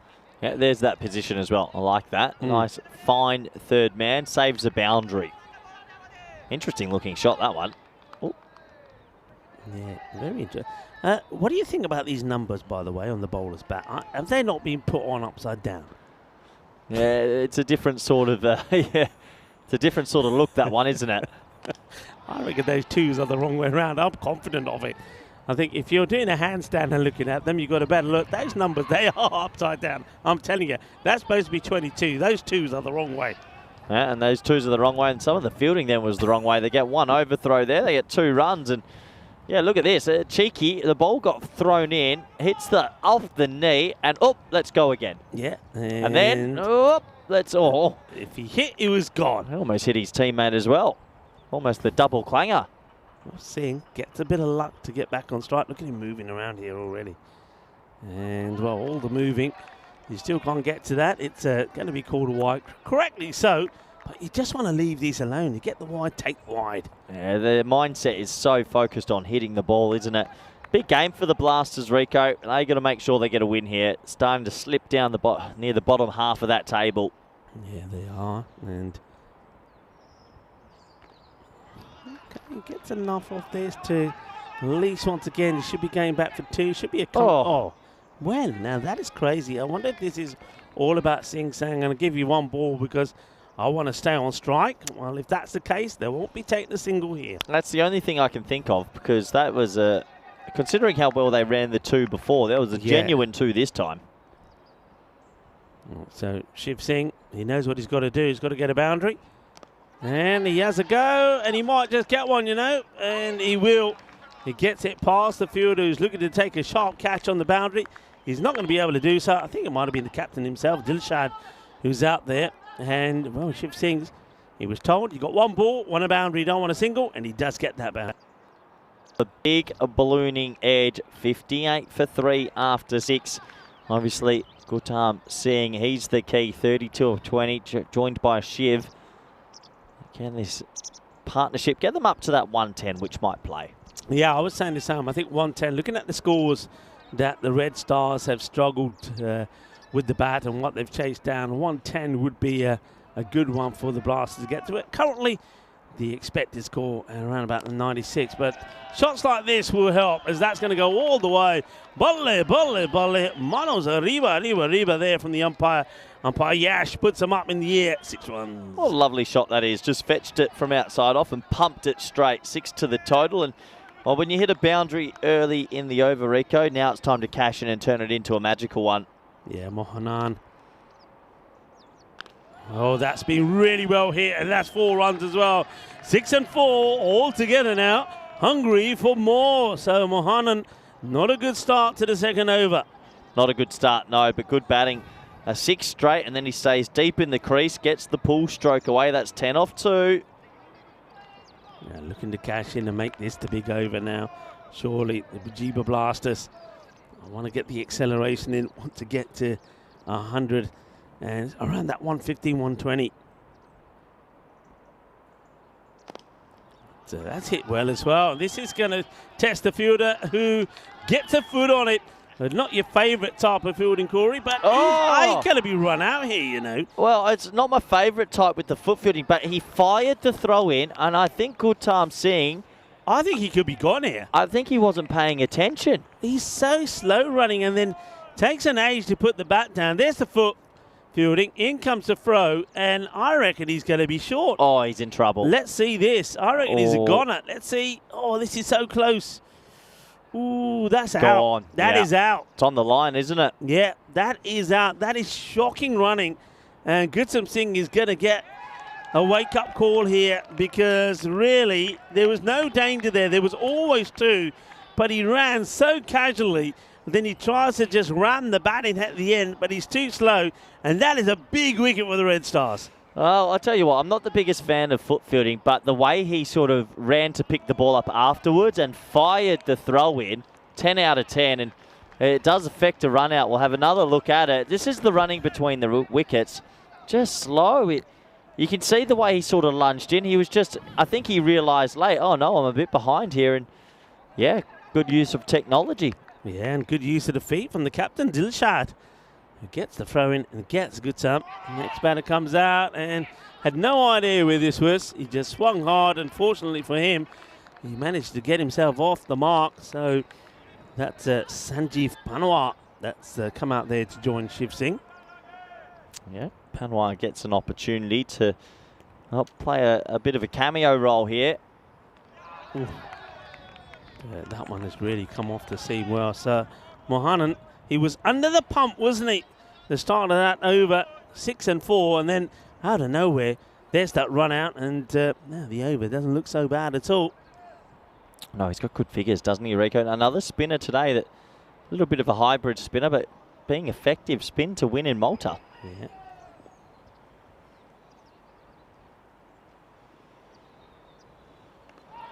That's clever bowling, actually. He's been at the pegs, and then he thinks, well, this time I'll just push it through a little bit wider, keeps it inside that wide line, and considering that 10 came off the first 2, he's only gone for 15 in the over, and that works out pretty well. Pajiba Blasters then 70 for 4, and 18 balls to go in this inning, still looking to get to that 110 kind of score. Yeah, 18 balls, maybe 2 a ball will get them, well, at least above 100, but yeah, they'll feel like they've left a few runs at bay here. Red Stars, who are fighting hard. They're a fighting sort of team. They fought hard yesterday and upset Gozo's Army in an amazing game of cricket. Maybe they're building some good momentum.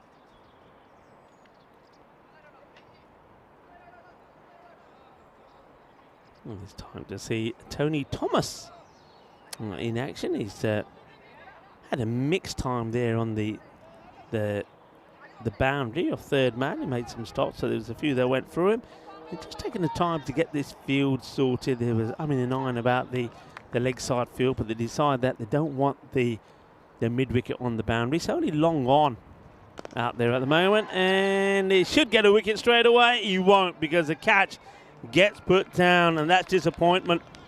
Is Sanjeev Vijayan. It's really straight at him, Corey. This is a catch you've got to take. Yeah, I think he was worrying about the line a little bit, even though he had a lot of room to work with, because he sort of parries it. He doesn't look to take the catch, and in the end, it's a drop, and he does save a few runs, but it should have been caught. Yeah, that's played away. Now, will they push for 2 here? They might, and they will. It's not the cleanest pickup, and we're sort of on the defensive, was the fielder, and the batters sense that and sense the opportunity to come back for a second.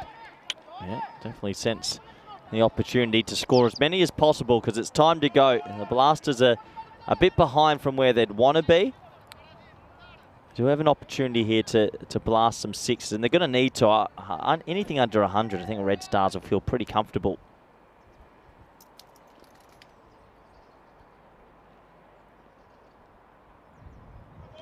He's missed out on that. That was in the slot, wasn't it, Corey? But he's not using his feet, is he, Shiv Singh? We've seen that a few times. If that ball's straight, or if it's down the leg side, he's onto it. But anything that's been outside the off, he's missing out on it. Yep. Got to use your feet. Got to get in position. You've got to hit that grizzly ball. Yeah, it's easy for a bowler when you see a batter like this, because he's not moving his feet. So anything in that zone is going to be a dot or maybe an edge. But if he goes straighter, Shiv probably gets hold of it. So important to take wickets, isn't it? Because then you get into the middle to lower order, and this is what can happen. Yeah. Well, this time he does go straighter, and it's going to be down the throat of the fielder. This time the catch has been held. Well done to Sobu George, and also to Tony Thomas. He picked up his first wicket. And Shiv Singh, well, I thought and anything that straight he would get hold of, but he doesn't get the elevation, and it will be 7 of 8 for him as he departs. Yep, has to go. He'd be disappointed. That one was in the slot out of all of them. He didn't get that elevation. So for 7 off 8, maybe it's a blessing for the Blasters that he is dismissed. Give someone else a crack. But yeah, Red Stars again just showing they're starting to find their T10 feet at this level, and they're doing a good job. Yeah, they are. Remember, they in the table. Let's see where they are. They're just above the American University of Malta, but got plenty of matches still to play. That's nice looking shot, but it will only get him just a single. So they got that good win yesterday to give them some good breathing space against the American University of Malta. But they started the day 2 points behind the Lions and overseas. So if they get a win here, they could jump to 11th spot and have got still a number of matches in hand against some of the other teams. So another win here to give some belief that they can finish in the top 8. Yeah, I think having plenty of games in hand, in a funny way, Rico, they've been able to sit back and watch. They got to watch every team. I'm sure they all watched and tuned in as well, and probably learnt a lot, and now they're ready to fire.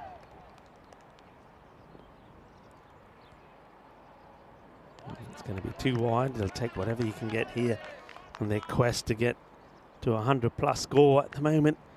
The win predictor is not giving them too much of a chance. 66-34, and the expected score around the 90. Another dot ball there will take that even lower. Captain does come back, and well, that's a pretty decent delivery. And probably will be the one for the over though, because it does get to around that shoulder height. Not having a good finish here, the Blasters, Rico. We talked about if they finished well, that 110, 115's on the card, but they're going the opposite way. Yeah. They're missing a lot. Even 90 feels like it's a little bit far away. Well, one hand on the bat. He's going to get lucky because it doesn't quite carry to the fielders. Now maybe just rotating the strike as might make the difference, but this is now Panawa, who, remember, was a little bit lucky himself earlier. He was dropped by Vigian. Let's see if he can get a bit of power in the shot. No, he can't. He swings and misses at this. And yeah, Corey, you're right. See that expected score now just going in the wrong direction. Yeah, just so many plays and misses. And if you're a Blasters supporter sitting at home, you'd be a little bit frustrated at the moment. Just struggling. They've not had an easy day, and sometimes you do carry your form over from the previous game into your next one. And it's another swing and a miss. You can see he's trying everything, is Panawa. This time he gives the old false charge to see if that will work for him, and the bowler does the right thing. Dilchard just says, oh, I'm up full and straight, short of a length, and at the moment Panawa is struggling to get anything on this ball. Good bowling though from the captain.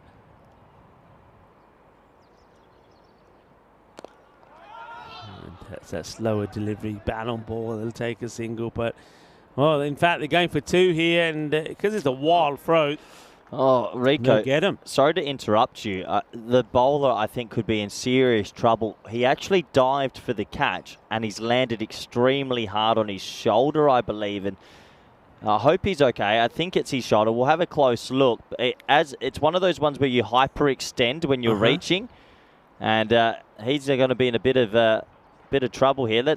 They should give him a bit of breathing space. Obviously, everyone wants to have a look, but have a look here. It was in the air, and he goes and just maybe his knee. He's holding that, and it's okay. Well, it's the one that he plants first. I wonder if he's twisted it in the process to go. It's an unusual one because it's not on the knee that goes down. Have a look at this. Just watching his feet here.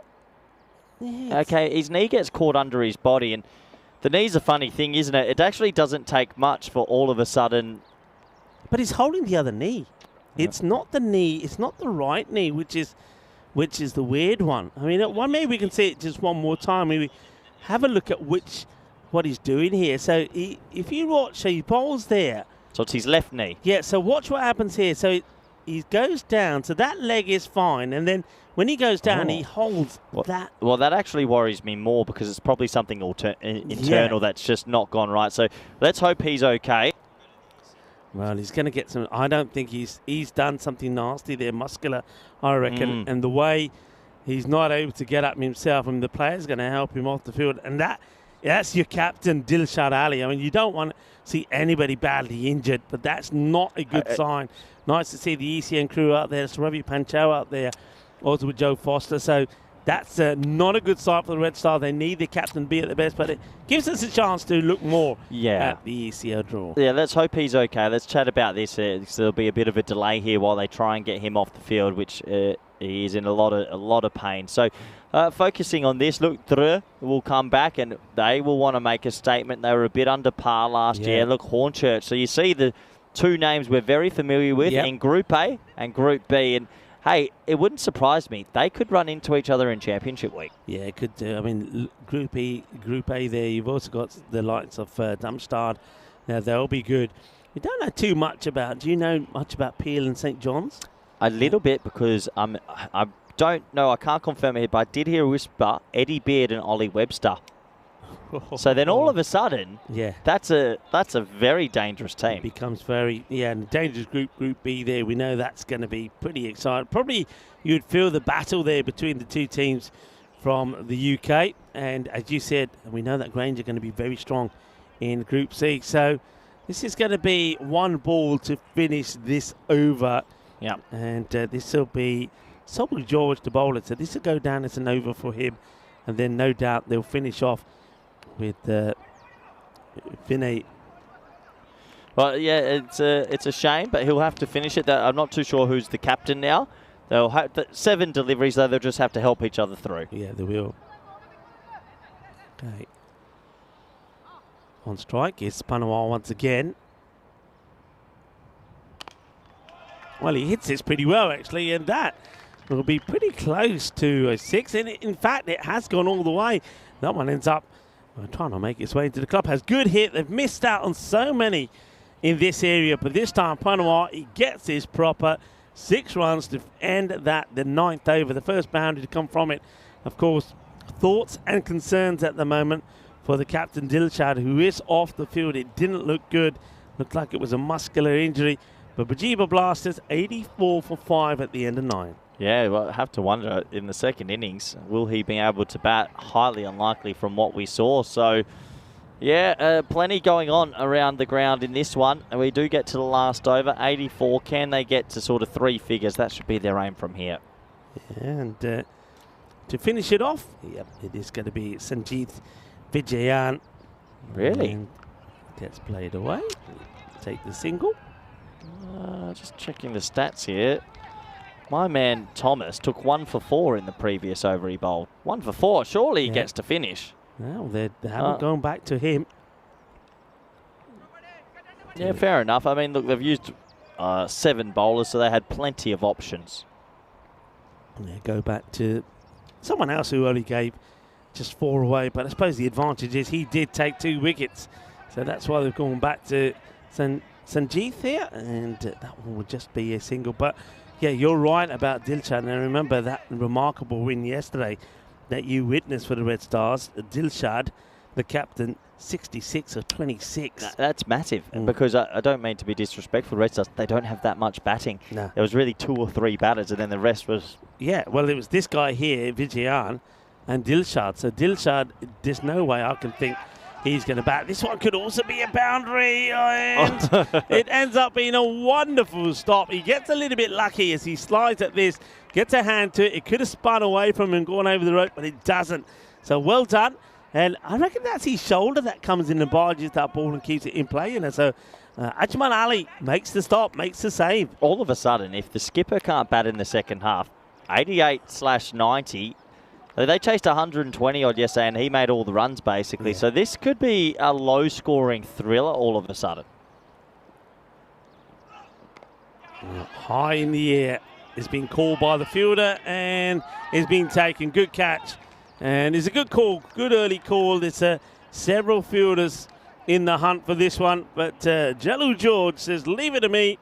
I'll take the catch. And he does. And Suresh Dubal goes for the hoik, but doesn't get lucky. He'll go for 5 or ball number 6. And it is Sanjeev Vijayan who picks up another wicket. Yeah, picks up another wicket. And it's more importantly, it's another dot ball. They've bowled really well at the back end. A lot of dot balls have crept into this sort of first innings. And Red Stars, despite the loss of their captain, they should trust their order to get these runs. And there's the catch. There's the wicket there for the removal of Dobal. So here goes another batter now. Mukesh comes in and he's just got to be swinging here. Swinging and hoping.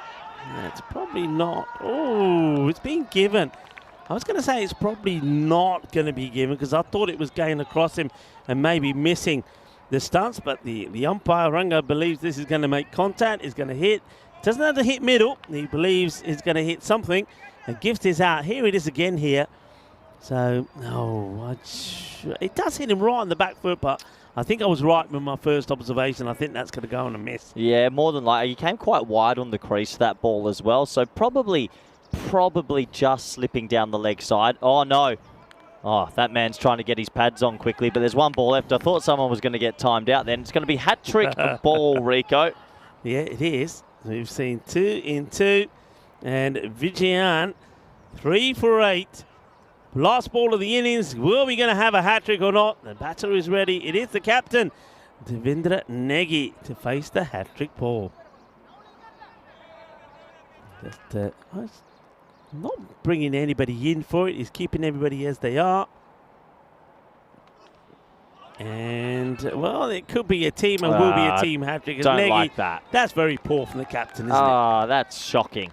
Very poor from the captain. Well, I'm not too sure if he's frustrated at the batting display or whatnot, but you got to run, and you set the example as skipper. Yeah. And if I'm a player in the team right now, I'm giving him a bollocking. That's not on, Rico. Yeah, that's very poor. Very, very poor. Didn't even try. He had a genuine chance. Yeah, I think if you run hard, if you respect the call, you'll get there. And Devendra Negi, well, maybe Negi being negative, and negative seems to be the vibe about the Bajiba Blasters at the moment. 88 for 8, all the 8s up there, and it will be a team hat-trick to finish the innings, as 3 wickets will fall in that last over from Sanjeev Vijayan.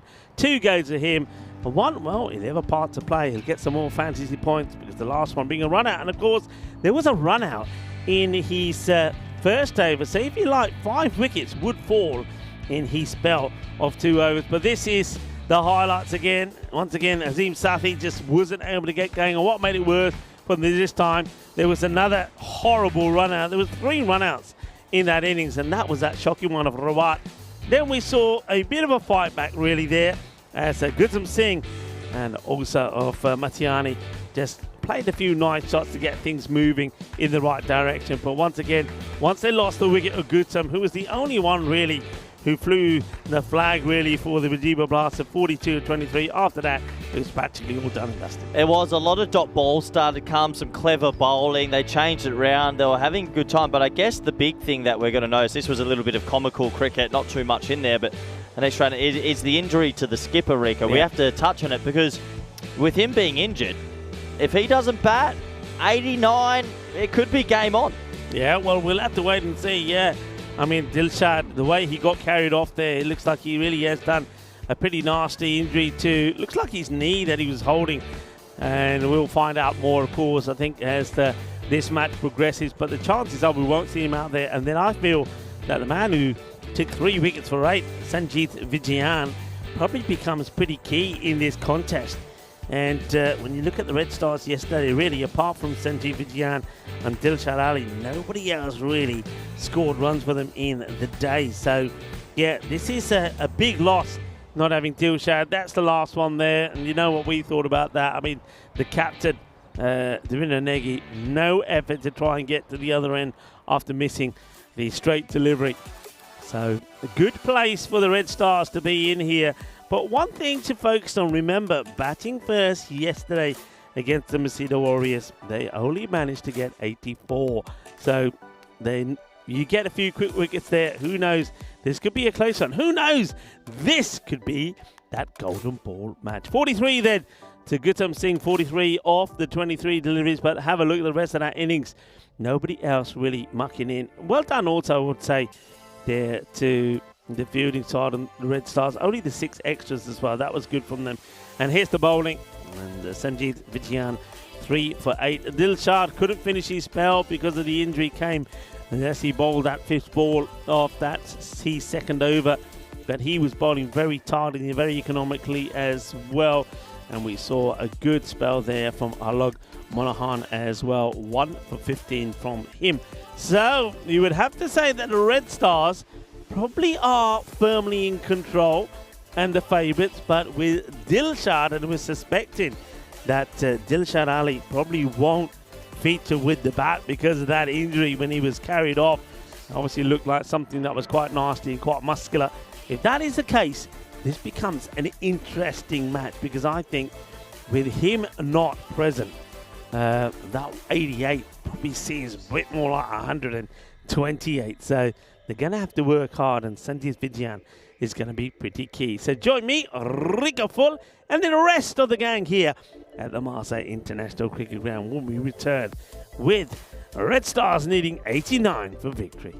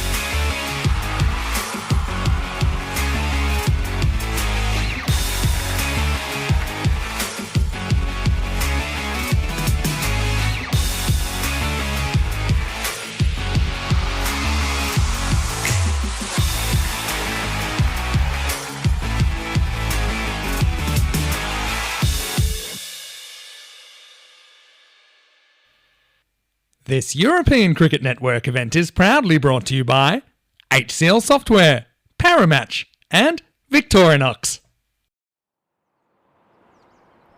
Hello, cricket lovers, and welcome back to a match which I believe is pretty evenly poised, especially when you consider that there seems to be a bit of an injury there to the captain of the Red Stars, Dilshad Ali. So I'm not expecting to see him out in the middle. We might get some more news on that, but let's look at what we do know is that the bonus point equation 61 becomes the magical score. If you can restrict to 61 or under, you can take all the points, but it's more likely really, I suppose, that if the Red Stars go well, they could themselves pick up all the points by getting the win. If they can chase down the target here, 89 required in 7 overs or under. That's what they're looking to do. Here's the first, though. The reply, Suresh Dobal will start, and bat on ball. They'll take the single as we see that Vijayan is opening up with Sabu George. So George now gets ready to face his first. So Vijayan, I think, becomes pretty key. I think he scores 40-odd runs. It could make a big difference. That's actually played really well. It's not a bad delivery, is it, from Suresh Dobal? I think he bowls pretty well. It's pretty full. It's around that Yorker length. But George, I mean, he's played right across this, but look at that. He just manages to get enough bat on this, taking it off middle peg, and he'll get 4 runs. So getting across the line. Does he get lucky? Or is it a good shot? Well, I think the bowler would like to go same here as again. And once again, he gets plenty of bat on this, but this time not able to get it past the field. Harsh Mahar makes the save. One thing, though, that the Blasters have to do, and they've let themselves down a few times in this area, they've got to field well. They've got to make no mistakes in the field, and they've got to hold their catches. It's played nicely. Well, oh, wow. Look at the bounce on this ball. But it's a good bit of fielding. And that's Shiv Singh, who's good out there. Look how this one takes off. I mean, remember, we have got a bit of artificial either side of the wicket, but this one, wow, look at it. You won't see it on the screens until it comes back down again. And it ends up being a tremendous stop. Good stop from Shiv Singh. It's a good-looking shot as well. But a good shot for just a single. Goes down the ground. Big moment, and that could be the match. It really could. That could be the match because it's an opportunity to take the wicket of Vijayan. And can I just say that, you know, when body language is good, when we saw Devendra Negi, the way he just didn't bother to run, and the same man puts the catch down and he drops the catch. And I think that sort of says it all. And then the next ball is going to be worked away to the boundary. Suresh Dobal will take a long, hard look at his captain and say, Captain, what are you doing? Do you want to win this match or not? Because I reckon that Devendra Negi has been, well, we should call him Devendra Negative. That's what the Negi should stand for, because he's been negative. Negative with the batting, negative with the fielding, drops the catch. And that catch, I said then at the time, that for me could have been the match.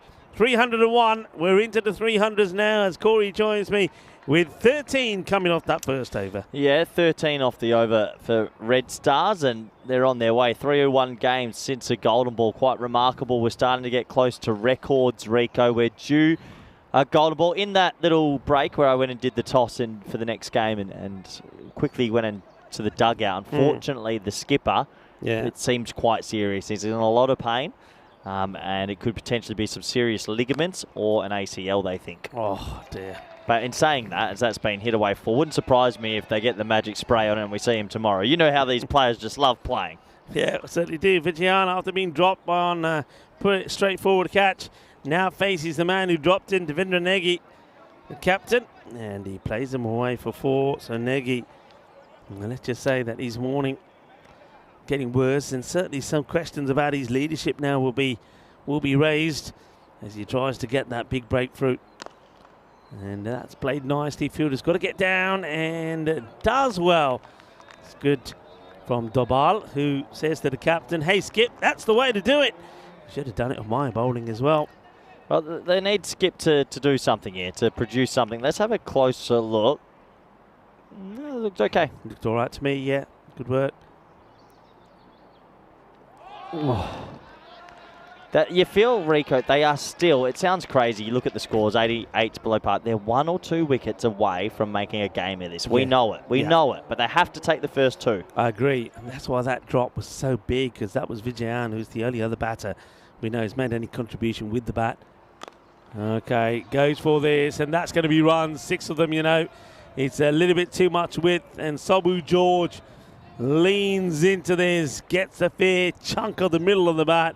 That's going to be 6 runs. Yeah, a little bit of width on offer, and he just leans on it at 6 more. And look, we think if they take 2 wickets, it'll be close. But if they don't, in the next 2 or 3 overs, this game will be done and dusted. Yeah, wickets. Need 2 quick wickets, and need those wickets with them still requiring around 40 to 50 runs. I think if they get to a point with these 2 stay here and it's 30 odd required, then I think the Red Stars do it.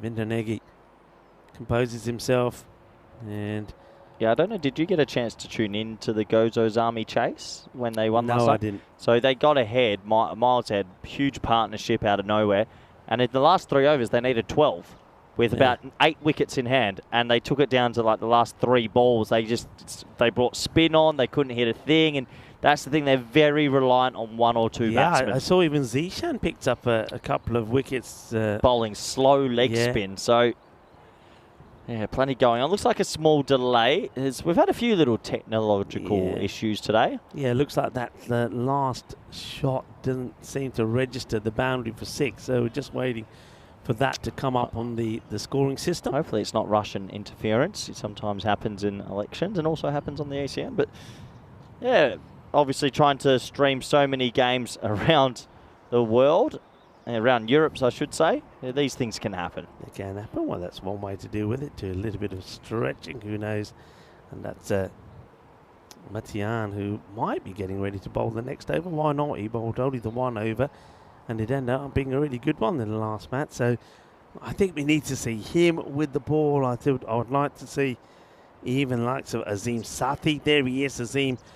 I'd like to see him with the ball as well. The slow stuff did work for them yesterday, and that's what they're looking to do. So once again, just apologies for the delay.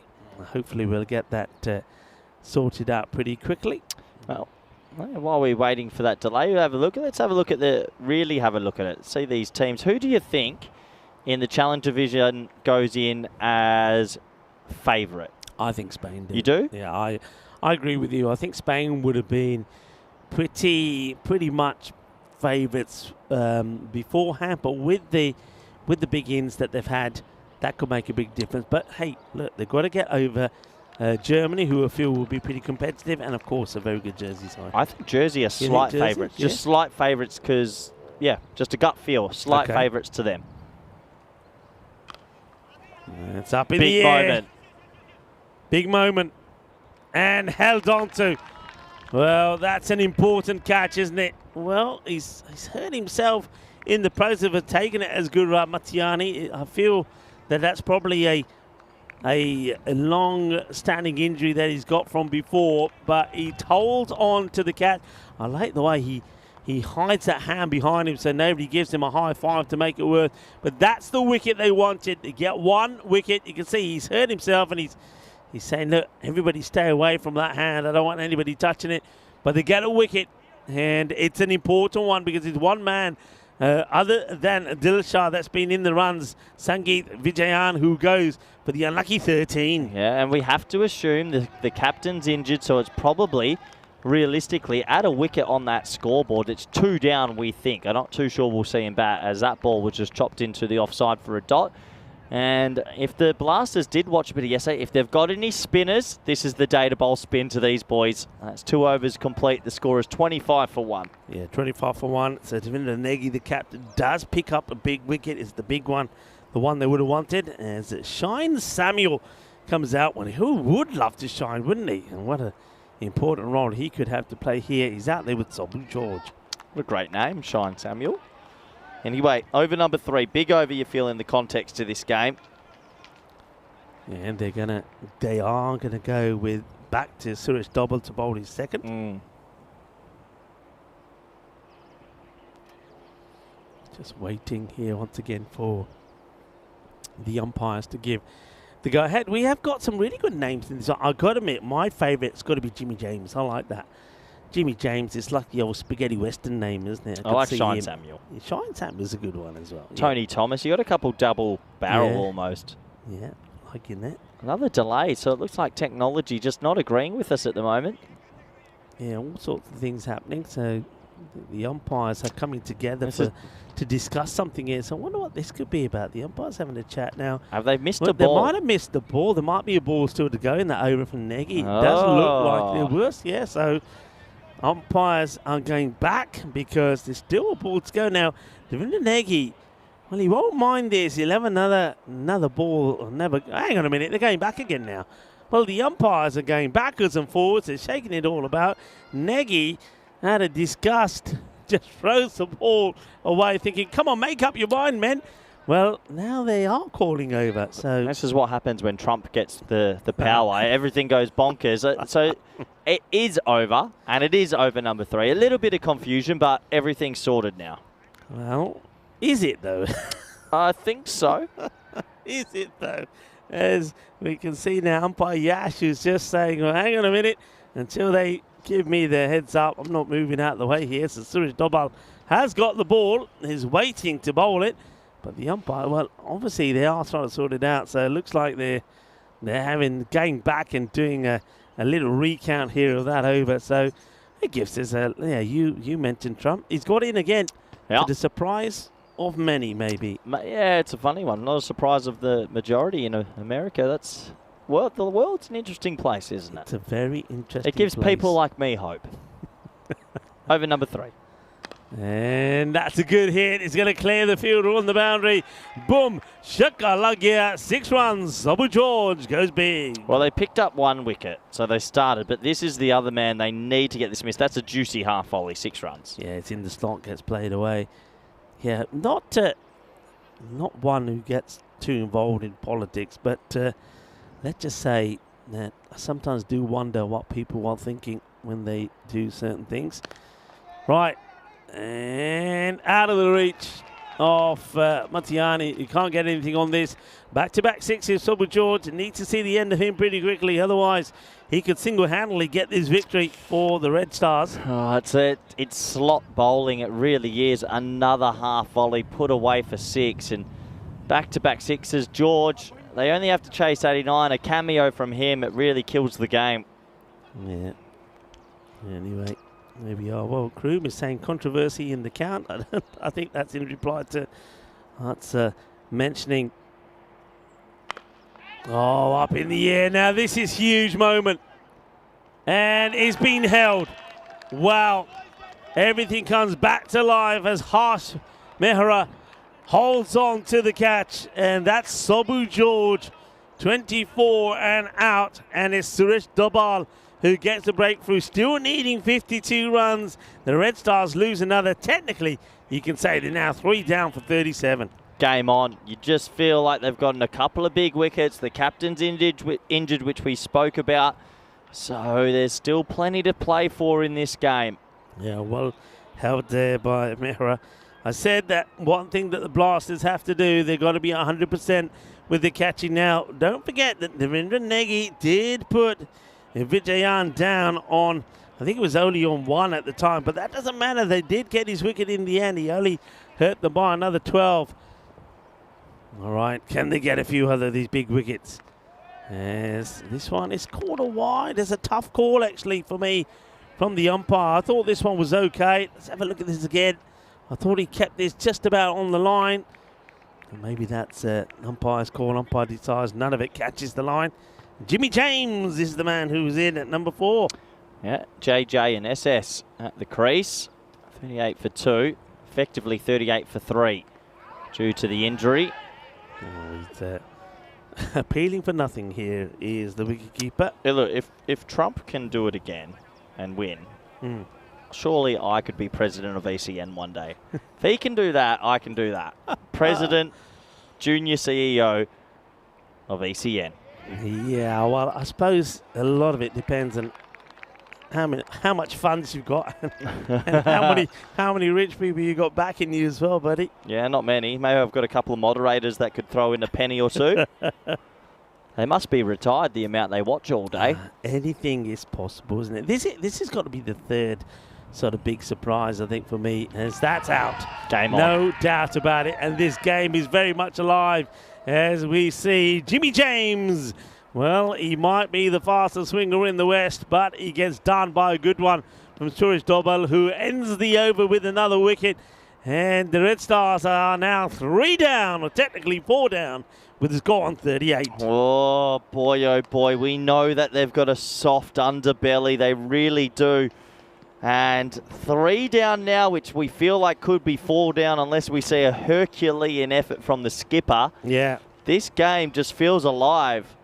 It's alive big time. And, well, we also were talking golden ball. Now, I'm not ruling that out of the equation as well here. It could be a real low-scoring thriller. Really good. I mean, a better start, you would say, here from the Red Stars, but they are losing wickets. As now it is, well, Thomas is out there joining Shine Samuel. Well, here we go. Good game on our hands here.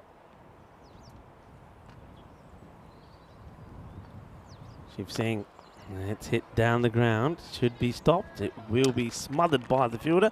Just a single. Yeah, so yesterday when they got stuck, it was the slow bowling. They just couldn't figure out a way to get bat on ball.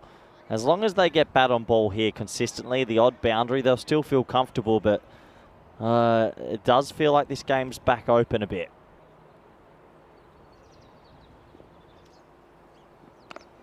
Just keeping that one out. Of course, that's the other thing here. You don't want to get yourself in a bit of a rut where you think, it's a low score, but we've lost a few wickets, so just want to make just want to rebuild, because in rebuild you can get yourself into a negative mindset. It's well bowled, pitched up, a good angle. And, though it struck well, it struck straight to the fielder. He's already, Harsh Mehra already has taken one good catch. Okay, this is really getting a little tense here now, I feel, Corey. Yeah, I don't think they're looking at the bonus point. They just want the win. They desperately just want the win. And there's another wild swing. And Shiv Singh doing the celebrations as Samuel is going to be the man gone. And this time Shiv Singh can do the celebrations. The last time he was doing this celebration, he had taken a wicket off a free hit and it would not count. But this counts as Samuel joins one or two other batters back in the bench. He'll go for just 1 or 4. Yeah, and when you see batting like this is why it was such a big surprise that they beat Gozo's Army yesterday. They hit 130 out of nowhere, so 40 for 4, but we feel it's 40 for 5. The captain's still got his leg up. If they need 10 runs, is he able to get out there and just stand there and block it? It's a funny one. They need someone else to step up in the middle overs, though. They really do. I can tell you what, Dilshad is probably wanting to put the pads on over there if he could, because he's seeing what's going on. We'll have to keep an eye on that at the moment, but he's probably hoping that somebody can just keep something happening. Well, shots like that will help. As the new batter, this is Ajmal Ali, hits his first to the boundary, 4 runs, and a good-looking shot as well. Nice shot, confidence-building shot. Every boundary means a lot right now, and that's a lovely shot first ball. Yeah, he does well. He gets himself in a good position. There's good use of his feet as well. He's not just swinging aimlessly. Okay, Shiv Singh needs to come back with a good full and straight. Gets it through. It's at similar sort of areas, but this time it is that much fuller, and it gets past the swinging bat of Ali. It's the end of the over, and the Red Stars chasing 89 for victory at the end of 4 are 44 for 4. Yeah, they're exactly halfway with the runs, but they've got that extra over up their sleeve. So game on here at Marsa Cricket Club. This could go right down to the wire. I guess for Thomas, who's out there, who can also hit the big ball, if he has a good 10 minutes, though, he can kill the game. Yeah. So this game is really on a knife's edge.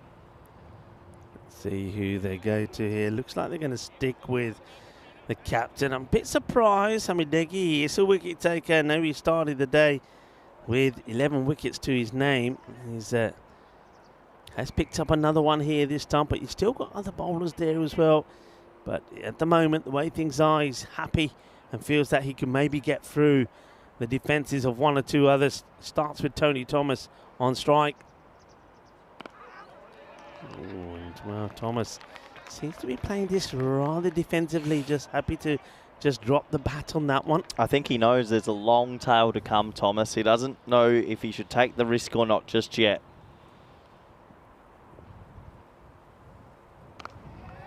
Once again, defensively played. I mean, he should have confidence with the way that Ajmal Ali started. He played a good shot as well. I think you're better off in this being more positive and going for your shots than defending too much. Just have a look at that. I mean, even with the way things are, Red Star still 60-40 to go on and win this.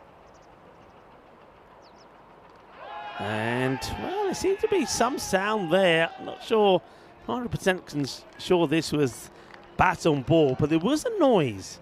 There is a lot of pressure growing. It's close to the bat, you know, but the bowler didn't go up. Not out. 3 dot balls in a row. You feel like something big's happening this ball. 6 are out. Yeah, Nagy just making a little subtle movement in the field on that offside. The backward point goes a bit finer. And then that's why, because he senses that Thomas is just trying to nurdle this in that gap. So it's another dot. Nagy, 4 dots on the spin. The worry is, I mean, Nagy's bowling pretty slow mediums and he's missing them. That's my worry. Thomas has got to show us a bit here. Bat on ball at least. And this is the short one. That's the one that should have gone. And he's missed on that one as well. So it's another dot. So Devinder Nagy, well, the captain, remember the stick we gave him, the way he got run out, didn't really run. Then he dropped that catch in that very first over. But, well, maybe he's found his belief. What an over. All right, high in the air. Catching opportunity. Got to call it here. Got to call it. Oh, no. That could have been so nasty. It gets dropped. And we see the cheeky side there.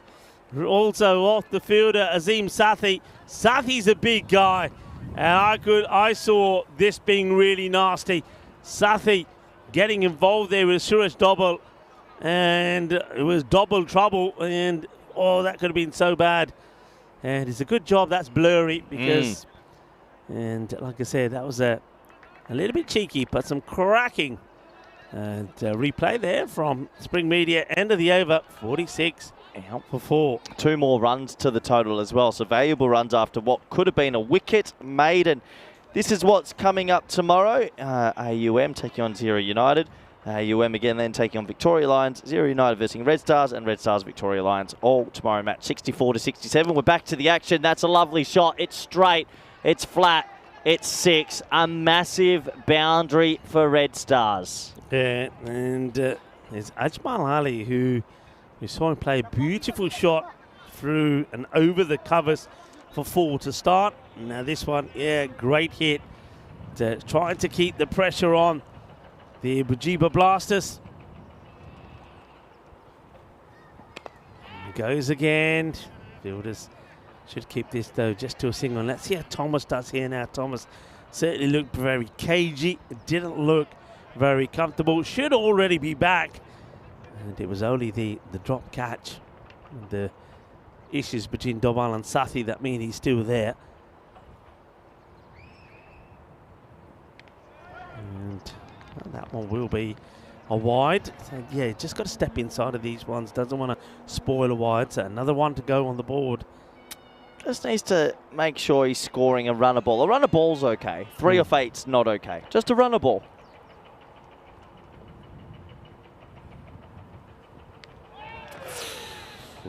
Living dangerously here. Yeah, he's in a rock and a hard place here, Thomas, because he doesn't know whether to. It's either block or trying to hit it for 6. He can push it along the ground. There's a lot of gaps. Yeah, this is going to be interesting. 35 off 27 in the game. Okay, that's better. That's good. That's good. Well done. Yeah, that's what you're saying for him to do. Just be a bit more confident. That was a confident shot. Just stretched his foot across, got batted towards a lot of space. Mind you have to say, Bajiba made that easier for him to do, really. If somebody's struggling, you'd think you might want to just put a bit of a push on him here. Not to Ajmal, he's hitting the ball well. All right, it's up in the air, but has he got enough of it? He has, you know. This was not out of the middle of the bat, but still Ajmal Ali gets enough of it to hit it down the ground for another big 6. He got one earlier in the innings, and now he's got one here as well. And 6 more. These 2 6s from Ali do swing the game back to Red Stars. It looked like where were they going to get the runs from? Maybe he is the man to step up. And plays his away. A single is a good result here. It's the end of the over. Ali will stay on strike. He moves to 18 off 6. And, well, the Red Stars, they're closing in on making it back-to-back wins. Remember, they had that surprise win yesterday against Gozo Zalmi. They held their nerve to chase down that score of 132. And here they are now, just needing 27 in 24 for victory. Do the Blasters have a spinner? You've got to get a genuine spinner into this game. We saw how they played spin yesterday. Not too sure where they're going to turn to here, but they need a wicket now. Ali's got to go. If Ali doesn't get dismissed, he'll win the game. Yeah, let's see who they go. They're going to go here. Looks like they're going to go to Gurab Tiani, who bowled just the one over in the last match. He bowled pretty well. There was 3 wickets that came off that over he bowled. 2 went down to him. There was also a run out. They've also got someone like Azim Sathi. Now, if Sathi's not bowling, it has to be an injury. Otherwise, you would be bowling him. So, all right, let's here we go. That's a good start, short of a length, and it's testing now to see if Azim can also play out on the off as well. We know he's good hitting the straight ball down the ground. Dot balls to start from Matiani. A little bit of cloud cover rolling over the top now as well. Well bowled. Just like that, keep it outside off, 6 balls. Hopefully you pick up a wicket as it just gets a bit darker around the ground, Rico. Some big, heavy clouds coming, actually. That's well played. In fact, it's beautifully played. Nice, soft hands, gets it in the gap. And that's the fielder that they were moving around a fair bit. Yeah, lovely shot, lovely batting. Just acknowledging where the field is. Just late cuts it for 4, and it just goes to show they can play cricket shots, and they don't have to slog. So right now they've got it almost down to a run a ball. Smart cricket, and they should finish this off now. Yeah, that was really well played. It actually did come back in from Matiani as well, but tremendous shot. And this time he's going to do it again, back to back. This was close to that fielder in that catching position. I thought for a moment he had a play on this. He does go for it. He can't take the catch. It's going to be 4 more, and I think you're better off maybe just defending that boundary than leaving it the way there is here. I mean, it's close, but not close enough. 4 more. Yeah, nice shot again. Another shot for 4. And, well, Red Stars had a big wobble in the middle, but this partnership now, especially from Ali, is winning them the game. Up in the air, and it won't carry to the fielder. It's going to be just another single. Of course, the Red Stars, this is the thing, they are in action again in that last match. They do play the American University of Malta. But of course, again, it will be without Dilshad. So it's going to be interesting to see how they go. Dilshad, of course, is a key player. He's been given his marching orders, by the way. He's walking, though. The umpire is asking to see the replay. But I feel that perhaps that foot is not behind the line. Let's have a look. And that's out. Let's see. The foot definitely isn't. Does he put the bat down in time? I don't think he does. So that, I think, is out. So he starts to walk. He waits, but he'll be given confirmation here. So Tony Thomas, not the biggest of wickets. I mean, he's been chewing up deliveries, hasn't he? 11 balls for 4. The one they want is Ajman Ali at the other end. Well, Thomas goes, never really got going. 4 off 11, strike rate of 36. Game may be on. Ali's the key. If Ali gets dismissed here, then all of a sudden they have an avenue. They have enough electoral votes to potentially get to a win, Rico. Yeah, all right, let's see if they can. It's all about your path to victory, if you're red or blue. And right now, or purple or green. Purple or green. Right now, purple are trying to find a new path. Well, that was also at the end of the over, so not a bad one there for Matuani at all. 9 come from it. Should I be scared about this big dark cloud that's really low that seems to have all of a sudden come from nowhere?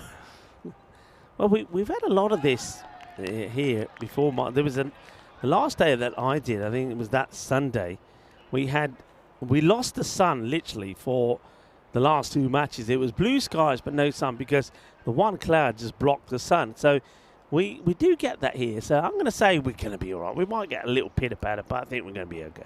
Can they get Ali out right now? It's got to be right now. And, well, maybe they could have, but it's hands in the air. Hands were up, but the ball went through the middle. It's going to be 4 runs. That could be the one here. Let's watch this again. Here's the delivery. Watch the fielder. It's gone right in between the hands. He's lucky it didn't hit him right between the eyes. In the end, it was a Gundy ball, Rico. Deserved to be hit. Ali, he's going to get man of the match if they finish this off. Just waiting for the fielder to get back, I think.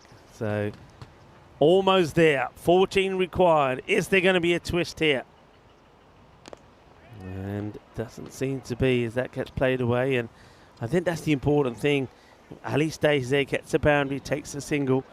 He'll hand the strike over now to Prathapan. This is where you got to bring one fielder tight. Cover Yes. or a point. Find a dot ball. Find a couple of dot balls. They're straight to where cover should have been in the ring and tight. Silly, silly, silly. Yeah, we don't see that, do we? You don't see that a lot. That's what I was saying earlier when Thomas was out there. They weren't trying to stop Thomas taking the single. They could have applied the pressure. They didn't. They could have done the same there. They allow Ali to get back on strike. Okay, now this is a big moment. If anybody can find this, they can't. Oh dear, went up in the air. The wicketkeeper had to try and find it. Lost it in the helmet. The fielder couldn't get there quick enough. It's another one goes up in the air. Could have gone anywhere, this. They've just lost Wisconsin. They just needed a wicket. I'm in election mode, Rico. The men in purple, their path is narrowing. They need a wicket. Oh, cover. Yeah, well, what's going on here? Well, they're not, no plan in motion. I suppose that works out in their favour because I suppose if you ever wanted to push him back, it's for that ball, keep him back on strike. So Prathapan will go on strike. And by the way, not only has that cloud appeared, but the wind has also picked up. It's just worth pointing that out. Tell you what, they are just slowly getting that worm down. It does feel like one wicket. The big man goes, it could all of a sudden change again. Shame they've got no spinners. A lot of military medium. Yeah, this. What's the plan here now? Just having a look. Let's see who the game. It looks like we'll go back to Matiani, who bowled a good 7th over and went just for 9. That last one, by the way, going for 8, but that's enough. They only need to go at around 5s. 10 required then in 12 deliveries. No one deep on the leg side besides mid-on. So he's basically saying he's going to bowl all 6 balls wide of off stump. Can he do it? Got the fielder in close now, though, which is good. There he is, but he gets past him. And the sweeper will make the stop. Here's the moment. Ali's going to try hit a boundary. If it's a boundary, the game's pretty much dead. If he's out, it's game on. Can they flip this match? Can they flip this state? Yeah, wide delivery. And the thing is, you don't want to be bowling there. I mean, you can see what he's thinking. He's got 2 men in the catching position, and he knows that he just like to go fishing, does Ali? Oh! No way. How's that not hit the stumps? Oh, well, that is what I think Robert is thinking. He's thinking this is out, definitely, and it misses. Misses the leg stick. Watch this. It just it spins away. Look at Robert. He's thinking how, and I suppose the early saving grace is that ball don't go all the way to the boundary. Bat on ball, they get another single. Prathapan's actually done real good at just getting bat on ball minimum. He's not gone 4 off 7 or 4 off 8. He's 4 off 4. Yeah. Well, they're 1 hit away from doing it, and I think Ali wants to do it right now. Oh, he goes, misses it, is well bowled, gets a bit of movement away. Rawat makes a mess of the stumps, which umpire Ranga has to come and sort out. But it's another dot ball, so can they take it into the last and maybe have something like Prathapan on strike and really put the squeeze on? Still needing that 6. You can see Ali went for it in the one big shot. And now he just tries to play that little dab and guide it away. It's another dot. Ball to go. We could be going into the last here, needing 6. He wants a single, doesn't he? I think he's better just trying to hit it. Tell you what, they've brought the field right in, but yeah, if he hits a boundary past you, that also doesn't help. Like that. Yeah, and that should be it. That is the match, and he will do it with 6 runs. The Red Stars will get a victory, and they'll do it with a whole entire over to go. Well done, well batted to Ajmal Ali, and I think you're right with that 6 there, taking him on to 39. He certainly will get the Player of the Match award. Well done. He rode a storm. He batted through for his team, and he does the job. The winning 6 off the penultimate over, and they come away with another impressive win. To do it without their captain in the batting lineup, Rico, they should be very proud. They will and should be very proud, and I think, yeah, that was one that they'll say, yeah, we did that for you, captain. Of course, the concerns with the captain remain. They're going to have to get the 12th to play the next match. Dilshad surely won't be playing, and that's going to be a concern because they would have really fancied their chances here up against the American University of Malta. But with no Dilshad, so just looking down there, so he is not playing, so Sabu George will be captaining them in that match. So that's going to be a difficult one. You've got John coming into the side. And, of course, for the American University of Malta, they'll be hoping that Darshit Patanka can continue to be in the good form that he was in earlier when he scored a fine score of 40s, 43 he made. But, of course, it wasn't enough to get them the win. So that match coming up next, but they did take their catches this time at least. That one certainly hurt Matiani. And if they were able to take, you get the feeling, Corey, just one more wicket, and that wicket of Ajmal Ali, things could have been very different. Yeah, they could have been different, but Ali did his job, didn't he? He hit the ball around the ground, he hit the boundaries when he needed. And despite the wickets falling at the opposite end, he held his nerve.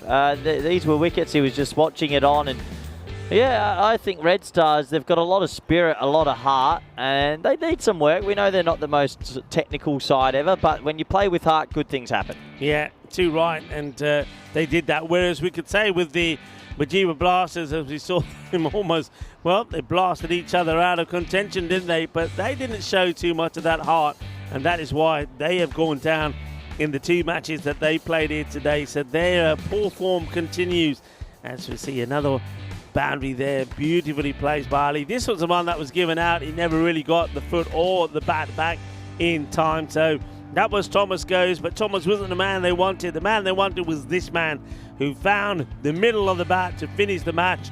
Victory for the Red Stars, as you can see there. Ajmal, he holds his bat aloft to the joy and the cheers of the Red Star spectators. Well done to them. They continue in winning ways. Won yesterday against Gozal Zalmi, and they've done it again here today. But can they make it 3 on the spin as they take on the American University of Malta next? Yeah, look at the scorecard here. 39 off 19 for Ajmal Ali, and a good cameo from Sabu George at the top, 24 of 9. Those two did all the heavy lifting, and they did get the win for their team. Another very good performance from Red Stars. Let's have a little quick look at the bowling scorecard, shall we? And hey, look, they took it deep. They tried their best. A couple of wickets to all the bowlers, Rico, but just didn't get the big fish when they needed. Yeah, and I think like you were calling for, we never saw that the spin, maybe a spinner there just to get the miscue out of something like Ajmal Ali and take the chance, and with that, maybe take the match. But they gave it their all, didn't they? Suraj double 2 for 27. And we also saw even the captain, have to say, Devendra Negi, he was very unlucky. Remember, there was a chance to take that catch early on of him as well. 1 for 13 off his 2 overs. And even Gurram Matani there, he finishes 18 going off his spell. Fought hard, but it wasn't enough. It was their batting that's letting them down. Talking about teams that are having trouble with their batting, well, the American University of Malta certainly are one of them. They'll be hoping to put it right. Remember, this match starting in 32 minutes time. So AUM taking on the Red Stars. The Red Stars looking to make it 3 wins on the spin. Join us back in half an hour's time.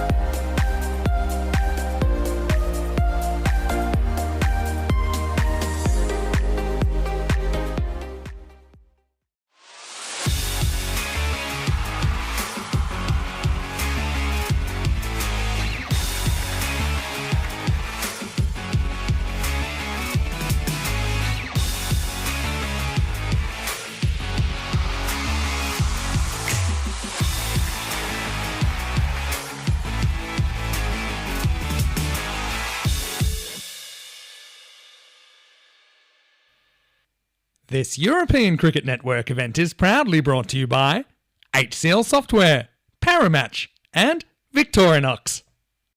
Hello everyone and welcome back to the ECN. It's our final game of today. It's AUM taking on Red Stars. This should be an interesting contest. Can AUM get their first victory? Let's go to Joe Foster for the all-important coin toss. Okay, Red Stars are the home team, AUM to call. Heads. Heads is the call. And it's a tails. So we're going to ball first. Okay, so Red Stars have won the toss. They're going to have a bowl. So news from the toss, Red Stars have won the toss, they're going to have a bowl first, and I can understand why. AUM don't have any wins on the table, so for Red Stars, they might see this as an opportunity. Can they bowl them out cheaply? Can they chase it inside 7 and pick up all 4 points and really start elevating themselves up the table? They have plenty of games in hand, but unfortunately their captain did get injured in the last game with what looked like a pretty serious knee injury, so it's not going to be easy. If they're missing him, he's been one of their biggest contributors with the bat, with the ball, and his leadership as well. For AUM, look, they've shown glimpses. It's never easy when you're at the bottom of the table. It's never easy when you don't have a win. But if they can put all those glimpses together into one, there's no reason why they can't leave this ground here today with their first victory in this ECS Malta. It's their final game of the day, and this man's always ready to bring you the action for the final game. It's Rico Full. Let's go to him now.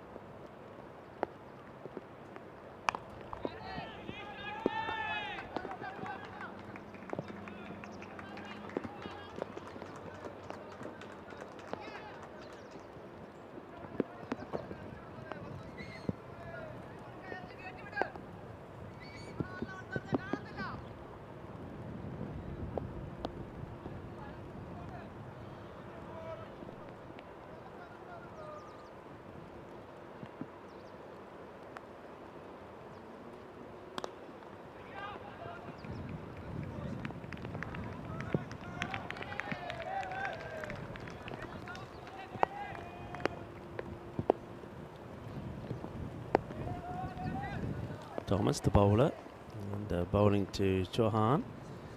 Once again, apologies, folks. I know we're having a few issues with sound. We are trying to sort them out.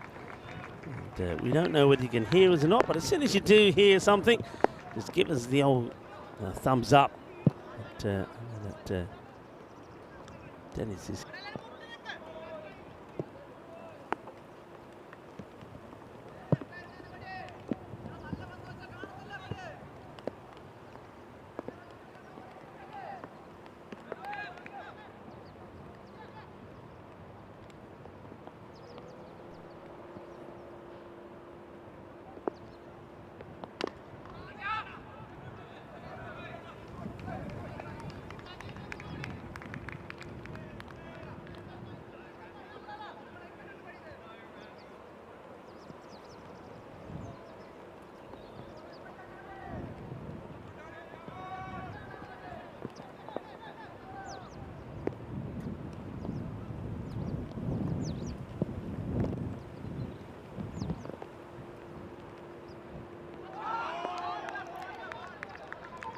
Big swing and a miss as that ball goes just outside the off.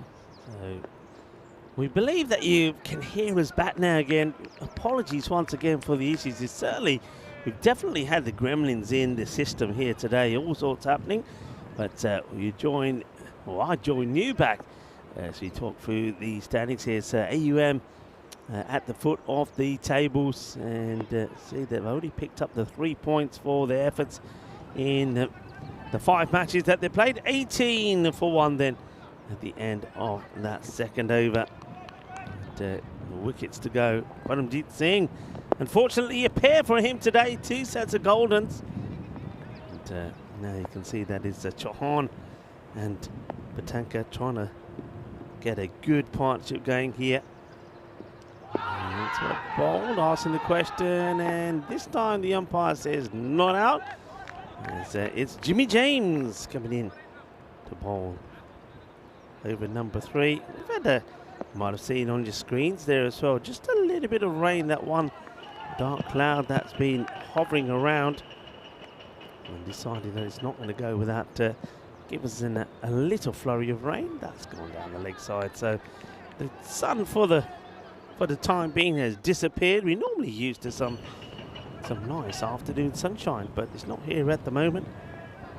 And what we do have instead is a few light showers, and the sun is starting to come back again. We might even see a bit of a rainbow somewhere in a moment. And that one's played away. He's took himself out of position to play at that. It wouldn't have been a wide. It would have snapped this one through with James, but a bit of bat on that. That gets away for a single. And Corey, I think we're back on. Testing. 1, 2, 3. If you can hear me, give me a thumbs up in the chat. But yeah, thankfully, we got been a bit of a technical day. A few things going on here and around the world, but hopefully we're back both live and enjoying another game of cricket, our last game today, with a little bit of rain around. Yeah, a few people have seen that on the screens. Hello to Thomas Martinez, who is there. That's 4-leg buys, by the way. And so Hiroshik is saying commentary. Well, we're back, Hirosh, don't worry. And hopefully we're back here to talk you through the day. But there's that rain, and yeah, it looks, I think at the moment, it's probably fair to say it looks worse than what it is. It looks worse, but I am looking out the corner of my eye at the match referee's tent, and they are standing outside the tent looking. So the thing is, when you're in a competition like this, Rico, we've got a lot of cricket coming up, and I love this ground, but one thing this ground struggles at is drainage. Yes. It's not the greatest drainage ground around, so if it gets a little bit heavier, I wouldn't be surprised if they maybe get the covers on. Yeah, I just noticed there the umpire just looking in that direction as well, and there you can see that that Joe Foster, when he gets down on one knee and sends that big, well, that's going to leave a hole up in the sky for a few more bits of rain to come down. And, well, that's disturbed the nest, I think, as the birds get flying out of the way, because, well, you don't want to mess with the Grizzly. That's a delightful shot from the tank. He goes down on one knee. Look at this. Boom. Shutgut, lug yeah, and just watch the action here as this Grizzly goes into the greenery. Oh, there. Oh.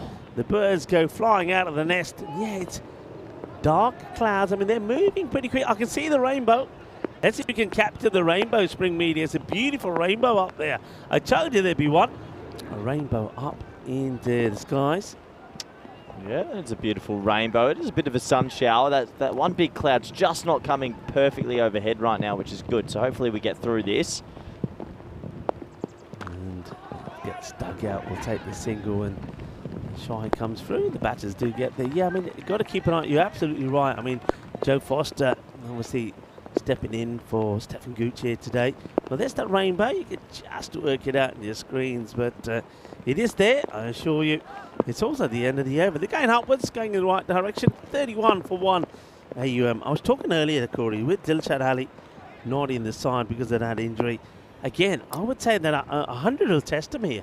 Some good news about that, though. I was over at the dugouts before, just in the game break, in the 40-minute break, and didn't get to say hello, but he was standing and not walking fluently, but he was standing. He wasn't sitting or in huge amounts. So that's a good sign. If you're standing, something's a bit better. Yeah. It wasn't like he was walking perfectly, but he wasn't in agony. So fingers crossed. Yeah, fingers crossed. I mean, I know when I spoke to him briefly in the same interview, he was saying, yeah, I'll get it checked later. But he did say it's an injury that he's had before on the same knee. So that's what could be the concerns here. So we'll find out more, I'm sure, tomorrow. That's pretty wide outside the off, and they'll check the height on this as well. But one thing I can tell you is there is still raining, so nobody in those stands at the moment where that ball goes. And that's 6 more. It's an easy hit away. I suppose that's the issue here. I think that's a no-way. That's going to be called, I'm pretty sure. Might be I know called. He's a tall man, but I don't think he would be bowling there. I just sense that he was, looking at that from that angle, and it has been called. So a free hit coming up.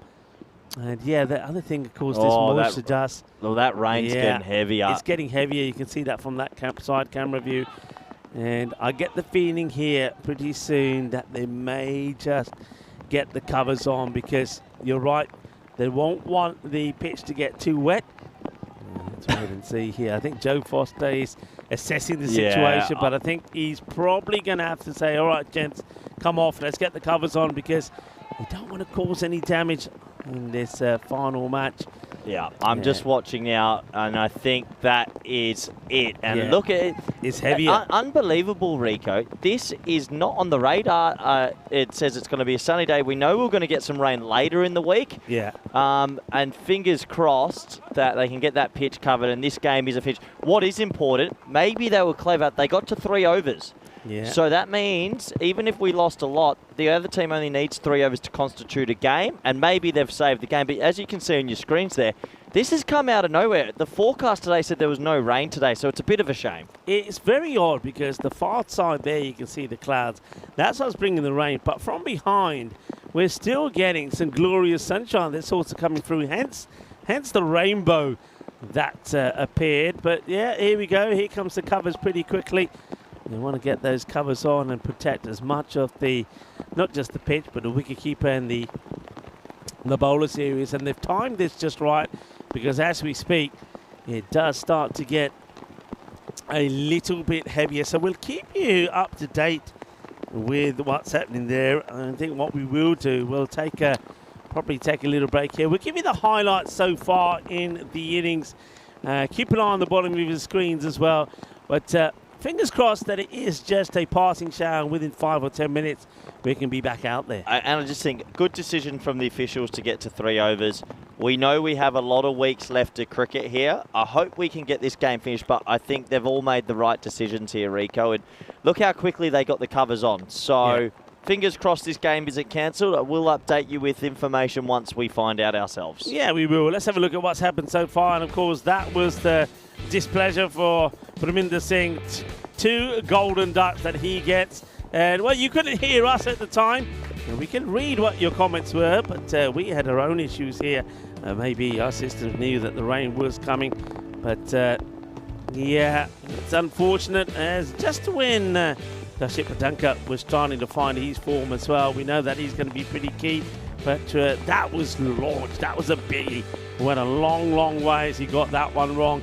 So Dashit Padanka gets to 24 of 11 deliveries. That was another one that went a long way. And you can see the rain there. And if you didn't see it then, well, you can see it got even heavier at this point. And we were sure that at that point that Joe Foster, there he is, was going to call for those covers. And well done to Joe Foster and the ECN crew, and of course both sets of players getting the covers on there pretty quickly. And we'll keep you posted. Keep an eye on the bottom of your screens as well. But at the moment, the rain is still there. It's the heaviest that it's been.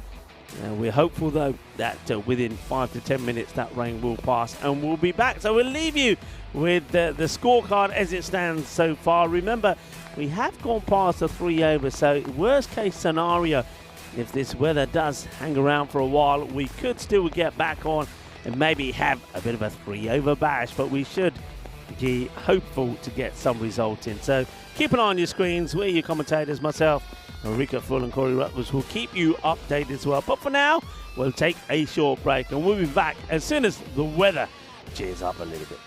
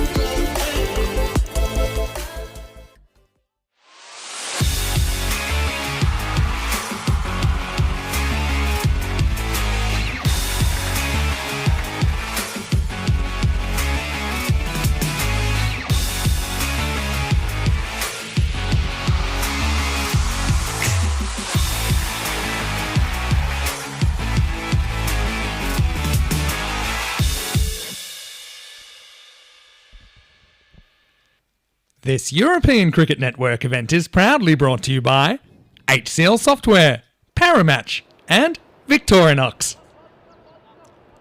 Hello viewers and welcome back. Well, the good news is that the bulk of the rain has passed us. You can still see the dark clouds that brought that rain across, and that means that we can continue, but it will be a match that's reduced now to 8 overs a side. Well, that will mean, of course, whatever the AUM get to here, that will all now.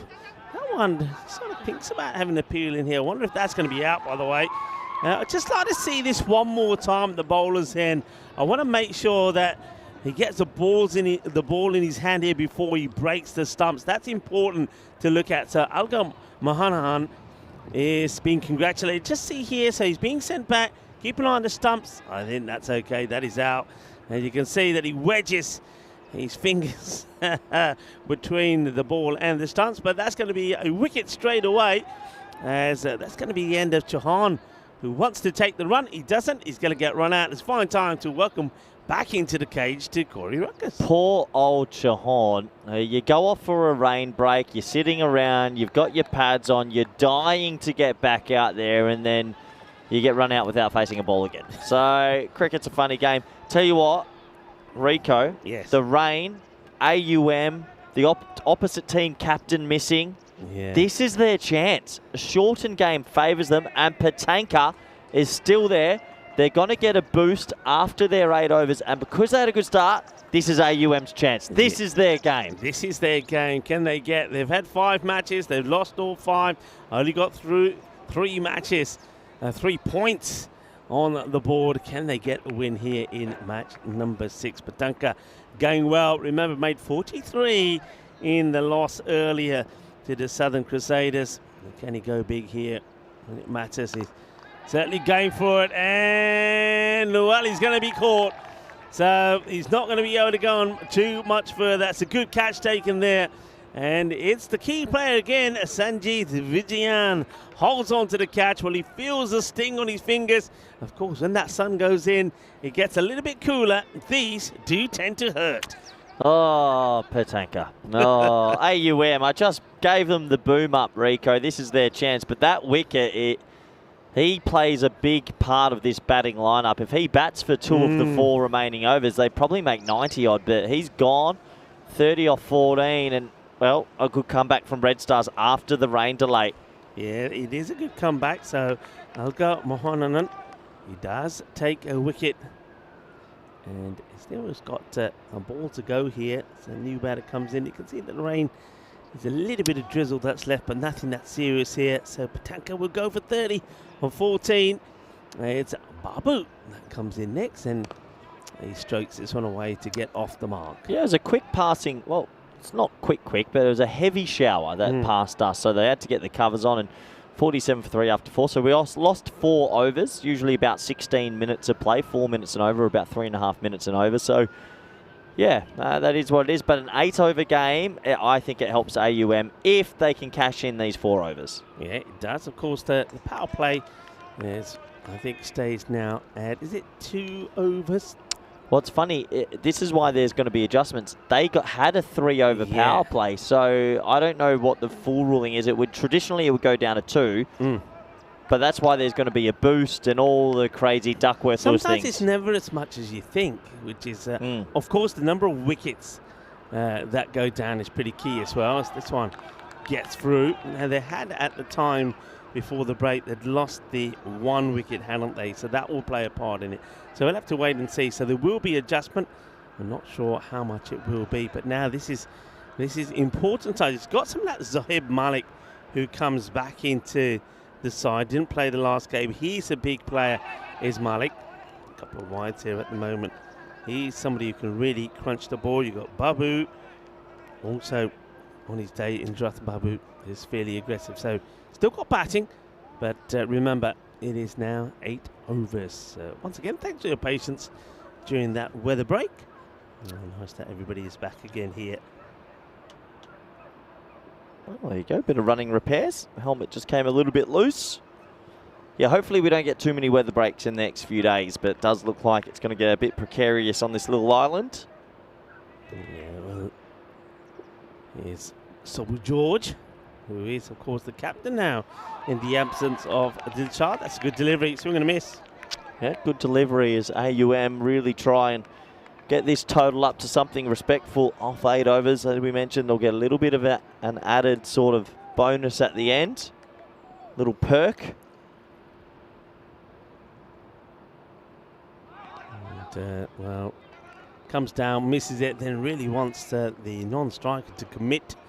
And Malik to try and get to the other end. Malik saying, well, I'm not running myself out. But he's not running with a lot of pace here. You could argue the fact that Prathapan could probably put the lid on and stand up, you know, and try to keep the batter in his crease, Babu.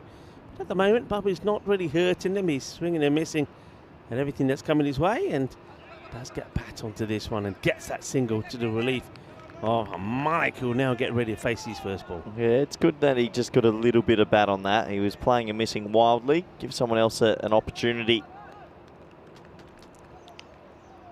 Zohaib just having a look, just checking with the umpire how many balls to come. The umpire says still 2 to come in the over. Zohaib, hard hitter off the ball. And he goes after it. It's up in the air and it will get over the rope and into the tyres. That's a good hit. Thank you very much. Zohaib gets the width and he gets the shot, gets the boundary. That's what he's got to do here. And really goes after that one. And over it goes. See where that lands, and that's a big 6, and yeah, almost disappears into those tyres. That would have been a good find. If it had landed in there, it might have taken the fielder a good 10 to 12 minutes to sort it all out. Well, not that far away. That lovely shot from Malik. They need a good finish. Touch him up a little bit, and one bounce into the fielder. Takes the single. Zahab will stay on strike. End of the over, and Sobby George goes for 10. As AUM are now 56 for 3 after 5.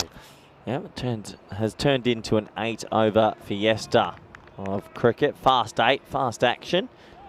And it does give AUM an opportunity that maybe they've not really had in the tournament so far to really go close to a win. Yeah, they need to make the most of this. And I still maintain that we know that Red Stars, they will have trouble. I said that if they can put 100, 110 on the board against the Red Stars in 10 overs. So if they can get to, say, even an 80, between 80 and 90, I honestly do believe that American University of Malta will give themselves a big chance for a win in this one.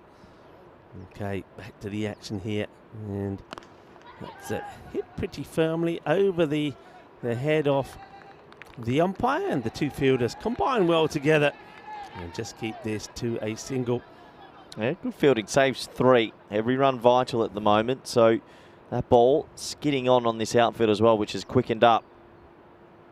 Monahan is bowling. That's why bowled. He just doesn't give it in the areas where the batter wants. Doesn't get the drive into. Has to use his feet and just play that one away. Yeah, one more to the total. Only 2 overs left after this. I think AUM gets to around about 80, 85, get a little bit of a boost. And yeah, if they bowl well, considering the skipper is out for Red Stars, they've definitely got a shot. Yeah, big time. Mohanan with the ball, so he will be bowling. He's 2 out. He's unlucky there. Oh. And, well, double unlucky, because now what should have been just a single gets through the man who's got the 2s upside down on the back of his shirt. And that is going to be 4 runs. Oh, I don't know how he missed it. It wasn't racing away too quickly. He just got caught in no man's land through the legs, the old nutmeg, and 4 more to the total. Yeah, Balous makes the mistake. They'll take whatever they can get to. Yeah, there you go. It's a big error.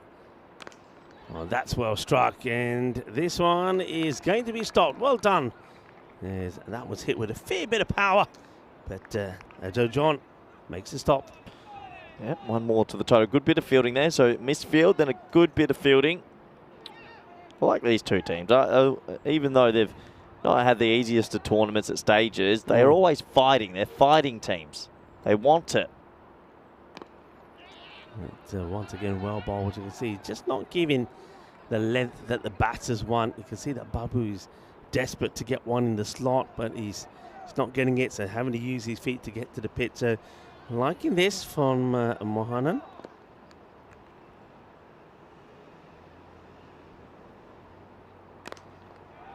It's down the ground, bobbles around a few times to the fielder. Well stopped, will take just the single. Yep, just the single. So another over will be completed. 65 for 3, 12 balls to go. AUM lost a couple of wickets after the rain delay, now steadying a little bit. And you can see the supercomputer. I think this one's going to go right down to the wire. And, well, we have had matches that were short and go to the golden ball. I know that we had a good one in Gibraltar not that long ago as well. So we've gone past the 300 mark, the number of matches since the golden ball. So let's see if could this be the one. It's up in the air. Doesn't get the power in it. Will just be another single. Zoe Malik. Well, let me see if I can find out how big the power play would be in the second innings. Because that's important, isn't it? Yeah. Very important. I get the feeling it's two. I think it's two. 3 bowlers were allowed to bowl. Oh, that's crunched. That's no good delivery. It's a full toss that gets blasted away. So Babu finally does get one in the slot. That's what he's waiting for. And he puts that away. Nice, powerful strike for 6. Yes. As Sobhu George comes back into the attack. Handy runs. I tell you what, get that little boost. This is AUM's game. This is their moment in the sun. They're going to have a lot of hard games coming up as well. This is the one they can do it. Okay, Sobhu George gets back. Babu gets a crucial boundary. And that's a good change up from the bowler. Slightly shorter. And looks like that. Yeah, that's the one for the over. You see the grizzly jackets are now out for the umpires, as it does also when the sun goes in, gets a little bit cooler as well. Yeah, we might have to be going the long jackets the next few days, Rico. It's well played. Fielder's got to get down, but he does, but he can't make the stop. It's going to get past Ajmal. How key Ajmal Ali is going to be again, this time with the bat. He was the hero for them with the bat in the last game, but just see here, just ends up, he's a little unlucky really. That ball just dips before he can get the hand to it to keep it in the field of play. Yeah, tried his best, just couldn't tap it back in time. And AUM, they're in dreamland right now. A couple more boundaries here. George is under pressure. It's well bowled and nothing there at all. I think Sobhu George knows it as well. A lot of appealing there from the wicketkeeper, Prathapan. But that is a good delivery. It'll just be a dot. Well, one more dot to the total. 76 now on the board.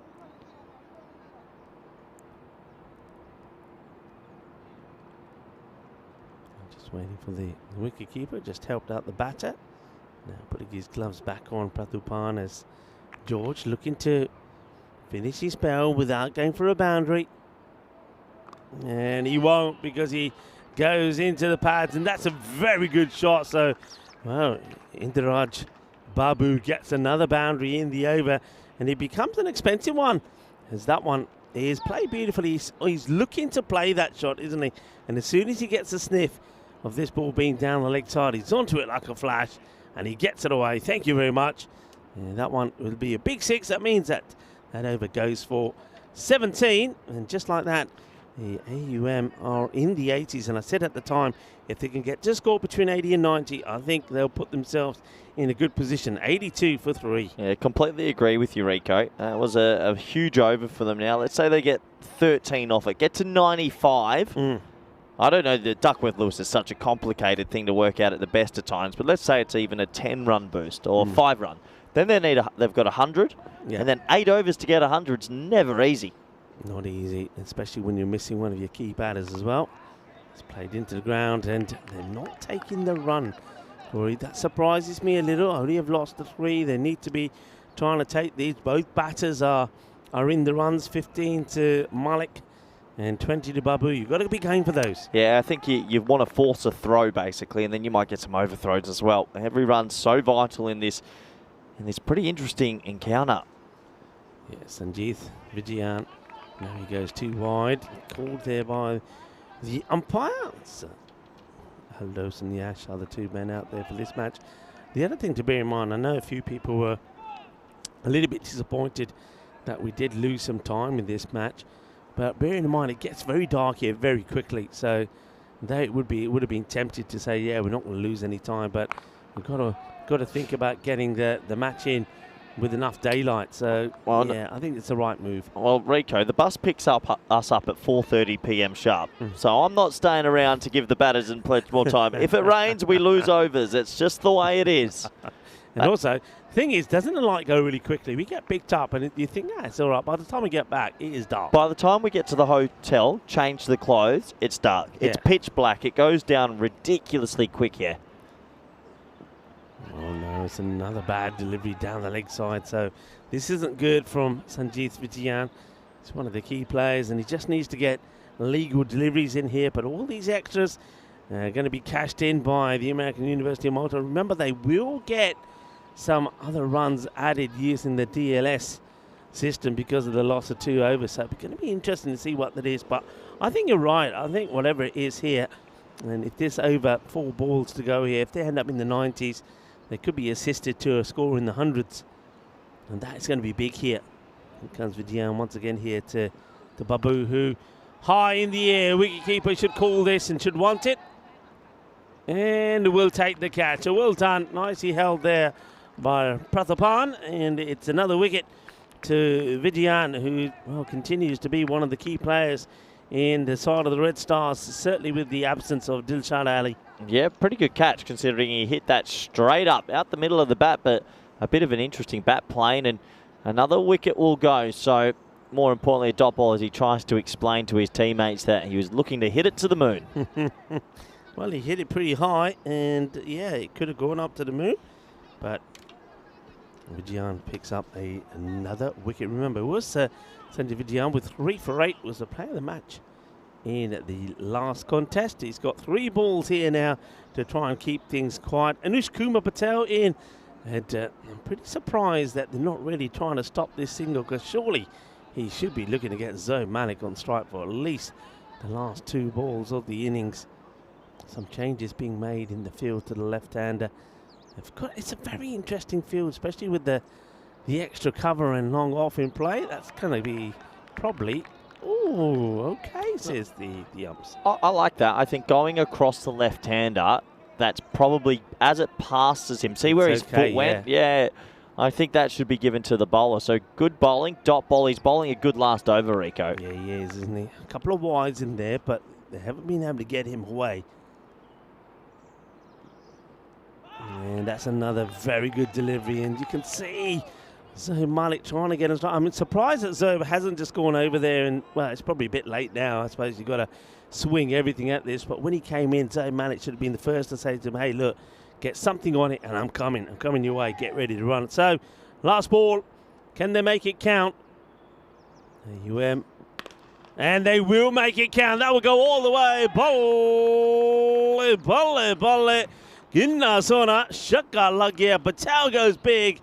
He gets the boundary. That will take him on to 91 at the end of the 8 overs. But remember, we do know that there will be some adjustment to that score. And as soon as that news comes through, we'll let you know. Or when the teams come out for the second innings, it will be on the board. So American University of Malta, well, for us, myself and Corey, we do believe that they put themselves in a good position here. And, of course, they've got some more runs to be added on there. Red Stars, well, they're going to be relying on that man again. I think there's going to be Ajmal Ali and the likes of Sangeet Vijayan that are going to be their keys here. That was the wicket to remove from Minder Singh early. It was a pair for him. It was a nightmare of a day for him.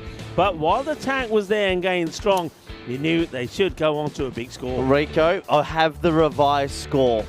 Now hold your hat. They ended up on 91. Yeah. They now move to 93. I don't get Duckworth. You don't get it. I don't get it. Yeah. They've lost 2 overs. Yeah. And they get 2 run boost. Do you think that's because they got 3 overs of power play batting? No. Because there's only 2 overs of power play in the second half. But it doesn't sound right. No, it doesn't. It's happened the other day when I was with Vinny, and I think we were in a car somewhere, we were saying, I was saying it would probably be around 8 to 10 runs. When it came through, again, even then, it was like 1 run. And I was thinking, well, how come it don't make sense? To me, it's almost like saying you lost 2 overs, and we think in the 2 overs he would have scored 2 runs. And that's how it comes across to me. I know there's other things to look into it, but yeah, it never feels right. It doesn't feel. You know what? Duckworth Lewis was made for longer form 50 over 60 over cricket. I don't know if it works for T10. I think we need to make up our own. Yeah, I like I'm with you there. I think there's a way to. There must be another way to work this out where you don't feel as a batting side that you feel a bit hard done by. I mean, you're right. I mean, look, you could argue the fact that it goes against the likes of the current side fielding, the Red Stars, because the Red Stars could argue, well, hang on a minute, you had 6 more balls in the power play, which we're not going to get. So you know, that's the only thing I can maybe okay, but still. Yeah, and they'd only lost the 1 wicket when they went off, so it wasn't like they were 3 down or something, and they could say, well, look, you lost a lot of wickets. Interesting one. When you're batting first, you think you've got 10 overs, so you're not batting as if you've only got 8. Yeah. I think it works against the batting team in a big way. But anyway, it's a topic for another evening. 30 for Patanka, 16 for Malik, 20 for Babu. Patel with maybe a crucial 6, 10 extras. 91 is 93. Well, game on. Yeah, well, we did say if they get to a score between the 80s and the 90s, we feel that the American University of Malta will have a good chance to register their first win in this competition. Maybe that's going to be the one. We're going to take a very quick look at the bowling figures. Then after that, we'll go to the break because normally change around. I'm expecting it to be pretty quick. So there's the bowling figures there. 2 wickets once again from Sanjit Vijayan. I think he's bowled very well. And, I think Alok Monanan as well put a good shift in with the ball. So we'll take a quick break, but remember, we'll be back pretty quickly from the reply from the Red Stars. I mean, Red Stars will be looking to get the win, but American University of Malta will probably have their tails up. Join us back in about 10 minutes' time.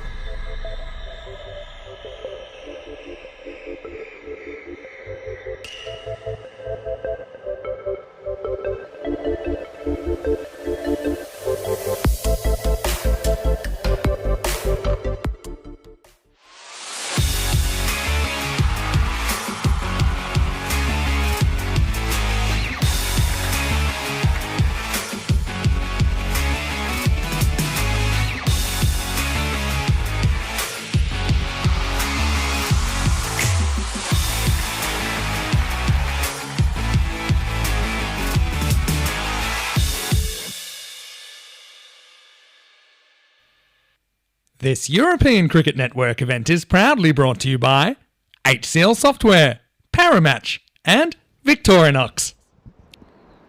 Hello viewers and welcome back as we all strapping ourselves in for the final innings of the day. Still a bit of cloud cover around. We're seeing it out there in the middle there. You can see to one side we've got the dark clouds which just keep hovering above us. A bit of late afternoon sun also sticking around. Local time just getting up to about 3:45 here, but certainly is a lot darker at the moment.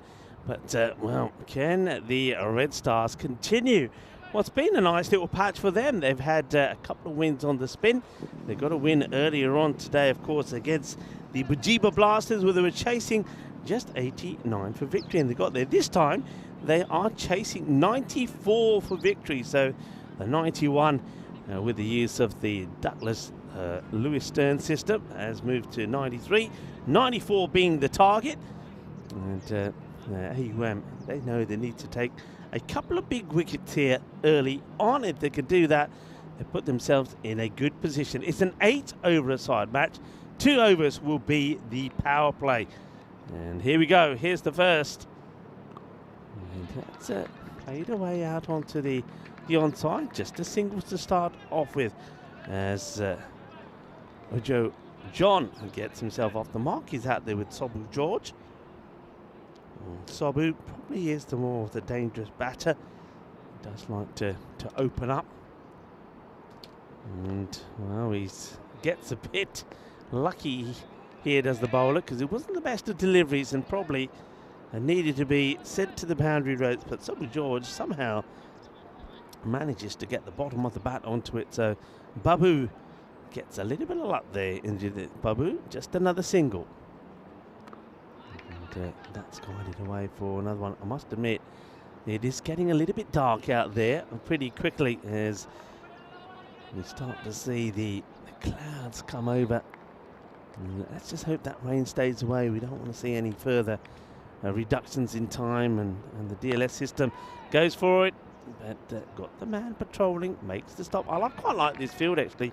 You've got short mid-wicket and quite a wide mid-on, and in the gap, in between the gap, you've got the fielder on the boundary in that mid-wicket area. That's worked pretty well at the moment. And defensively played, so still no boundary in the over. So interesting that they haven't gone for either Sanjeev Vijayan or Ajmal Ali. That's going to be a wide as the bowler literally skips this ball through. It's got quite a skippy follow through. Just watch it sort of delivers this, and well, it goes for a little skip. I suppose it's a nice afternoon for a skip. There's the delivery, and there he goes, just a little bit of skip through. Okay, so 5, and that's a good leave. You can see he gets ready to play the shot. He knows that there is a catcher there on the 45. So John just quite happy to take another extra with the ball to go. That's 6 off the over. They do feel need to get a boundary to stay up with the pace. Otherwise, remember, just 8 overs, they fall behind the rate pretty quickly. And no intent there at all. In fact, they won't get anything out of that. That's a very unusual over from the Red Stars. It'll just reward them with 6 runs, 6 off the first, as Corey comes into the cage. Yeah, 302 games since a golden ball. There's every chance this could end in a golden ball. It's in that sort of zone. But yeah, interesting start. Red Stars a little bit cautious for me. I was just looking at some of the numbers, Rico, because obviously they have to bat 3 overs to constitute a game, because you're right, it's gotten dark, and those dark clouds are over us right now. Yes. So if they do get to 3 overs and there's 0 down or 1 down, they need to be 31. All right. It's not that impossible. No. That would give them the win. Anything under that, but they have to get to 3 overs first. The sun breaks through the clouds again, but it does feel like it could just burst out raining any moment. Yeah, it feels like it's got very dark. The wind sort of calm right down. So is this like a bit of the calm before the storm? We did say that there could be some rain here today. This looks like it's Parminder Singh with the ball, and well, he's going to... Oh, that's a bit of a tough call, actually, I think. I thought that was okay. I don't think this misses that line. I think he sneaks this one in. So, yeah, I don't think that is a wide, but it's been given by the umpire. Yeah, did it get a bit of line? It doesn't matter. The umpire's already called it. So, a couple of wides sneaking in now. It's a catching opportunity and taken. I like the way he takes this catch. He gets himself in a good position. And well, I tell you what, he takes the catch and he gets caught himself. That's the way to do it. The catch gets taken there by Tariq Shah, and then Tariq Shah literally gets caught by Drew Grujar, who says, well, you caught that one. You caught the Grizzly, and I'm going to catch you. As Sobul George, the dangerous Sobul George, goes and says, Aja, Miriwari, let me pick you up as well. Well, there you go. I want to play for them. If you're getting some free lifts around, George goes for a weird 2 off 3. He seemed a little bit short of a gallop, really. And Red Stars are just, they do know it's an 8 over game, right, Rico? Because they're batting as if it's a 10 over game. It does seem that way, doesn't it? The intent that you thought would have been there in that first over to get them to a good start doesn't seem to be there. Oh, that's Gandhi. And it ends up being a brilliant take by Patank. And, well, Parminder Singh, he likes to play about with his hair when things don't go right. Yeah, this is what they're going to have to be careful about. Don't give away too many extras. Don't give away the free no balls or anything like that. This is their chance. Once again, he just tapped away. I mean, the goal was Shine Samuel, who's come out here at 3. So you've got batters like Ajmal Ali, who just made a fine 39 and gets 39 not out, gets a win really for his side. We ain't seen him, and we're not seeing the Fijian out there either. A bit more intent in this one, but gets through the fielder. I don't mind that. He's actually gone for the catch. And if he takes it, he would have been rewarded with the important wicket. And also, he gets enough on it to stop the ball going to the boundary. Yeah, top effort. He came her-tailing in and got 2 hands to it. Could be a big moment. It does go down as an opportunity. Yeah, they will come back for a couple. That's going to be another big one. Just getting too much sweep, but there's the little scratch of the head there. And yeah, the Dashit Patanka coming over. Now that wind does pick up again, I get the feeling there's more rain on the way. It feels like it. It's gotten swirly and a bit cool at the ground, and they've got to get these overs in. They'd be ahead if they can race through, you'd imagine. Yeah, I can hear that rain, Corey. The rain has come back. And they've really got to throw the bat at everything here, because what they're scoring. Oh, how's he done this? That's quite remarkable. Is it a cheeky back flick from the fielder? What a bit of fielding this is. Let's see this one more time. We can hear the rain on the top of our tent, but let's have a look. This is quite remarkable. What does he do now? It's the ball back of the hand. It's not the legs at all. I thought it was a cheeky back flick, but saves the boundary. Important. Well, this is extremely close now. Rain is starting to fall. 8 balls would make this a legal game. And that's going to be a no ball off the pitch. We might not get to 3 overs because he's bowling that many extras. Well, maybe that's the plan. Maybe. But he's getting so much swing, and watch him, he'll be scratching his head again. Every time he bowls wide, he turns around. Rico, we are up against the clock. 8 balls to get this game complete. Oh, he just hits this into his own pad, and if he hit, it would have been out. Fortunately, he's well backed up. You can see Dashit Patanka wanted it to be thrown at his end. Here we go. I'm watching the match referee, and he's on his feet, and I think everyone knows they want to complete the game, otherwise it's 2 points each. But it would be 31 for 1. They need to get to 31 after 3 overs. So that means, with that being a single, if they get the next over complete, they would need at least 14 to win of 6 deliveries. Yeah, and then they might come off, you know. Yeah, well, let's keep an eye on this. I mean, at the way it's going, I mean, AUM... Come on, AUM. They're on 3 points. AUM come on, boys. Could be looking for at their first win here. The thing with this is, of course, whatever happens, both teams will get something from it. So it cannot be and won't be 4 points to one side. So it's 3 and 1, but which way is it going to go? We're seeing here. Well, this is why they were blocking that first over, Rico. It could come back to haunt them. I've got a feeling this game will get called, but they want to complete this over. They want to give both teams a chance at the W and not an abandoned game. So this could be 14 off 6 to win. Yeah, it's getting heavy as well. All right, up in the air, and it should be taken by Patanka now. And it gets dropped. They get 1, but it's only 1. It's not a boundary. Patanka sees it late, but goes after it.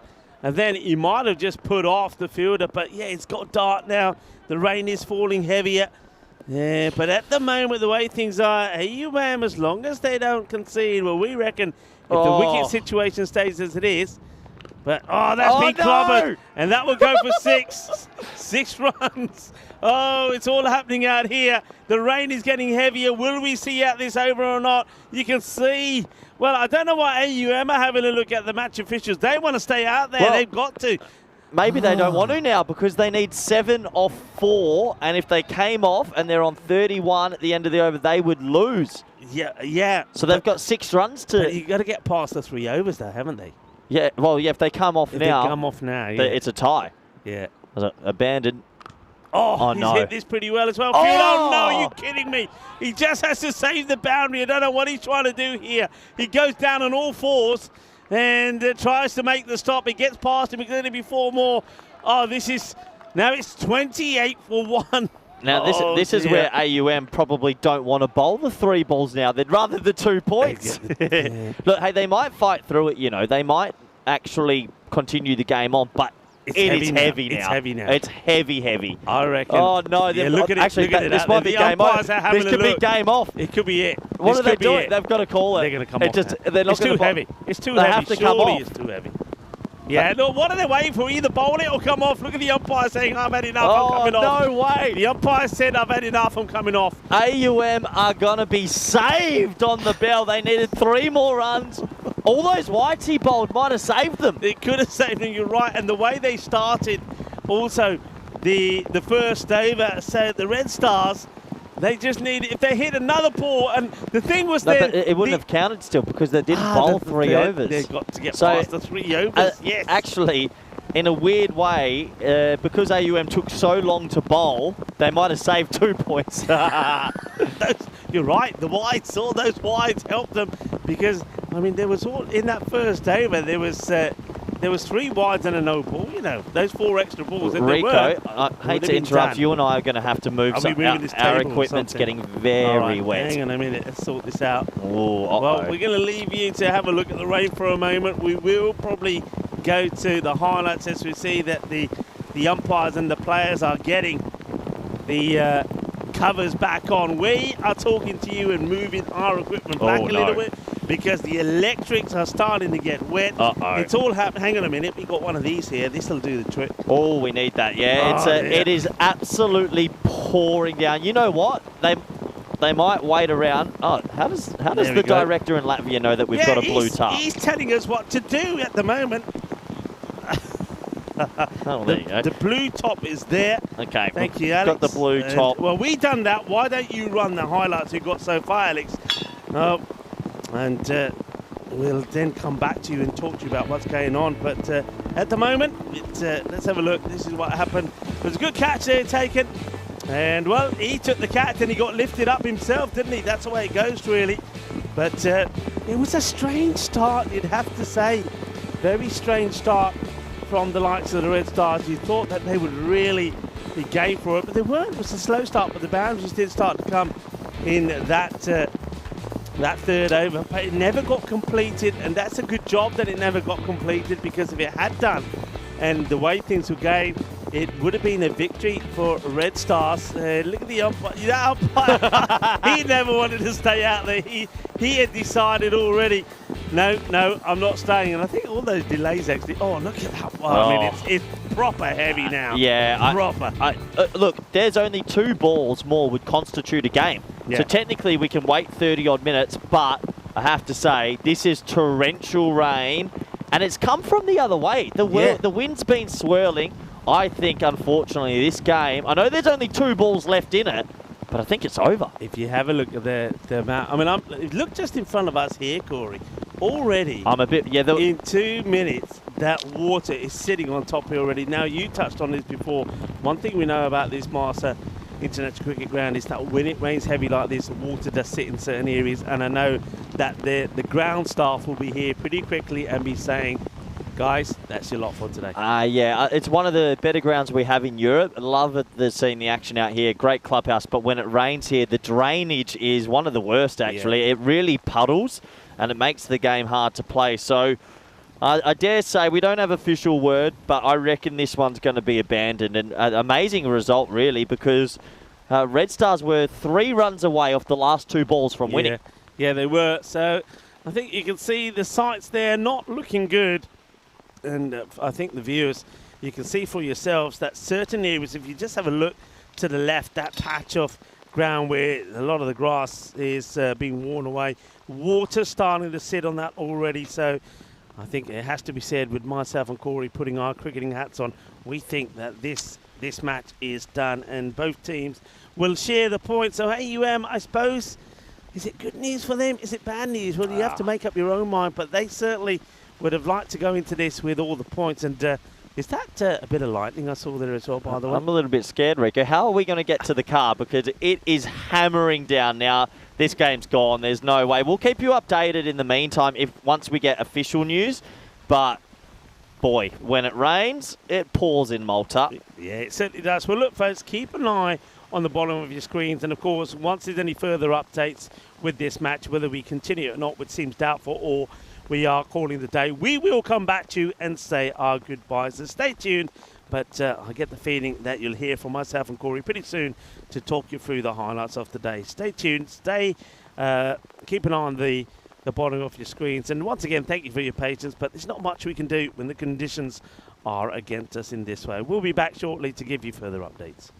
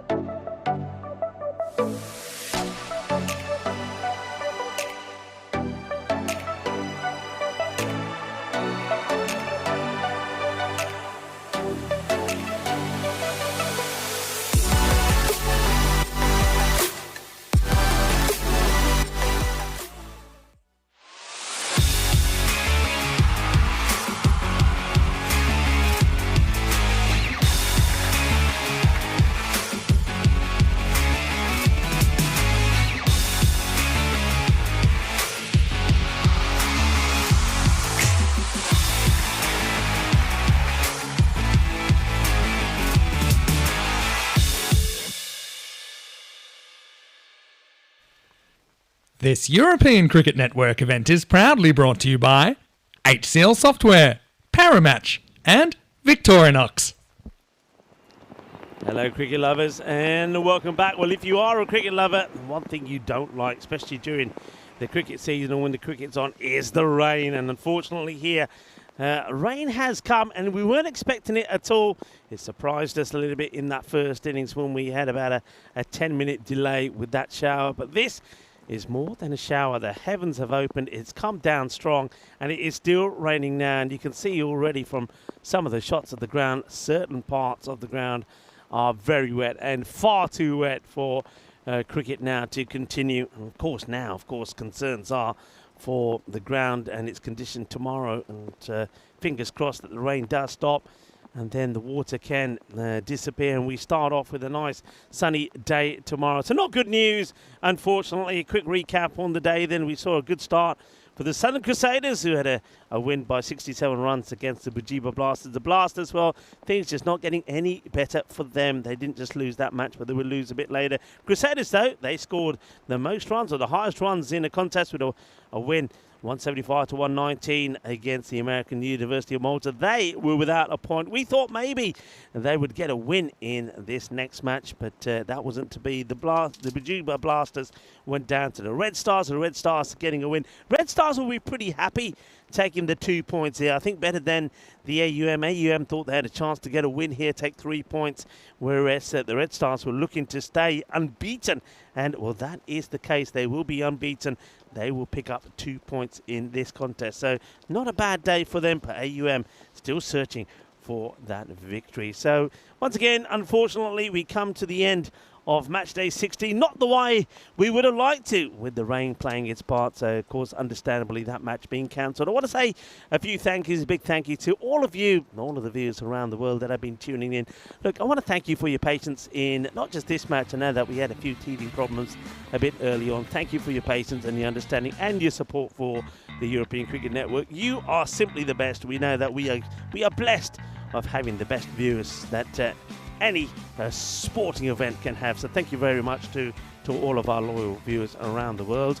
And also a big thank you to Spring Media, doing a great job here at the ground, and also the ECN crew. And thank you to the Federation. No doubt that they're going to have their work cut out tonight and tomorrow morning to get the ground fit to play for the start of match day 17. I want to say a big thank you to Corey.